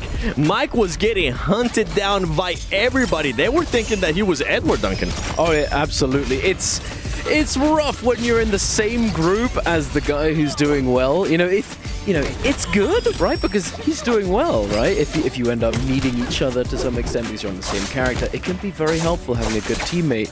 But, it could be spooky if he gets to match point, because then you can be mistaken for the same person, which is not ideal, as we saw everyone in the lobby just running him down, making doubly sure that he's not Edward. If he is, he's gonna go down. Yeah, and if you're Edward, if you're Mike, if you're any of those players, just try to make sure you don't get the same hero. I mean, in that last match, it was Liam, the hero that everybody was going after. Raven going into this one. I mean, let's take a look at it. What is Spider? 18.3. It's not going to be enough to hit that match point, but as I mentioned earlier, Edward has been able to hit that match point early on. Arano now being added to that list, and we can see a lot of the players. If nobody ends up winning this one, we have Mike, we got Shin, we got First, we got Spider. There's just so many options, Raven. Yeah, moving forward, it's like we were saying before, the league is filled with such strong players, and we see the Terminator Spider with that 17k damage and the 4 kills, and we saw such a beautiful endgame from him where he gets back-to-back reads to close it out. That was absolutely beautiful, NARAKA. And moving forward, we've seen this timeline before, and this is the beauty of the match point system. It's created so much more drama. Our end games are so much more exciting. There's so many more narratives, but we've seen this time and time again. When we think Spider and Mike are counted out, they always bring it back. This is when it really matters, because even though these top players, they're doing well right now. Edward, he's right on the cusp right now of glory. He's been here before though, and every single time he's not able to seal the deal, and we see those 2 names come up over and over, Mike and Spider. No surprise seeing their Spider as your Sony match MVP, but we've been talking about Yang fights. I want to take a look at this Yang fight right here, and this fight overall, because Edward, I mean, we were thinking that he was going to be able to make it through. Hipbrain, you were saying it was not going to be the case, and he just went on a death spree. This was the start of the end for Edward. Unfortunately, well, I think fortunately for him, it went well leading up to this point, and he actually didn't get as focused out, but losing this round with Yang put him on the debuff, put him on the defensive, and after that, Edward, he had to be desperate. He had to try and cleanse that Realm of Yang debuff on, and I think he gets in your head at this point, and a lot of players, they do this where when they get to this position where they're like, oh, I can win. This could be the end of everything for me. I could take over the tournament and, be the superstar. They get in their own heads. They're really bad for that. Thoughts on that, Duncan? Oh yeah, absolutely. It's the curse of success. You perform super well, and then all of a sudden the pressure's on. You need to close out the game. You need to do it, because at the end of the day, you want to get the most money, because if you get that MVP early, you're going to be able to cash in on all the potential MVPs that could have been had later on in the day. It's a lot of pressure. That's right. I mean, a lot of pressure. I'm going to be thinking about some of the global players. We're going to touch base here once again, Raven. And I'm sorry I have to send it to you. We've just been talking about it. I'm going to keep that narrative with you. At this point, if you're those global players towards the bottom, especially Tryhard, I know we came into high hopes. it's just not looking good so far. It's not looking like he's having one of the best days. It could be anyone's day, and to be honest, we're halfway through right now. There's still a lot of NARAKA to be played, and like Duncan was saying, there's a lot of money to be made with these MVP rounds. One of the things, we prepared for the scenario. Let's say you open up, everything looks rough, you're not doing well. You still have to play for every round because there are thousands of dollars each round, and if you believe you're capable of winning inside Yang, winning these 1v1s, you play your heart out all the way to the end. Even if you're at 0 points going into game 8, if you MVP that round, you're taking thousands of dollars home. So you're playing mini tournament every single round. You got to keep your mind on the money. I saw the sadness in your eyes there when we mentioned Tryhard. I saw a little bit of him die. He that hates was me. I keep bringing it up. But no, he's going to hate me more now. Tryhard has taken the second part of his name and he's made his life really hard. But he actually needs to start trying because right now he is getting clapped every time I see him on my screen. It's savage. Absolutely savage. You know, it's tough out there. Like, he's been putting in so much work. I think a lot of the situations that he's been put in early game has just slowed him down so much. You know, for example, in the Holoroth game early on in the day, we saw T225, which was his partner within the phasing. He was on Lani as well, and then he goes down fully out of the lobby very early, making it, you know, that much more difficult for Tryhard to survive as that solo Lani in the lobby. Well, we got to bring it up, boys. We do have now 2 players in match point. We saw what can happen when one player has that match point. Everybody starts assuming if you have the same hero, we're going to hunt you down, but now it's going to have to spread it a little bit more. What are the chances that we end up finishing here in the 5th match?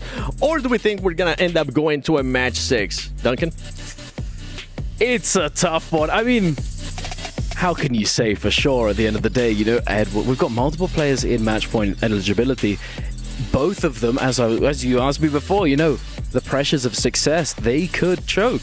They could, you know, they could try their very best, but as well, you know, they're going to get targeted. And all of these other players, the pressure's on. Some people perform well under pressure, and they might step it up, you know, step up to the plate and actually bring it back in the day. Raven talking about pressure here. If we don't end up getting a finish here in this match, who is one player that you definitely want to see them just start coming to life, having a pop-up performance? Duncan brings up an excellent point. Some players respond under pressure, and even Frostus has said during his interviews, he's also one of those global players, probably the king of the global players. He can step this up right now. I'm looking to him to really lead the charge, to show what he's made out of. And he said that pressure is what really ignites him. Definitely going this latter end of the tournament. Everyone's going to be really, really warmed up at this point. And this is when the game changes. The first 3 or 4 games, you're playing a lot more standard meta than NARAKA. But a lot of this match point scenario, it's going to be very, very different. And with the pressure on, I believe Frostus is going to really change the future outlet. Oh, okay. Well, we'll see if he's going to be able to. Now, I'm just looking at Hip-Rain across me because this man is just smirking. He's just itching to say something. So tell me. Beating around the bush, buddy. It's ending here. It's ending here. And it's not Edward. It's going to be Arano. I think Edward, this is maybe my crazy predict, and we might come back to me looking like a clown, but I think Edward might have got in his head a little bit after that one, because that was potentially the game. He could have closed it out, and he messed it up. It wasn't he got focused out by the lobby, he lost his realm with Yang, and then he died with depletion. That's what got in his head. I think Arano comes in revitalized into this game 5. I think game 5's it. Now, something that Raven said earlier is that usually players, when they hit that match point, they start acting a little bit different. As there you go, the draft has started. First round selections have been made. But for Arano, so far today, we've seen him being a great third-party player. Raven, I'm looking straight at you. Is Arano going to continue on with that gameplay, or do you think he's going to switch it up? He's been doing it the entire season, and he's been there every single time. I know he's been overshadowed by the likes of 225, Mike, Spider, versus Shenyuan, but always in the top 3, the top 4 in that MVP situation. Arano has been right there. It's always been stolen away, and he just doesn't get the attention he deserves for being such a strategic player that he is. And it's really that off-spawn homework that he does. He just puts everyone in the dirt off-spawn. Now, moving forward, because his off-spawn's so strong, out of all the players, I gotta agree with Hip-Rain to a certain degree, Arano would be one of those players who could finally push himself over that edge. But just like Duncan said, a lot of these guys get in their own head, and if you die even once, you start believing like, man, I'm really throwing this game, and just that little bit of weakness is enough to not get there. Oh, absolutely. You know, just the tiniest little bit. Competitive play, you know, not just in NARAKA, across the board. Mentality is one of the most important things, you know, attitude. I think Spider said it in the reels that we saw earlier, you know, attitude is one of the most important things when it comes to this. And if you don't have that right mentality, if you're not ready to actually take it home, clutch it up, it's not going to happen. You know, if you don't clutch up, you know, you're missing out chances and giving chances to everybody else in the lobby to overtake you. I think the big thing is this is the last chance for Edward and Arano. I stand by what I said. I do think we end here, but if we don't, we're going to see Mike, we're going to see Verse, we're going to see probably 3 or 4 players all hit that 19 points, and then it just becomes the Wild West. I think when you hit the Wild West stage, that's when you're most likely to go to 18, because everyone is just playing so chaotic, some people too passively, some people way too aggressively, and you end up having a game state where it's just complete chaos, and then the little guys, your tryhards, actually can start to make a comeback in the standings. Oh, okay. I see what you're saying there, but it's going to come down to this match. I mean, I mentioned it earlier. We saw Mike with Liam just getting hunted down when people thought that he was Edward. Edward was already out. It didn't even matter. Now we're going to be looking at Edward. I want to see what Edward's pick is going to be here, guys. Oh, we've got the 5th round selection right there on our screen, and we've got Mike on Yoto and Edward on Kailin Zhang. This is, you know, it's a good pick, I would say. Like, you have that immortality, and so in some situations, you know, you can stay alive, especially if the game does slow down and he makes it to that end game. He's going to get that immortality and potentially be able to stay alive and, you know, get that multiplier. Yeah, the immortality on Kylan hasn't been performing today, Duncan. Everyone has been getting absolutely cooked on the Kylan. So a lot of the times, this is where the phasing comes into play. Your character pool really matters, your ability to clutch in these situations, the nature of the lobby. A lot of the characters that Edward is kind of known for are banned out now. So he had gotten to match point, he's had a lot of momentum, but if your character pool doesn't have the depth needed to seal the deal, this is something that Spider and Mike have always had. They have a really deep character pool, they're really clutch in these moments, so going to this last leg, I'm sorry to say, Hip Rain, there's no way that it ends now. I actually, well, at least for Edward, I don't like the Kailin at all, to be honest. I think he should have picked Yoto with Mike. I think that would have been infinitely better. It's a lot of kind of skirmishing power out of the Yoto. We've seen her perform over the last couple of weeks, back at the NBPL and also here. We've seen some really, really good performances from that character. So I think he made a mistake. My eyes are on Arano into this game. Well, Hiprain has it ending here on match 5. Raven, you don't think it's going to end here on match 5 quick. Is it going to end here on match 5? Yes or no, Duncan? No. Ooh, okay. No. So we got 1 yes, 2 no's. Let's send it over to the casters. Seb, creative, yes or no? Thank you so much for the introduction, Seven. I mean, yeah, I don't think we are going to get the last game today, but potentially game 6 right now. The way Edward's been playing, I've seen this from Edward. He gets into match point and he starts slowing down his aggression and it starts falling back for him. So hopefully he gets back to the aggression that he had in these earlier games. But what an amazing time to see. Game number 5 locked in here for the NARAKA BLADEPOINT MSC at EWC 25 Festival. Seb, game number 4. It was insane to watch. We saw this spectacular Spider come in here, showing us what he got there in that last 1v1 of game 4. But now with game number 5, we're locked in. And we're locked in is gonna be insane. Spectacular Spider, I love it. So we're seeing the amazing Spider with the spectacular Spider. But as regards to game 5 or game 6, usually I'm a person who loves when it ends early. But I'm thinking right now, with the trend that we see with the pro play usually, I'm thinking we're ending at game 8. I want to see the game 8 coming through. Okay. You know, we've got a little bit of a competition going on to see who's going to get this right with all the casters. I think we're seeing game 6 and 7 coming through from Raven and Duncan. Hiprain's thinking that we're going to be ending right now at game 5. See, you said game 6. I'm saying we're taking it all the way to the 8 games because I don't want to be wrong with the predictions anymore when it comes to these games. So I'm like, we're always ending in 4 is usually my prediction because I want to hit that long shot. But right now, I'm saying we're hitting 8. Taking a look at our spawns really quickly, it looks like we're going to be seeing Salvation Podium getting Edward and T225. Edward loving the map gimmicks. He's always going for that red jade, the legendary weapon, solving the puzzle. We're going to kick things off right away with a little bit of a slap fest coming through. There is a weapon right there for him, but it looks like he's not going to go for it. I think he only saw the crossbow. So Edward's still weaponless right now, and we're going to be seeing T225 coming in really quickly. It sounds like he's got a katana in his hand, following heavy through. He does indeed. That's a hung sword coming through, but Edward was able to find himself enough fireflies to get him that ultimate, so he is going to be able to give a little bit of defense, but as soon as that ult goes down, he is going to be cooked. T225 actually getting sent pretty far away, and now Edward does have the opportunity to throw up and get himself a weapon, but he's just going to try and continue to go for these attacks. Now he's only on the slaps now. This is going to be dangerous for him as he is only able to use that slap. Going to try and see if he can hold this, but the 1-2 going to come through and just absolutely decimate Edward's health bar. And it's not helping that we're in the zone right now. He's taking a lot of zone take damage as well. Storm Sickness is going to be coming in as well. Oh, big parry coming through. T225 just needs to get a little bit of control going through, but actually T225 is getting pretty low himself. Going to get a little bit of heal coming through from that, and there we go. Edward is going to get himself eliminated right off the rip here. That's Edward's first life gone. So game 8 looking a little bit more probable. Just saying.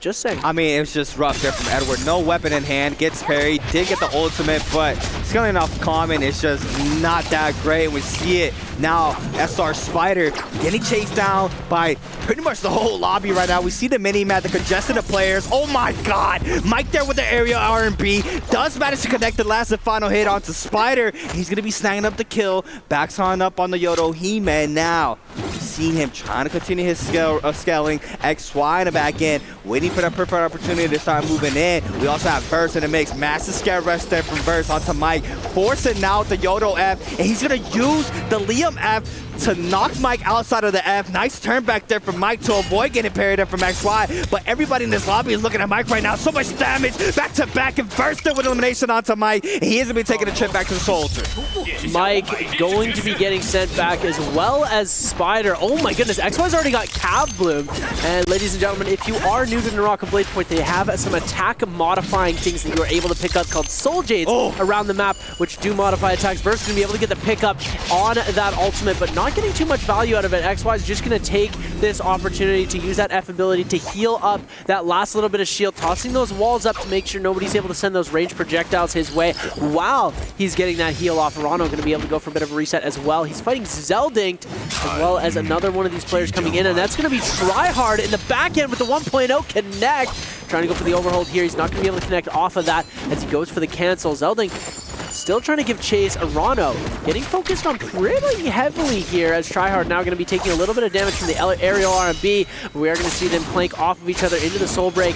Not going for the throw. The parry's going to come through, but Terrain is going to negate it. Tries to focus that punish on the Tryhard, but Tryhard now in a bad situation. Everything being turned onto him. Trying to go for the overhold here as they're still trying to go for Arano. The crouch parry on the Tryhard. Oh my goodness! Arano now is in a bit of a tough situation against Zeldinkt, trying to go for another parry. If he's able to hit a third one of these crazy parries, this is going to be insane. We're jumping out of our seats right now as we speak. Zeldinkt still trying to give chase into the jump LMB, and that's going to be the kill on Zeldinkt, sending Arano back to the Soul Altar. Yeah, and Zeldinkt, I mean, throughout the whole MSC tournament, he's been that player who has, you know, been in those third-party predicaments and has been able to stop the momentum from a lot of these players. And we see it there. Arano nearly being able to close that out. Does snag up one kill, but he does manage to get taken out there against Zeldinkt, and XY now getting active on the Wu Chen. He has that ult online if needed. X-Chen being the one getting hunted right now. He does manage to capitalize off that first ball throw, and now the Wu Chen ultimate is going to be invested here from XY. It's in the back end R&B there from Verse. It's going to snag an elimination onto XY, and now it's X-Chen against Verse. Both players on neutral. Massive parry from Verse. F called in for the Lonnie. The 1-2 Minks are out here for the dual plays there from Verse. Does have the health advantage currently, and he's going to go ahead and invest the Liam ultimate. Catches the 1-2 spam, and that's confirmation ball there. He's going to go ahead and throw him inside this corner. Massive R&B. Goes for the scare rush, and that is nice there for Verse to pick an elimination onto Action. WBG Verse, he came to play. We've seen in our recent pro tournaments, Verse has really stepped it up. He's started to be able to take on the likes of Spider and Mike, winning consistently in the realm of Yang, and now he's starting to win a lot more outside. Early game, he's picking up a lot of eliminations. We don't see him dying too often to some of our top players, and he's often going to be in those end games. So we're going to be seeing now Spider versus Edward, and it looks like he saw Edward there. He knows that the Kylan is going to be in that fight. We're actually going to get a bit of a replay coming through here. It looks like Edward and TT25 did end up going back at it. The jump LMB combo. Creatives, you got something to say about that. You're the master of jump LMB over here, so. Oh man, the jump LMBs, the terrain, that's the beauty of the Hollow Route map. You're able to have so much terrain in your Fable to continue looping attacks if your opponent is on cooldown. But we have our first Roma Yang posted up now. Verse still getting active against Zeldich, though. We do see Verse on the Liam. Getting aggressed on by Zeldich on the Shayo. The pressure there from Zeldich with that purple dagger. Verse, though, not afraid to get active here. The 1-2 Minks wants to get off the dual blades. We do have a third party moving on in, and it's Action. And they see the Shayo in the mix. They want to try to see if they can try to pick up this elimination with how fast they're kiting back. It looks like Verse has got the ankles, but it looks like he is going to go ahead and reposition for that first Roma Yang of this game. No, the aggression still happening towards his way. Action changing on his attention onto Verse. Does manage to snag up the Yang pass, and now it's just a waiting game. Couple seconds for him to be able to go inside that Yang. He's able to invest the ultimate. As soon as he goes inside the Yang, he can get that ult right back up. Yeah, that's one of the benefits to the solos Yang versus our trios realm of Yang. We have this Yang timer. And then as soon as these players enter the Yang, their skill and their ultimate ability is going to get refreshed. You don't see that in trios, but you will be seeing that in solos. So sometimes you'll see these players investing their ultimate just to maintain a hold of that Yang pass. As you see now, Verse has his ultimate up, and we do see Action also using that ultimate. Oh my goodness! Charged LMB into that. We're going to be seeing Action getting absolutely decimated here by that purple dagger. Zeldich going to try and give chase to this, and he looks like he's popped Shayo ultimate from distance. We are going to see, though, Action has decided to back off as far as possible, trying to still kite this out, as these players are going to start taking their way into the realm of Yang. Zeldich, as the way I'm seeing it right now, the new Fong, the new star. Not gonna lie to you. We do see Spider, though, snagging an elimination onto XY. XY out of game 5 with 0 eliminations, with 13 overall points. But now, a massive scrap off. We have OA's Edward against OUG's Mike. Yoda v Kylan. Gold push on the hand for Edward. F called in very early here for Edward. Playing longsword, though. We are going to have the Yoda ultimate be investment here from Mike. Coachella Bees for the extension there. Now, the Kylan ultimate is going to be used here to respond against the Yoda ultimate. Good on the 2 slashes. The overhold there off that Yoda ultimate. Manages to clip. That's 1. That's 2. Gets clipped off the wall. Doesn't be able to get the full rotation off of that TOD. And now Edward finding to stay in this fight. The slash there is good. Forces out the Yoda F. And now looks like Edward and Mike go for a quick reset in. Mike, though, I believe the F is back up from cooldown. Eats up the damage off the 1.0 off the longsword. Goes for the slap. Massive parry here for Edward. He can extend it, but it not even matter. Edward coming out top here against Mike. And he's letting us know who that is. Edward once again here in this fight, being victorious in this realm of Yang. Look at that. The camera looks right into the camera and lets you know who's boss is. We're going to be taking a look at our next realm of Yang. This is going to be Frostus taking on Arano. This is another huge fight, because if Arano does end up winning, this is going to give him a huge chance of getting MVP. We're going to see Pryo give it over to Frostus into the extended double uppercut. Oh my goodness! Frostus, you're a demon. Ultimate is down, and he gets the shotgun burst into the elimination. Absolutely decimating Arano.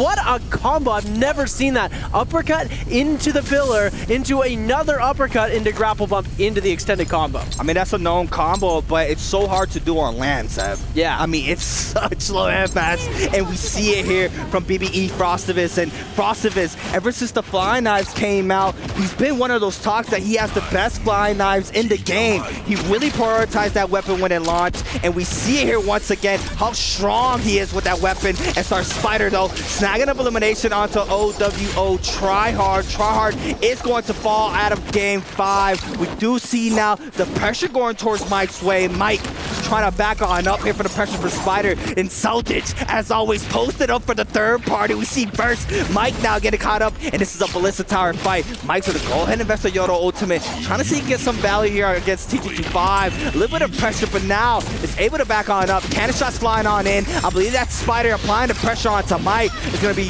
forced to recast the ultimate this time around. Burst on the bottom side. We have someone on the Ballista. So many players posted up on the top side. Parry connects.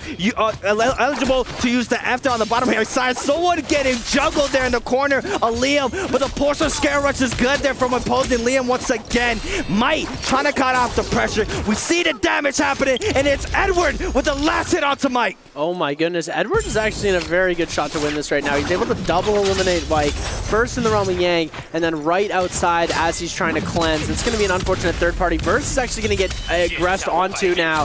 This is going to be Edward trying to see if he can get this elimination, and taking out Burst is going to be his best shot at coming through with a crazy sort of elimination. Edward, oh my goodness, that Burst is eliminated here, so we are going to be seeing him taken back to the Soul Altar. TG25 now, hard aggression onto Edward, trying to see if he can get some sort of elimination with that Syra ultimate, but TG25 gets eliminated, and Edward picking up his 4th elimination of the game, getting himself on tied with Verse, but now Frostus trying to keep that chase up. 31 seconds left, and it looks like he's just going to give the kill to Frostus as that timer goes down. He doesn't want to lose that Vermilion Birdmite buff, so he's going to be able to just give that elimination away.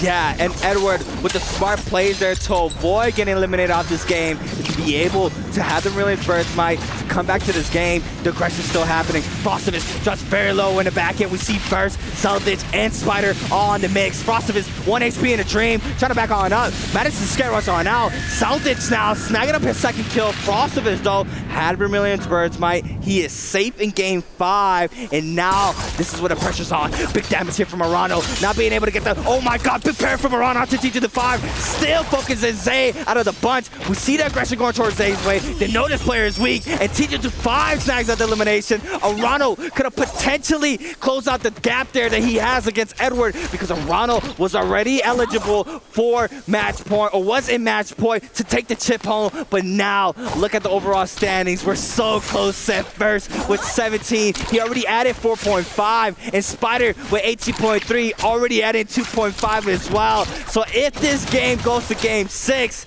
it's going to be a lot more pressure in those 2 players who are already in match point. Yeah, it's going to be extremely difficult for Arano to be able to climb back up here. He only has 1 elimination so far. He needs this Realm of Yang. He's getting absolutely decimated right now. Does pop the ult to try and gain some stance.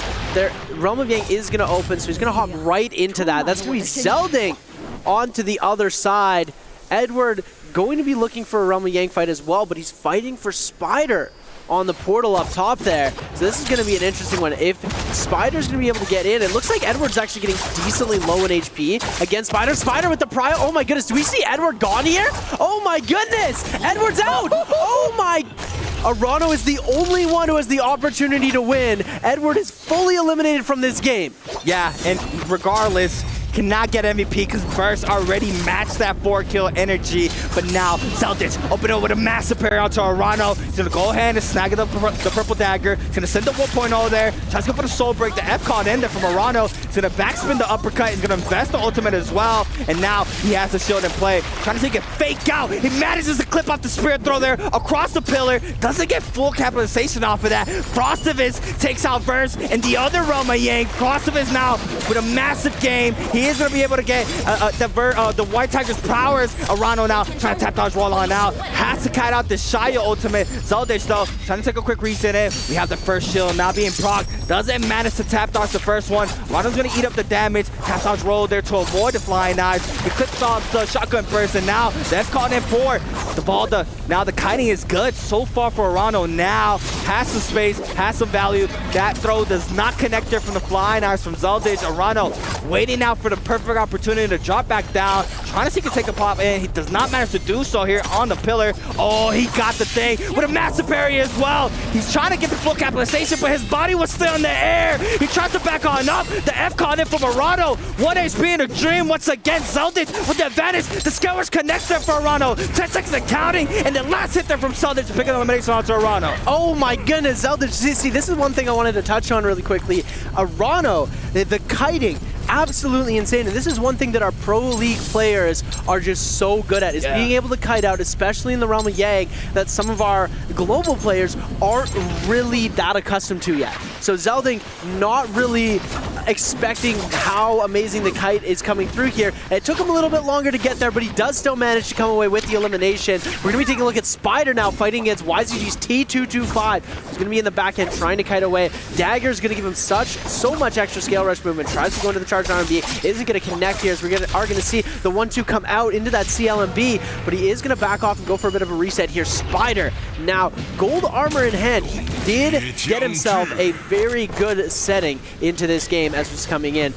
We've got Zelding and Frostus both with our White Tiger's prowess buffs, and Verse and Arano both on that Yang depletion. So it's going to be an interesting one to see how they're going to be able to cleanse this here.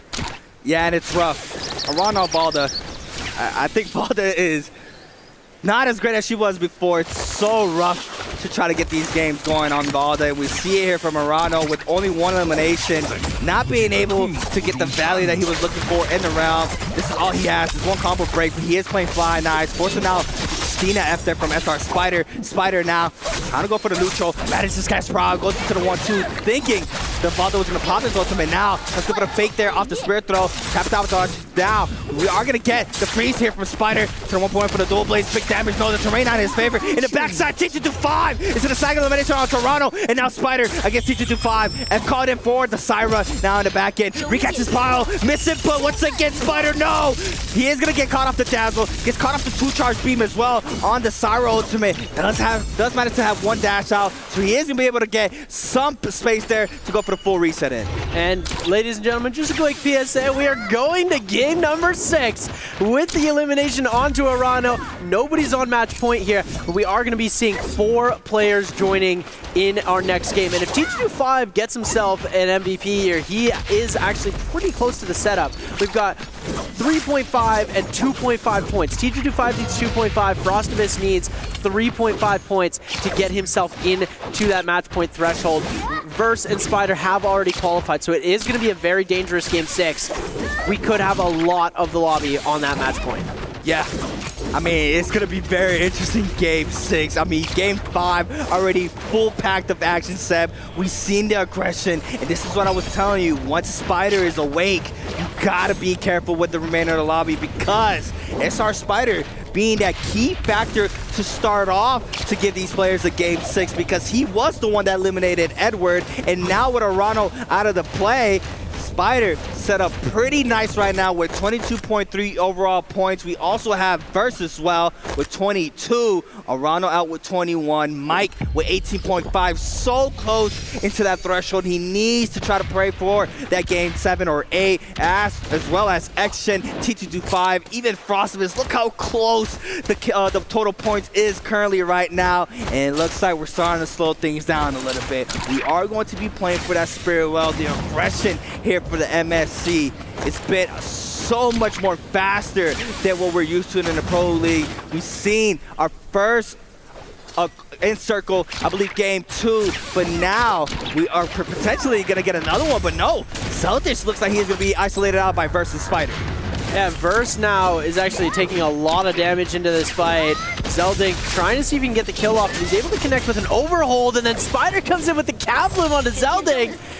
Looks like they're starting to focus the Shy all out here, but Verse still an easy target to hit. The jump LMB into the jump RMB coming down, and there we go. Spider able to pick up that elimination, putting himself onto 4 kills, tying it up. TG25 actually still on 5, Frostus on 4, Zelding on 3. All of these players with a decent amount of kills under their belt, as we're going to be jumping in to our final 4 of game number 5 as Circle 4 makes its way on to Circle 5 in about 47 seconds. We're going to be seeing them start to get pushed a lot closer together. Spirit Well about to get ready to drop, and it looks like Frostus has already got himself ready to cover the regular Spirit Well that's going to give him that Mystic Might buff. Zelding, on the other hand, as well as TG25, look to be going for that Yang Spirit Well. They're going to keep eyes on everything just to make sure that everything is going right. You can see the eyes darting back and forth. These pro players are looking at every single bit of information on their screen to gain themselves an extra advantage into this fight. They're going to be looking at their minimap. They're going to be looking all around to see where their enemy players are, moving their cameras respectively, as we see that. Look at this. That Soul Jade that I was talking about earlier, the Cavalry Bloom that Spider has, allowing his charged RMB to have movement. Oh, parried out of his hands is going to be those dual blades, so he's no longer going to be able to use that to gain any sort of momentum or space. It looks like Zelding going to be the one to capture this Yang Spirit Well. It does seem that Spider is going to try and run back into this, though, as fast as possible. TG25 now beginning the contest. Zelding starting to back out of here, and it looks like Frostus is starting to join in as well. Yes, and I mean, this is one of the newest things that got added into pro play. It's that Spirit Well with that Yang depletion timer added after if you're not the one capturing. So this right here has given out so much more aggression in these lobbies. Massive parry opener. See everybody investing everything they can to try to stay up in this fight. Massive parry from TG25 in the back end. Zelding's gonna eat up the damage. Swap it on over to the gold staff. And now in the middle of the zone, we have Frostus with Dragon's Roar. Spider still in the pocket with the Justina. This time around against TG25. Frostus manages to catch the Dragon's Roar. Forced to F out there for Spider in the back end. Eats up so much damage. Zelding's now gonna be able to catch Prowl. F caught in from Frostus as well. Now overholding, manages to parry bait, weaves the F as well. Beautifully done there from Frostus. TG25 starting to move back on in. Dragon's running from Frostus, and he can spin that back and stay in gold frame as well to avoid getting parried. But Spider rotates on out inside the zone, eats up so much damage. We see TG25 and Zelding going for the elimination. Spider forced to pop the ultimate, and we see the Yang depletion timer added to Spider, TG25, and Zelding now. So these players need to see if they can try to pick up this kill onto Spider. We do have a good kite so far here for Spider, but he also has the flag in hand. And one thing that I just wanted to mention, it is such a big brain play that Frostus just made there. Oh my goodness, the meter dump onto Spider, but he doesn't get the connect. He needs to hold into this realm for 10 seconds. TG25 going to pick up the elimination. Who gets the bloom? Who made the cleanse? Did Frostus steal bloom? Oh, he did. Oh my goodness, he totally did. As we are going to be seeing now Zelding getting brought into the sky, into the 1-2, but the ultimate is now going to get popped. They're going to try and push TG25 out of the circle here because they don't want him to cleanse that Yang depletion. We're going to see this could be elimination for him, but he's just going to use that ultimate to get that secure hold in. And Frostus is looking clear and set up to get himself a really good placement into this game. He's already top 3. One thing I wanted to mention earlier about Frostus, while this ultimate goes down, Zelding is going to be taking a lot of damage here, but Frostus went for the original Yang, got himself the buff, which we usually see these players wait to capture that Yang because it does cleanse Yang depletion. But instead, he used the extra ultimate from that buff to then come over onto the regular Spirit Well or into the Yang Spirit Well and capture it. He used every single boost that he had from his buff to get both of the Spirit Wells. I mean, right now, we see Frostus with 4 eliminations on the board.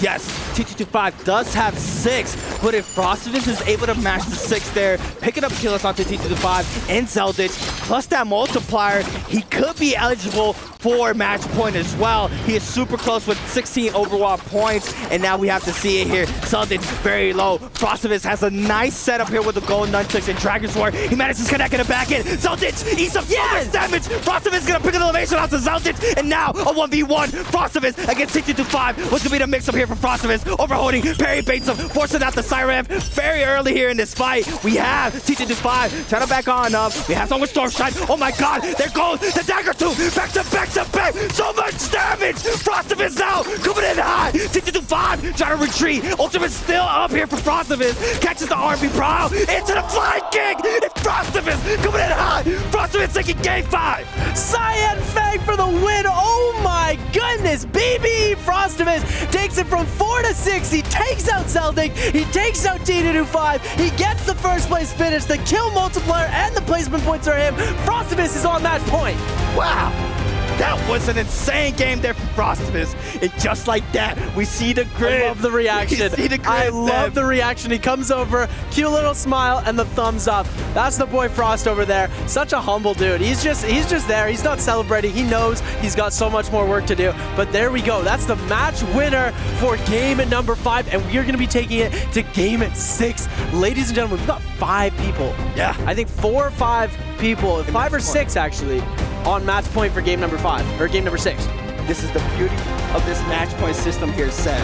You can just slowly get your way up there. In this case, 19-point threshold, and out of nowhere, you're just up there to be able to take the chip home. And oh my God, it's been a crazy game 5 on Holleroth.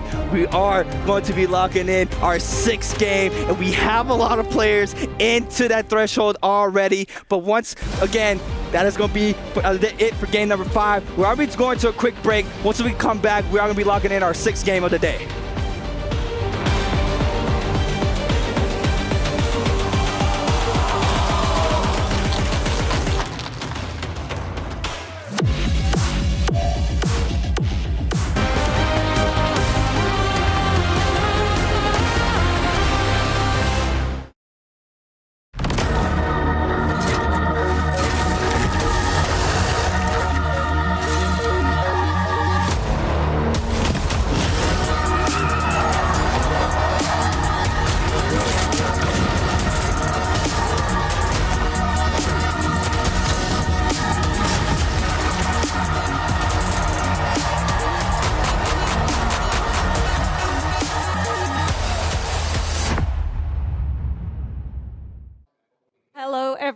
I'm here at the SNB Esports Arena, where I'm going to be getting a little bit of a behind-the-scenes look at Crossfire, because a little birdie told me it's going to be really affecting the championship rankings. Hi, Wendy. Hi, Moxie. Glad to see you here.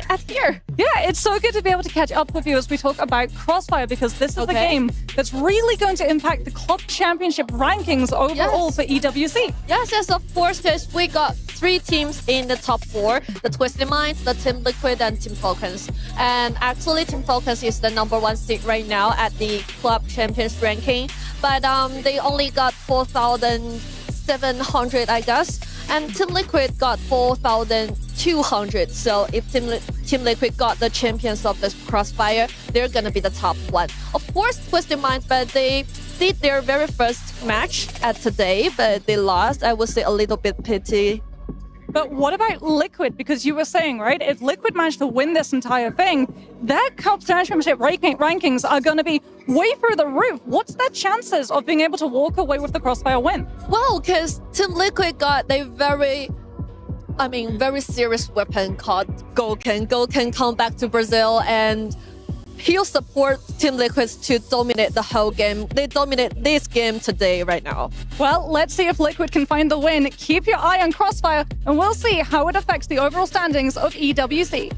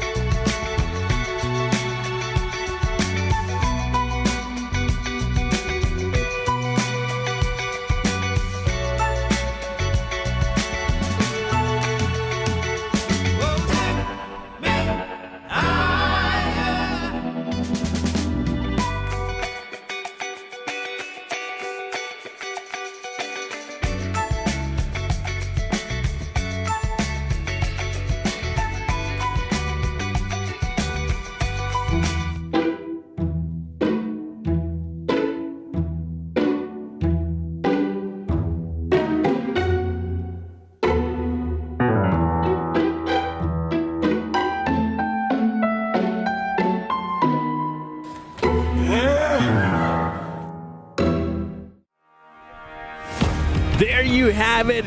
It wasn't a finish in Game 5 like HitBrain was alluding to. Everybody was saying no. And we're talking about which player is going to be able to step up. It was none other than Frostus, Raven. How happy are you about this one? You've been smiling the whole way from our green room all the way to the couch. I'm not surprised, HitBrain. It's not going to end in Game 5. We're going the distance. And the international global scene, our global champion, Frostus, I said it, he was going to show up big. He wasn't going out like this. My man has been dialed in this year, and anyone can win this. There's mini tournaments going on every single round. The MVP is super important to all these players. Frostus shows us what he's made out of. Now, you do have a technicality that he's part of Pro League, but he'll always have his heart to the global scene, to SCA, to NA, who he truly represents. Mr. Worldwide. I am very lucky that the makeup team have gone home, because otherwise I'd be wearing clown makeup right about now. It was a game where I got caught off guard by, it felt like Edward actually was going to be able to do that, and Arano actually wasn't the person who was going to be able to do that. And I had the expectation that Edward was going to get knocked out, tilt himself, and then Arano was going to pop off. And it was almost the opposite side of that, but we did get very close to a Game 5 finish. I don't want to make the same stupid claim, but a lot of people just got to match point threshold and the eligibility going into this Game 6. I think it's now 6 players or 7 players. It's quite a lot of players have now achieved enough to now hit MVP, and they're all the players playing very well. So I don't want to say it because I made a fool of myself earlier, but I actually do think Game 6 is probably the one. You were just delayed a little bit. Yeah, I was just off by a tiny bit. I see you, Duncan. You're itching to talk. What you got in your mind? Well, I mean, it's anyone's game, man. We've got a match point for so many different players. It becomes, have they got it in them? I said it earlier, mentality is super, super important, But Frostus, oh my goodness. We see it on screen right here. We got the red tome coming through from that Yang Spirit, the Yang Spirit line, doing so much work for him, and he crushed. He locked in and just pulled away with the victory, and it's really good on him because he wasn't going all that well earlier on. Yeah, and I mean, you mentioned it too, HitBrain. I really thought it was going to be Edward finishing. He was able to win the Yang against Mike. We thought that Mike was going to end up winning at that point, but that wasn't the case. Edward was able to pick it up in a great way. Yeah, absolutely. Absolutely. He locked in, buddy. He is. I'm glad you mentioned Mike, because I think if anyone's going to continue my streak of looking like a clown and we start to build a circus around here, Mike is the one guy now who isn't on match point threshold. He's like 0.5 of a point off. He could pop off in this game. We've been bigging him up all day. He hasn't really had that Mike performance. We haven't had that X Factor from him yet. He's the one person who can continue to make me look stupid. That might be the case. It might change. Let's say match 6. We'll have to wait and see. But let's take a look at the match MVP brought to you by Sony. None other than Frostus. I mean, 18,000 damage, Raven. Up to those 6 eliminations. Can he continue on? Can he follow on this momentum? Of course you can. I mean, you see it right here. When you do a lot of damage, you win the game, because doing the most damage is one of the most important things that you can do. Those 6 kills, all coming with that damage, Duncan. And moving forward, like you said, HitBrain, this is one thing we're going to agree on. It's funny that you mentioned my line that Mike will be not letting that happen. We're taking both sides now. I don't know what we're doing. But yeah, Mike, this narrative just keeps happening. If it's not Mike, Spider. If it's not Spider, Shenyuan comes back. Don't sleep on Shenyuan either, or even any of the global players. They or Tryhard can still have a big round. The skill level is not bigger than 60-40. It's close to 50-50 between all these players, and that's what makes NARAKA so exciting. Oh, it is exciting. You guys have been talking about, you alluded, it could be up to 6 players currently hitting that match point. Technically, we could go up to match 8. But if we're looking at it here, you're absolutely correct, HitBrain. It is the top 6 right now passing that match point and possibly being able to get the win when we go to match 6 and T225.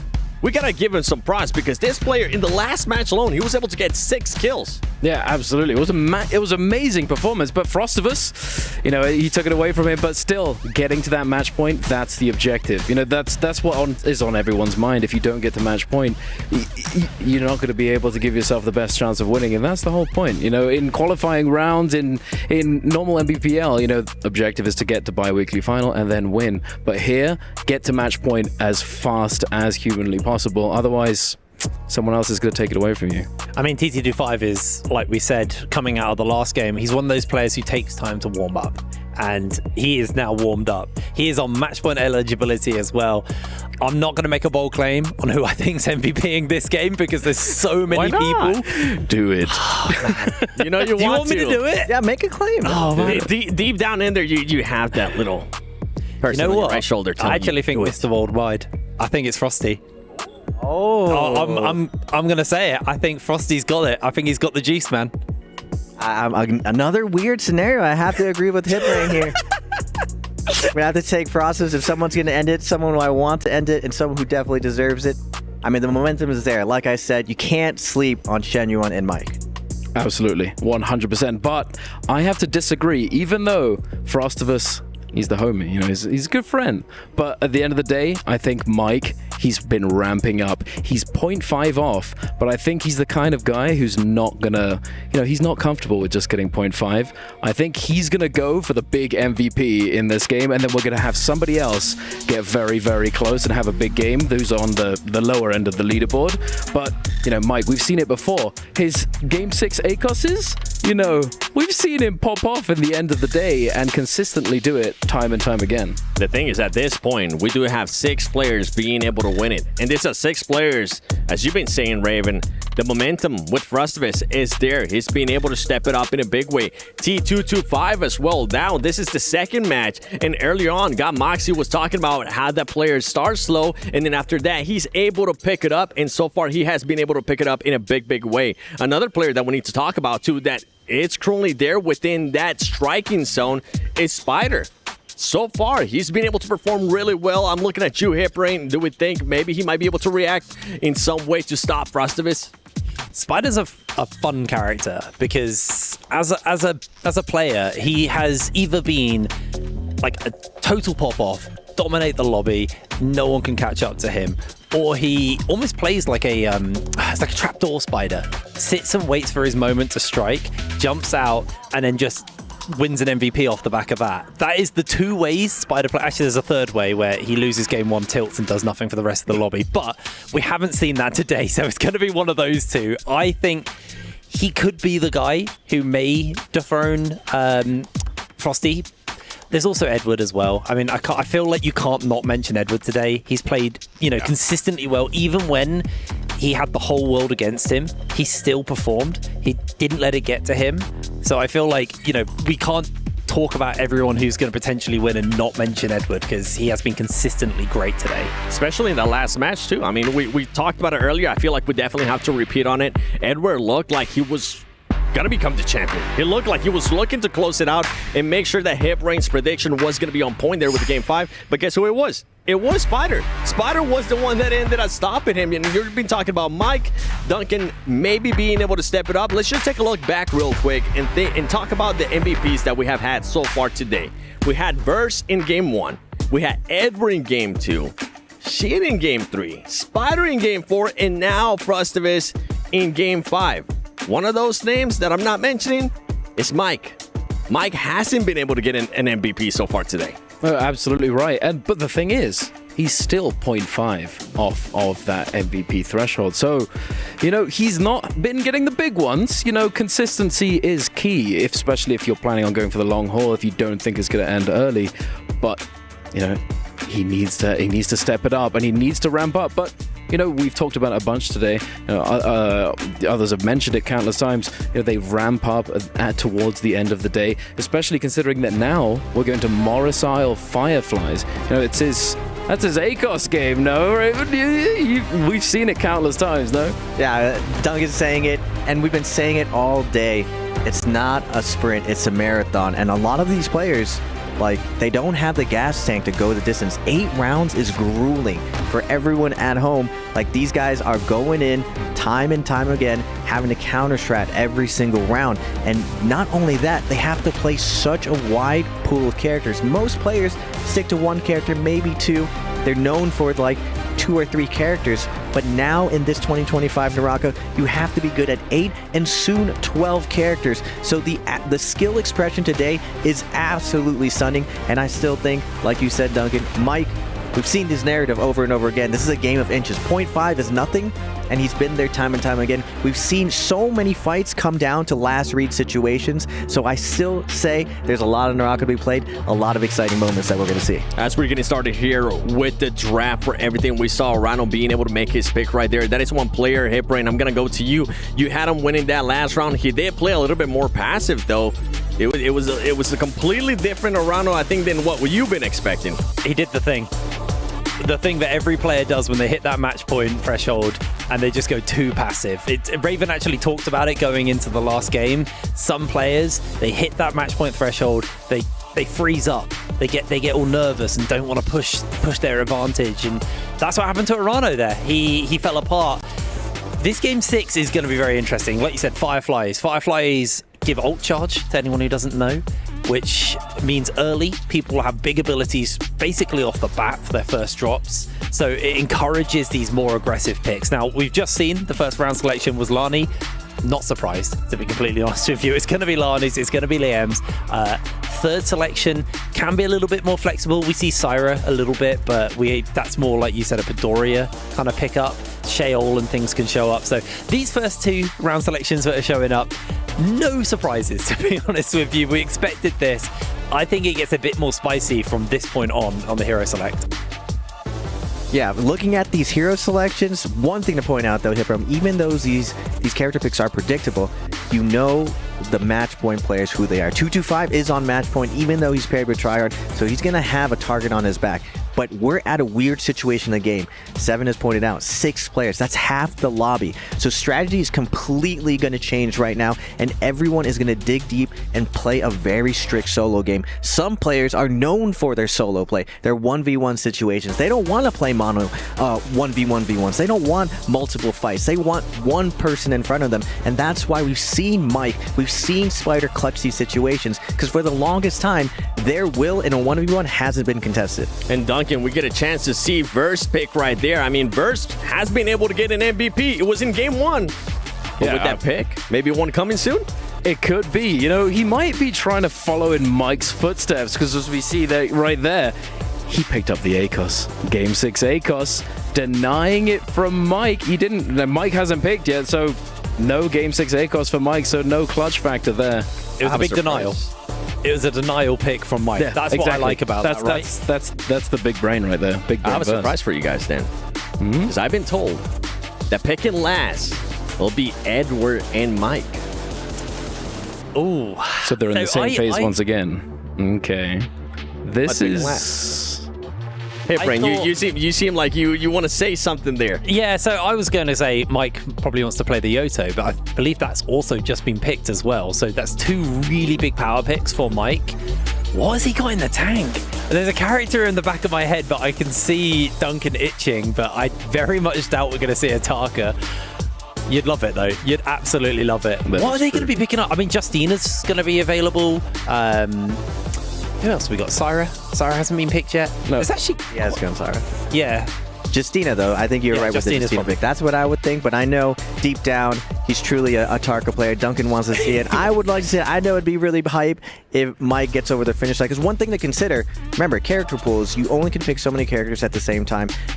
And your character bang at the end of this, you need to find the right character. And Action, Frostus, going with the Syra and the Justina. Both these characters have been performing super well today. I would say something that surprised me today is how well Syra has done on this stage. Normally Syra hasn't done as well, but it looks like a lot of the Pro League players went back in the lab, ironed out some details, and she's been performing well inside Yang and in these endgames. No, I mean, you're absolutely right. We've seen Syra overperforming, and I'm not... I couldn't tell you why, really. I think you're right, that they've just gone back and they've they've reconsidered what she can do and what she can bring to the table. And I think that that might potentially have been sparked by the fact that Syra on the live patch, as we are playing on a previous patch, you know, live patch, Syra has been changed and nerfed. Perhaps this is the last hurrah for Syra on the big stage, because when she does receive her nerfs, I don't think she'll be making many appearances, you know, in the future. But who knows? Who knows what happens with Syra? This round 6 is fun. We've had a lot of the kind of power picks and even the more chill personality picks taken off the board. The Akos is gone, the Justina's gone, the Syra's gone, the Sheol just went out the window. What is actually left in the tank here for this final pick? Yoto's also gone as well. I'm holding with bated breath. I very much doubt we're going to see something like a Tarka. I reckon it's going to be, unfortunately, my favorite, and a Valda showing up here. But this is the final pick, and this will really decide if Duncan's about to have the best day of his life or not. Before it's shown, which one is it going to be? I don't have. Go with your heart. Come on, you know you want to. Send it. You know, it's definitely playable. You know, he's okay. So just for some. Okay, this is the Tarka Yab. It had to happen today at some point. All right, so he got reworked, and then it was all right. You know, he wasn't super strong for pro play. Wasn't getting picked up too much. That was the old rule set. But then he gets nerfed. And then he actually becomes a little bit better in pro play because they changed the rule set. But much to my dismay, looking at the screen at the moment, neither of them have picked up Tarka. To be honest, though, I'm not surprised. It was a hope, and it was unlikely. But who knows? If we do go past this game, it could happen. Something spicy, though. Everyone saw it. The Wu Chen, it hasn't made his appearance all day. We've seen Yodo, and we saw something super spicy from Edward earlier in the week. His Wu Chen with the alternate variation of the teleport swap on Wu Chen was doing numbers. He was able to bob and weave off spawn, find different kills, and get out of sticky situations with that teleport. No one else has been playing this variation for Wu Chen, so I'm not gonna lie, Edward, this might be his moment if he really seals the deal and gets over the finish line with this surprise pick. Predictions are being made, expectations are being set as we are about to go into Game 6 of NARAKA BLADEPOINT Mid-Season Championship at the Esports World Cup Festival 2025. Will it end right now, or will we go maybe to match 7 or 8? Anything can happen here. I'm ready though. Can it end here on match 6? Casters, take it away. Thank you so much, 7. What a lovely guy. Getting to meet everybody in person, first off, is just one of the greatest things. Going from the TV screen to in person, one of the best feelings ever. And getting to watch these pro players play on this EWC 25 Festival stage, the mid-season championships. We're about to kick off game number 6. I'm your host and caster, Seb. I'm joined alongside Creative, my boy, and we're kicking things off. 6 players are going to be currently on match point. That's going to be Edward Spider versus Arano, Frostus, and T225. Taking a look at our forecast, we're going to be seeing where these players are spawning out. It's going to be Zeldink and Frostus down in the Shadow Jade Mine. Then closer to that Shipwreck Expanse area, we've got T225, and then a huge cluster around Celestra and our money area. That's going to be Tryhard, Shenyuan, Edward, Mike, and Action.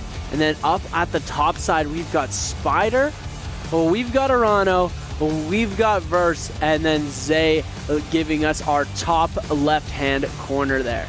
Very nice placement so far, but this is going to be a huge cluster fight right at the beginning. We're going to see so many players aggressing onto each other right at the start. Some of these players going for those Fireflies early, and that's the Firefly area right by where Verse and Zay have started to spawn out. Firefly's going to give him the ultimate ability super early. Zay already managed to get himself a few Fireflies. Arano already has that ultimate available, so we're going to see that getting popped pretty quickly here as he doesn't have a weapon. He's going to go for that katana on the backside. He finds himself some flying knives as well. It's going to give him a huge advantage into this fight.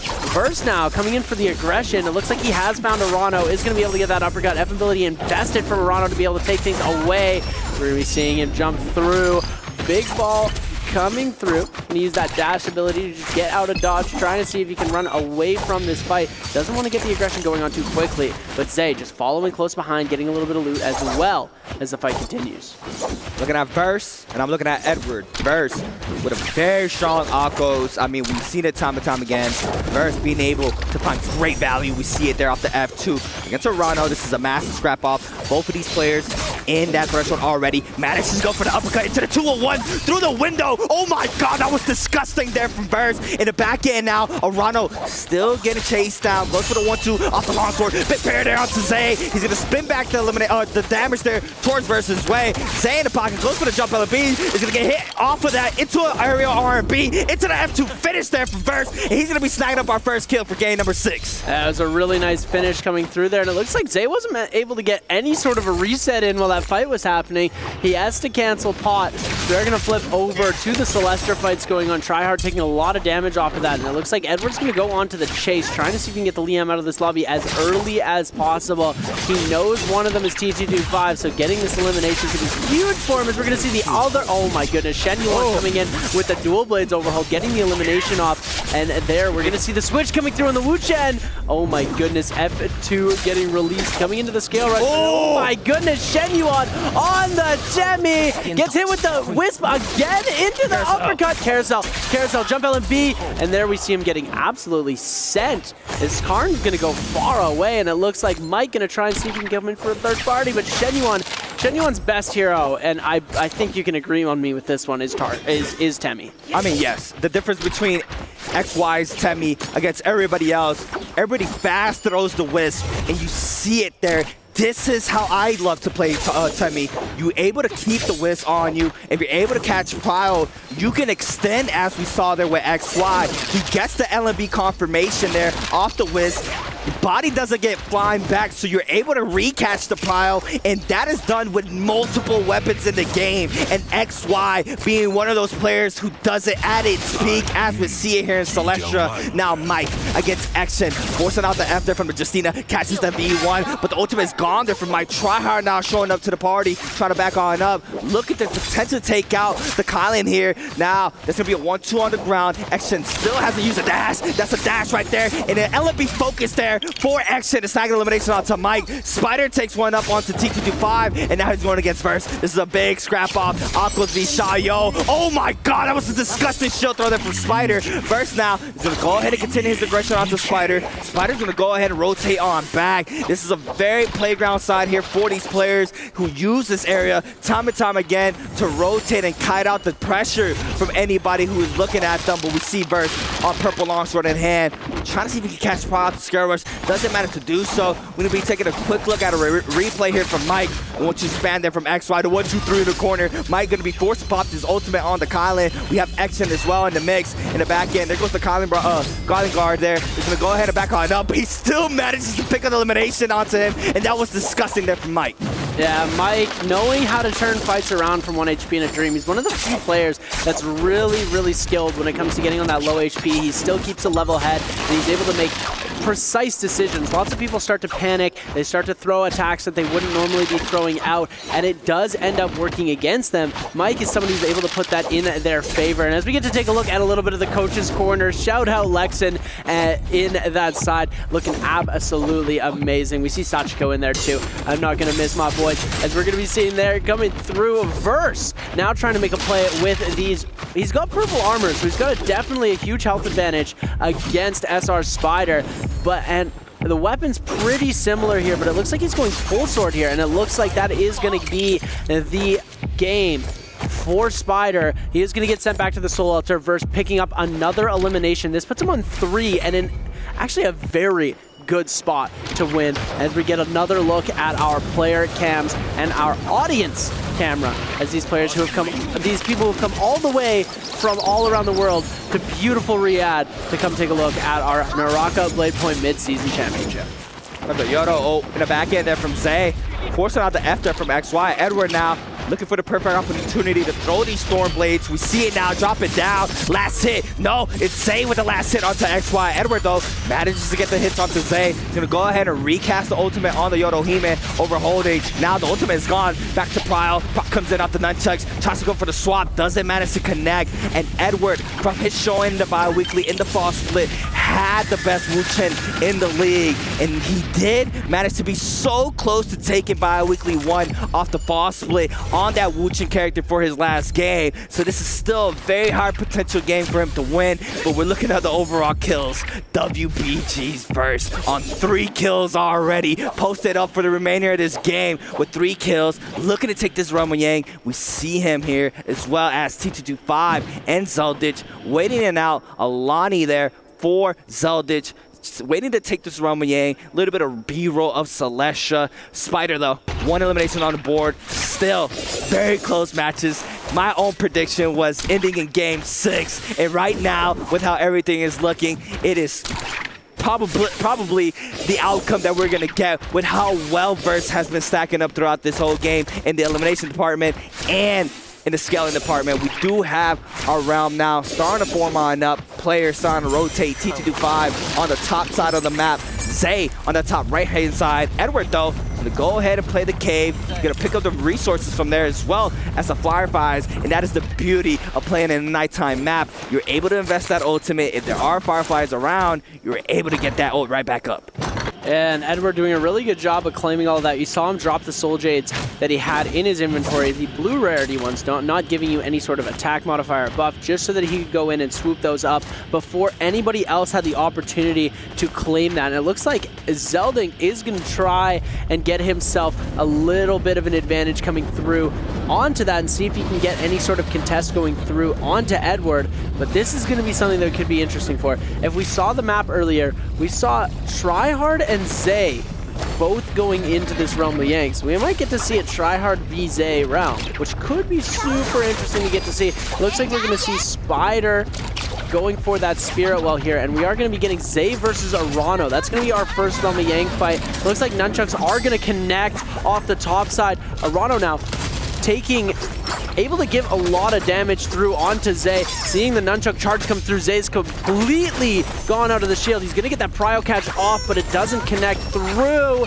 as the F ability does get invested. Now Arano going to send that ball out to try and see if he can get any extra damage. Panic F is actually going to get released into the ultimate here. This isn't a good spot for Zay to be in. He's actually losing a lot of HP, and just fighting as a Yodo into this character, the Lani, is just not going to be the best matchup, as we're going to see Arano's going to be able to maintain complete control of that fight and eliminate Zay right off of that.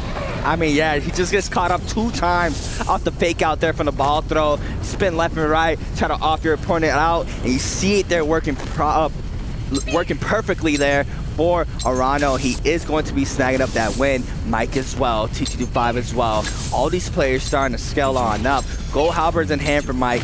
Offer to play the purple flying knives. I mean, once again, that weapon being a staple in these players' hands. They love the flying knives. It has everything. Close range, mid-range, long range. I mean, that weapon overall has been, if not the best weapon in the game. But we are going to be taking a quick replay, looking at the Realm Yang against T225 and Action. Action on the Justina, trying to see if he can find Prio off the flying knives. Oh my god, V1 Leo catches him off guard, gets the jump LMBs ×2, and T225 there with elimination onto Action, and that was just disgusting. And now Mike against Frostus. This was the 3rd Realm Yang. Mike investing that kind of ultimate, gets dazzled there off the Syro ultimate, has F to break out of that, still has ult online, catches the first dash, the second one is good as well. Now full throttling in with the 3 slashes, does connect, and Mike now with 2 kills on the board.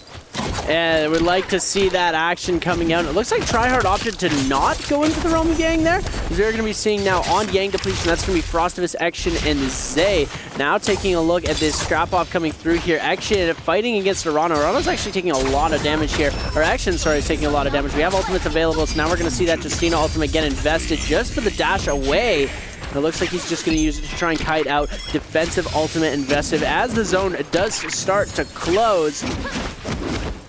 He's going to take it to the outskirts, trying his hardest to get away from this, but the jump LMB going to come in. The second one does connect. but the Justina ultimate dash is going to be used to kite out most of that situation. We're going to see some pistol shots coming through here. He thinks he's on the top side, but it looks like we're going to let him get a pot into the scale rush. We are going to be seeing Arano still trying to give that chase over to the side of Action. Incapable of connecting with him, but he's still trying to keep up that chase. If he's able to get the catch here, it's going to be over for Action, but Arano, he gets the catch into the jump LMB, into another jump LMB, as we're going to be seeing that last little bit coming through. But after that second jump LMB, Action's always going to be able to kite this out. Oh, big parry coming through. The F ability into the scale rush and 1 HP and the jump LMB finisher. CA, you must be so happy with the jump LMB. Wow, but we're looking at the leaderboard right now. Edward out of game 6. One of our 6 players out of the game already. Had a rough on the Wooch and did have a good showing in the bi-weekly for the fall split, but unfortunately here in the MSC did not have the same outcome as we see it here. Already out of game 6, but now first still, he just played this out very slow. He's already up 3 kills. Arano as well manages to snag up that last kill onto Action, and now 2 players on that bottom 6 are out. We have 4 left. 1 has Yang depletion timer. It's going to be Zay. Massive parry to reverse onto Frostus. He's going to eat up all that damage from the longsword. LMB Pro here for Frostus. F2 here for Burst to back on up. Burst now going to be forced to try to cut out the pressure to be able to use the side of this terrain to get the scare rush game strong. Frostus now coming right back in. Grapple LMB. We have a big commotion happening here in the middle of the map. Zay, Celditch, Arano, and we also have another player on the top side. It's going to be Edward. No, it's another player. Tryhard, sorry. Arano now. LMB Pile. LMB to the jump LMB. He's forcing out the F there from the Yodo Hime. He's going to use the F there for the knockback to take that Yodo out into the massive R&B. And Arano now with elimination onto Zay. He's going to snag up his 3rd match of the energy there from Verse. What a play, and that's just the counter ability of that Yodo F2. It's so easy to be able to get them out of that healing circle, where usually beforehand people didn't know how to counter it as much. They would try and go for some sort of way to knock them out, but it looks like these players have the number of these Yodo Himes becoming less and less viable, even though we've seen it so much in the tournament. Frostus is trying to make something happen, but it's just not working for him. Versus just a demon right now into the double grapple. Tries to go for the engraving, but it's not going to connect. We're going to see Frost. Big parry going to come through. No ultimate available for Verse and no F ability. He does have combo break up in a few seconds. Cavalry Bloom going to get released, and Verse getting absolutely sent flying right now, but we are going to see Frostus go out to the F ability. He charges it up to gold focus and takes him out, and that is going to be Frostus game number 6. Yeah, Verse though, 4 kills on the board right now. Looking to take the Realm of Yang. Arano already with 3, waiting for his opponent in the second Realm of Yang of game number 6. Who is going to take it? And it's going to be SR Spider, another player in the top 6. Waiting this out, gonna go ahead and pop the tuna. Gold fist plays in hand, and this is where it all matters. SR Spider against WZ Arano. Shayo versus Lonnie. Now, it's gonna be Arano starting up high with the pistol shot. Doesn't manage to connect. The drop down hit from Spider. Goes to the parry bait. Doesn't manage to connect. Arano now, both players parry. Click comes in there. Wingus is good there for Arano to dash through. And now Spider, both players literally mirroring each other's moves there with the pistol shots. Overholds LME Pride there for Arano, forcing out the Shayo. Spider now playing around the pillars. The 1-2, Arano as well, invested the F. Army focus there, cancellation there from Spider. Jumps to avoid getting LMB Pride. Arano now trying to look for the scare rush. Scare rushes to the RB focus, and now since the LMB focus gets the damage, health is even. Pistol shots come in. Shayo ultimate invested. Arano now potentially has the upper hand. No, the Shayo is able to block all the balls here. Spider now is gonna go ahead and take a quick reset in. Arano as well take 1 pot in the back end. Now Click comes in. Which will be the mix-up. Shield throw is good there for Spider. Arano now. Tap dodge is on now. Another shield proc there for Spider from Arano. In the back end now. Second shield throw is good there for Spider once again. Arano just has to wait it out. Both ults are gone now. Back to neutral. RB focus connects for Spider. Back to to 5 there for Spider onto Arano. And now Arano is going to go ahead and try to cut out the pressure on the top side. Playing the pillars to scare rush on out. drops right back down, still applying pressure. Arano click comes in off the scare rush, overholds, massive parry there for Spider, and that could be enough damage. The R&B focus there for Spider, and Arano's gonna fall, and he is gonna be getting that Yang depletion. Oh my goodness, Spider with the parry to be able to finish that off. That was such an intense battle. The way that these players are able to just mirror each other's movements, get these abilities going at the exact same time, the timing, the spacing, the amount of skill that these players are putting in to this game is absolutely insane. As we're going to be seeing Zelding now trying to see if he can get the chase off onto Tryhard. He's got that blistering edge Soul Jade on the Pulse Sword. He's going to try and send out that flaming burst that does so much damage and also does that burn tick that's going to make it incredibly difficult to get out of. We're going to be seeing Arano now trying to keep the press up as well on the third party, but it's not connecting too quickly with there. We're going to see him try to go for the scale rush. Mike has now jumped into the mix. Mike is now at 3 eliminations, Verse on 4, as well as Arano on 3. So Mike is definitely trying to go aggro for the MVP here. He was able to pick himself up an elimination in the realm of Yang against YZG's T225, who's using that V1 ultimate. We are seeing how he was able to do that in our replay system here that the lovely team at the EWC has been able to put together for us. Mike now, Kylan ultimate invested. Looks like he's trying to go for something pretty crazy here against Zelding, but Zelding's doing a really good job of kiting everything out. And now we're flipping over gold dual halberds in hand, trying to see if we can make anything happen, but it looks like it's going to be unable to connect. But the follow-up going to come through. F ability invested. Zelding 1 HP in a dream right now, going to try and kite this out, but it's looking like it's wraps for him. Tryhard has been fully eliminated from this game, as we do see that happen here off camera, as he was trying to kite this out earlier, but now has been eliminated. Spider now jumping into the mix of this fight. Zelding is back up to a decent amount of HP. It looks like he was able to get an armor swap and a reset in, and now everybody's still giving the chase down on Belen. Yeah, I mean, Zelding with common armor, just like a fish in the water with sharks. It's just so easy to apply so much damage, especially now. We see gold fist blades in hand for Spider. So much damage being able to come on out. Massive parry there from Celtics, I believe. Does massive back on up. Who's gonna pick up this elimination? It might is able to get this kill, but no, it's First. And First now with 5 on the Akos. Very, very big there for First now, picking up 5 eliminations. And we have T225 still with Yang depletion timer. If Mike falls, we can have our MVP, and we are going to end at game number 6. Mike now picking up all the resources there from that falling body. Spider backs on up. First now getting applied some of the pressure. We see Spider and First are gonna get hit there from the remainder of the lobby. We have the Aqua's ultimate out here from First. Spider now trying to back on up here in the back end. We do have him being able to kite out the pressure. Cancels the ult, has 18% on the ultimate. T225 and Spider both being those 2. And Spider's gonna pick an elimination onto First, and that's 3 for Spider. Spider moves on up. First with 5, but if Spider's able to close on out, he can take the MVP right now, as well as Arano with 3 on the board. This is super close here, Seb. And look at that, T225 actually managed to cleanse his Yang depletion off of Spider's elimination. He did manage to snap up that Soul Bloom before Spider was able to claim it, as we are going to be seeing coming through here. So it is anyone's game. Verse has been eliminated, so Verse is no longer in the talks for being able to hit MVP. He's actually plus 6 points, so no, there's no way that Verse will be able to come away with the MVP, just given the fact that any of these players are going to be able to catch up to that point threshold and surpass that if they get the kill multiplier. So Spider, Arano, and T225 are looking for the win. Mike is looking to keep the game alive for the bottom half of the lobby. And I have a feeling that Mike is going to MVP here. Just something in the air on this beloved OG map of Morris Isle is telling me that we're going to be seeing OUG's Mike taking away game number 6. We're going to have to wait and see it.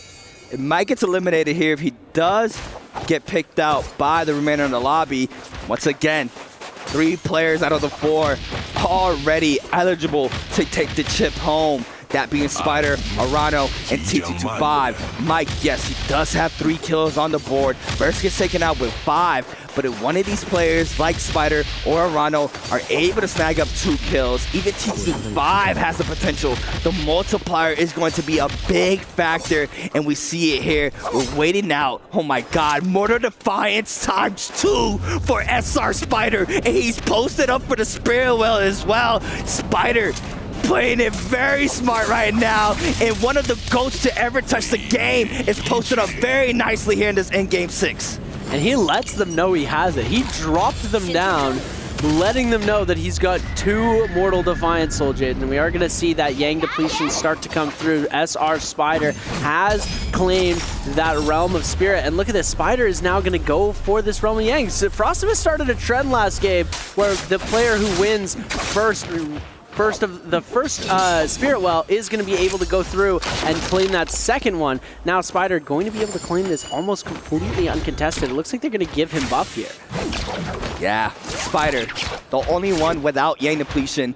And a lot of the pressure has been happening going towards Mike's way. He still has ult online. Now Spider, a little bit of love tap here from Murano. Spider's gonna be able to catch the R&B Prowl in the back end now. Flag trying to get captured there from Murano. We see Mike now coming in hot here with a Calvary Blue. Raw uppercut in the back end. Spider with the R&B focus there onto Murano. Goal long sword in hand once again. LB there from Mike in the back end. Murano now getting sandwich in the backside. Comes in. And now Phoenix blasts up a lead bow shot as well. Murano's gonna be forced to pop this ultimate. And Spider snags up the kill. And that's 4 on the board there for Spider. And Spider now might coming up hot here with a big parry. T to the 5. Now he's gonna be forced to back on up. Spider sees that player low in the backside. Jump LMBs gets caught up with the V1, but it's not be able to do much because the F is still online there for Spider. T to the 5 now trying to fight back with that purple fan. And Spider has the upper hand once again. Just waiting for this ult to completely run on out. There goes the TP. Spider can just wait this out. That's all the charges on that Liam ultimate. Mike still has Yang depletion timer, and he's choosing T225. The pressure's gonna be going towards T225's way. Spider, WB, engraving. Mike tries to go for the follow-up off the R&B. T225 still kind of out the pressure. Bane in the middle. We could potentially get a Bane hit there onto T225. He's playing with fire. Mike, though, still not being able to find T225. Scare rush for Spider. They're trying to see if they can catch that player. Mike spots him in the backside. T225 now forced to back on up. Now, who's gonna pick the last hit? That's one mortal. Mike now in the back end still drops half of that gold armor. Spider still looking for the last and final hit. T225 with no armor online. Mike's gonna go ahead and invest on Kylan ultimate in the backside, looking for the hits. But T225 has a beautiful kite right now. Nobody being able to catch line of sight. A base spawns, but not clipping in the backside. Now inside the wall, so much damage. Mike picks up one, cleanses as well, and now it's a final 1v1 once again. Spider against Mike, 4 with 4 eliminations. Spider still has ult online. The Kylan ultimate is about to run on out. We do see the kiting from Mike this time around. There's used so much resources. The Cavalier Bloom is good there from Mike. In the backside, double scare rush there from Mike. We see it now. In the backside, it's gonna be a full reset in, and we're going to distance here, Seth. Oh my goodness. One will win the whole title. One will keep the game going. Mike with a huge LMB Prow to be able to come through with an uppercut combo. We're gonna see the ult invested into the gap loop. Oh my goodness, Spider's incredibly low. We're going to see the red tome used to just get a little bit of distance coming through. Shio ultimate now popped. 78% on the ultimate for Mike. Mike has the opportunity to save the game for the bottom 6, but keep in mind, Spider has 2 Mortal Defiance available. He hasn't used a single one yet. LMB probably gonna get given over to this side. He's got the throw coming through. Mike is losing so much HP right now. We're gonna see Kylan ultimate invested again coming through, using that to proc the last shield available of Spider, but oh my goodness, he's got the gold armor swap available. He still has 2 Mortal Defiances in the back end. This could be wraps for Mike here, but he's able to get the immortality proc to come through on his side, bringing it around with that Kylan ultimate. Kylan ult is down now, gonna go for a reset here, but this is unfortunate. Spider still has those 2 Mortal Defiance Soul Jades coming through, and that is going to be absolutely insane. Mike needs to dominate this fight. 2 Mortal Defiance. He's got the tome for the red tome for the dagger, and he's also got 1. If he gets parried, he will be able to bring it back. He's got that Varja's grip. Oh, pistol shot through the wall is going to connect. Mike now on the health disadvantage.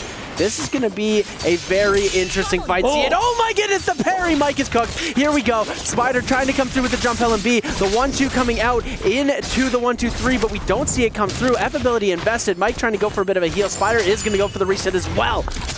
Wow, back to neutral. We've gotten to neutral 3 times already. Goes on the scare rush, tries to go for the parry. Mike now catches scare rush Prowl into the 1-2 mix. RB Prowl uses the dagger tone once again. Weave there from Mike, being able to avoid all those those slashes. Problem for Mike. F caught in for Spider, and I believe this is another reset. No, Mike now by the pressure. That's a fair there from Mike, and now the backside Spider trying to stay up, loses all that gold armor. We have the health advantage going towards Mike's way. The 1-2 makes hit for Spider. Since the 1-0, Mike with another parry has to sap as well. Spider is one shot, one more to the Defiance procs. Now Spider responds with a big parry. Mike now trying to stay up. F caught in. Spider still playing longsword here in the situation. In the backside, catches power. I think Spider does it here. That's RP jump on the beast. The terrain is in his favor. And Spider wins. Spider takes MSC EWC 25 Festival. Oh my goodness, ladies and gentlemen, we have crowned our solos champion for the EWC Mid-Season Challenge 2025 Festival. Here we go. SR Spider is going to be our champion.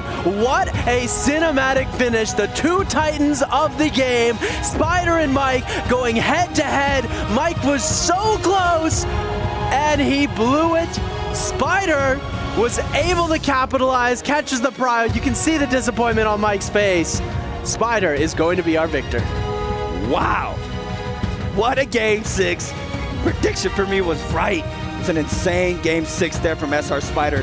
Reclaiming the throne, Seb. Spider, yes, he did win last split there for the fall. But needless to say, before that, he had a very rough time trying to get one of these chips in for the 2025 season. But he does it here at MSC for NARAKA BLADEPOINT at EWC 25 Festival. And it's a massive chip here for SR Spider. And what a set of matches we just got. That was an insane outcome. And we see the smile from Spider, and that is rare to see.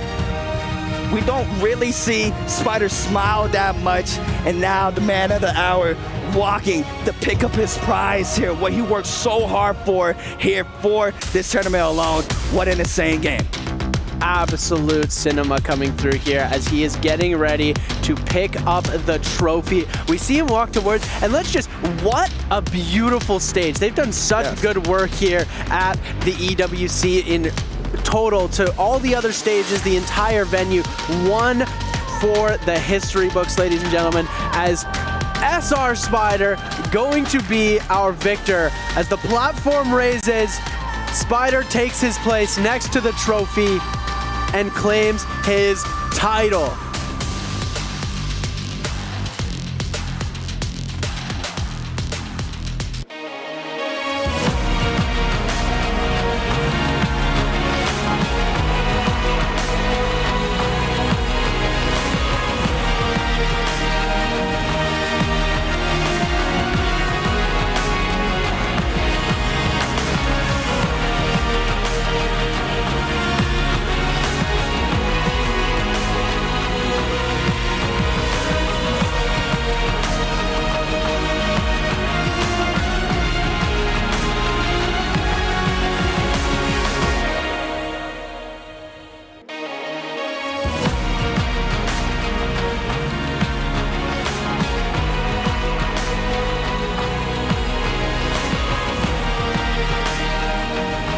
SR Spider, we have found our solo champion. Everyone make some noise! There we go. First of all, Spider, I would like to ask you, try and put into words how you're feeling right now. 现在感觉怎么样？现在感觉非常的激动，因为这是我第一次就是说站在这种舞台上拿下这种冠军，然后也是给我们俱乐部拿下了一个大冠吧。I feel really, really excited, and this is my first time standing on this international stage to get this champion, and also that is a big champion for my team as well. So I know, Spider, you were waiting for this champion for such a long time, and also not only for you, this is the first time for the NARAKA BLADEPOINT competition that we come to another country to have this international competition. So how do you think this champion means to you? 那其实我知道 Spider 等待这个冠军真的等了非常非常久了。当然不光是对你，对于我们永劫无间的赛事来说，这也是第一次来到一个别的国家去打这样的国际比赛。你觉得这个冠军对于你来说意义是什么呢？意义是这么久的 ，sorry。 意义是这么久的努力没有白费。I think I didn't waste my hard try like such a long time. Just finally, before we let you go, you have so many people out there, friends, family, and supporters in the NARAKA community who are cheering you on. Is there anything that you would like to say to them? 当然，我相信有非常多支持你的粉丝，包括朋友、家人都一直以来在台下看着你，一直以来支持你。有什么想要对他们说？首先要感谢一下我的父母，因为无论我做任何事情，他们都是无条件的选择支持我。如果没有他们的支持，我也不会今天站到这里。然后就是一直支持我的粉丝朋友们，就无论就是夺冠也好，打得差也好，兄弟们的支持一直都没有改变。然后这就是我的俱乐部，我遇到一个好的环境，好的训练环境，好的老板，这对我现在的夺冠意义非常重大，也意味着我以后可能会越做越好。Okay, first of all, I want to thanks to my parents because no matter what I chose to do, they support me a lot. So if I don't have their support, I won't stand here. And second, I want to thanks to all the fans because no matter how I perform in the competition, they always like support me a lot. And at last, I want to thanks to my team. I have such a great training environment. Also, I have a great boss, and so they support me a lot. That makes me like I think I can go further and further. Well, SR Spider, I want to say congratulations one more time. I'm going to take this piece of confetti off. That was annoying me. I'm going to get you one more time for the fans and for the people here to lift that trophy one more time. So, everybody, hold on. Ladies and gentlemen, your solo champion of NARAKA BLADEPOINT Mid-Season Championships here at the Esports World Cup Festival, SR Spider!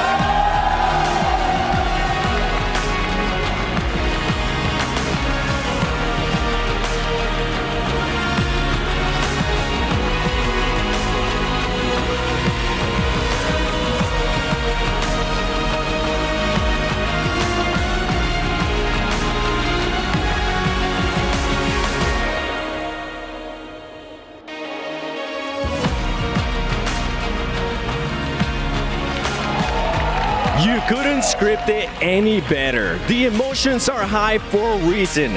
SR Spider, the man that was leading at one point in the J Cup when it came to points in 2024, it got stolen away by Mike. And it's so poetic to get this finish right here at the NARAKA BLADEPOINT Mid-Season Cup at the Esports World Cup Festival 2025. That is those two last players standing in the solo. You couldn't write it any better, Duncan. No, you really couldn't. We've talked about them forever at this point. No, Mike and Spider, they've been the all-stars of NARAKA for the longest time, as long as I can remember. And for it to come down to those two players at the very, very end, and for it to be that close is just, it's poetic. We kept going back and forth. You were looking at me. You were telling me Mike is going to win this. Mike is going to win this. And then, Hipbrain, you were like, no, Spider has this. Raven, you were saying now we're going to get a reset. It was just an absolute insanity, that last part of the match. Yeah, walking through the last moments, like you said, Seven, the drama, it went back and forth over and over and over. This is the absolute most beautiful NARAKA that you will possibly see. And out of all the players to win it, Spider is definitely deserved. The amount of work my man has put into the game and the class act that he is, you see it in all his mannerisms, how he treats everyone. He's one of the friendliest people if you do meet him. He's been trying his heart out, and I'm not gonna lie, Mike, you see that juggernaut, the shadow that he is. Spider barely won that with 2 kill procs, meaning he basically died twice to Mike, but because he had that situation, he was able to clutch it out and close it out, and he went all in. We've been talking about why don't you ult all day. There, he had his ult back up, and instead of pressing an ult, it was literally a razor sharp. If he dies there, we call him foolish, but he doesn't pop his ult, and he gets the stagger. He finishes Mike's off by pushing in his zone, and now we're sitting back and calling him a genius for going for glory. I am so happy that this was the game we got to end on. Not because of who it was, just because of how intense that final fight was. For anyone who's tuned in today and watched NARAKA for the first time ever, that was one of the hypest ends I've ever seen. I've been covering this game for 3 years now. I've never seen a solos final game be that close, that tight. And yes, it's the Titans. It's the two biggest names in solos in NARAKA going toe-to-toe. And they showed us why they're the GOATs. Spider, he came in a season later than Mike, but he has made his mark on this community and he continues to do so today. And no surprise to see him being here as the champion. As we take a look at the AWS post-match player results, over 110,000 damage, 21 kills. We started off the day with Creative saying it's gonna come down to that damage, it's gonna come down to those kills, and this man, Duncan, he's been able to put up those numbers. Yeah, he certainly has, hasn't he? You know, he is the champ for a reason. Oh, we'll have to see how much damage everybody else was able to put up, but 110,000, basically 111,000. That's a lot. That's a lot of damage. And it wasn't just that. He ended up getting the top damage and top kill. So on top of that, he's gonna get some extra money going into his pocket. But here we go. The overall ranking, you can see right there, Spider with those 32 points.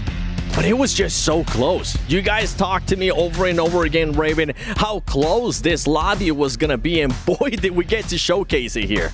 Yeah, you see between the point spread, it's only four or 5 points that from top 6, and it's been this way since the new systems that NARAKA introduced, this MVP system. Plus, shout outs to NARAKA and NBPO, the rule set and the development team for changing this around for solos. It's created so much drama in these end games, and even though we're talking about Spider, he was able to clutch it out. It was so close. Verse and Edward and Arana were all there, and I was trying to tell you guys, we've seen this narrative so many times.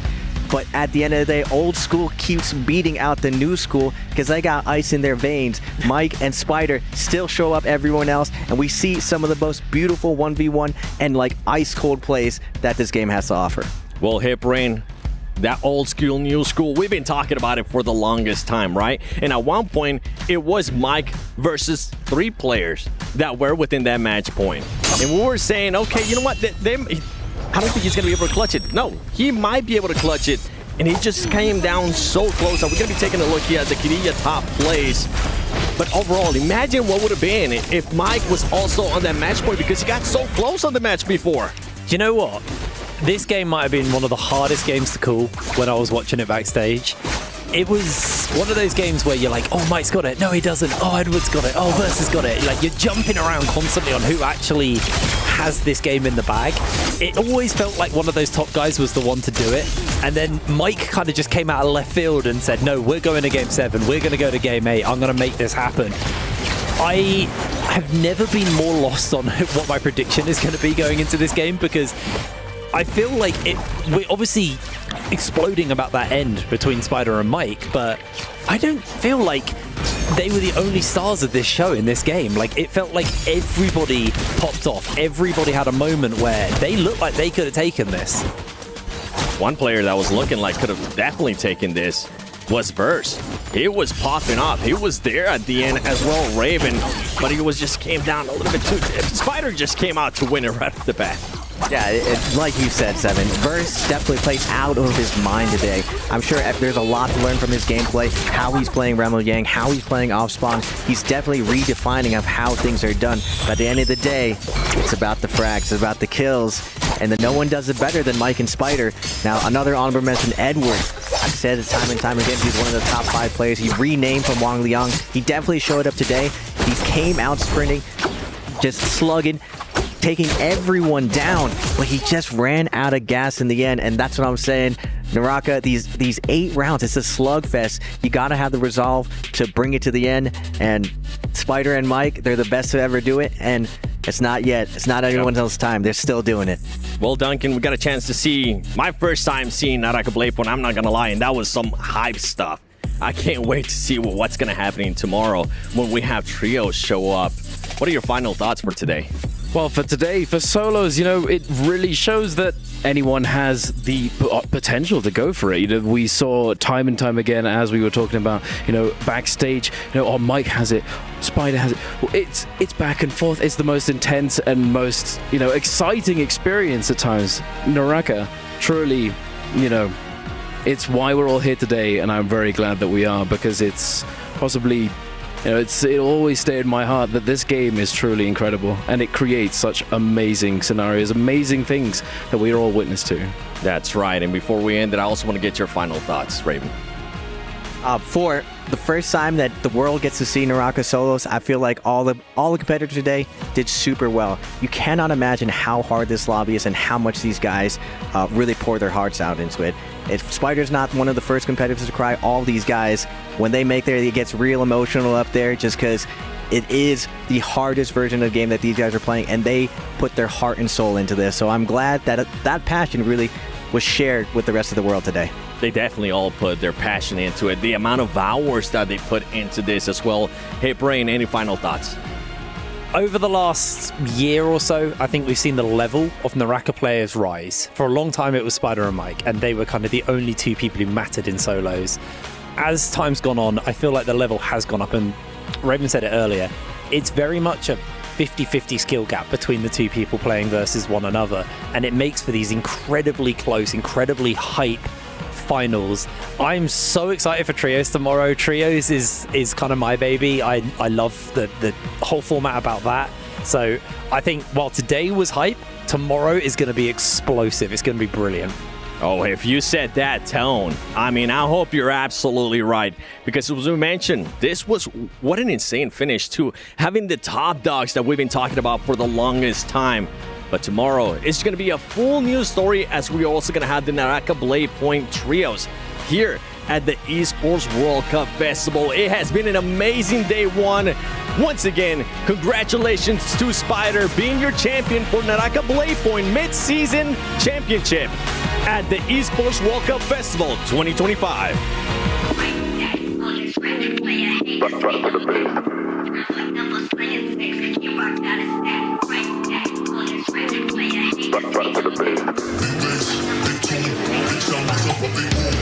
Only getting started when it's midnight, keeping it tight. If it wanna go to war, it can get dark, but we stay bright. Coming like a knight, it's on sight. If it touch my speed, around there wanna disagree when it's clear that I'm speaking facts. A man like me, you know I'm proactive. Never gonna stop till I see the big man's on flats. Hop on the front door, it's like midnight. Don't lose your grip, cause you might fall out again. I'll fight with need for speed. I'm not switching the lane. Pick up the pace. Bro like that, and we're back to the base. Back to the base.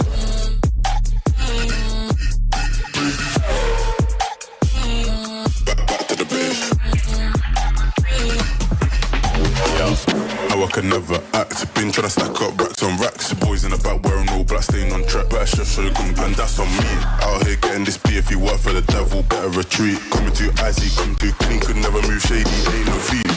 Shotgun, London, what's the outcome? You know, I'm a madman. Just can't stick to the program. Raise up the heat, keeping the tension. Shifting the gear to a different dimension. Red light, speed up, take off. Hop on the front door, it's like midnight. Don't lose your grip, cause you might fall out again. I'll fight with need for speed. I'm not switching the lane. Pick up the pace. What? Throw like that, and we're back to the base. Back to the base.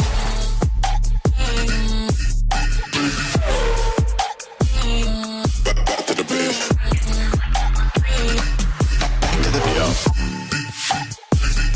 Back to the base. Back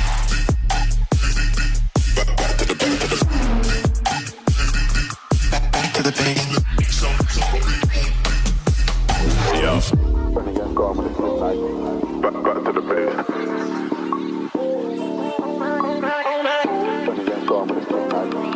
Back to the base.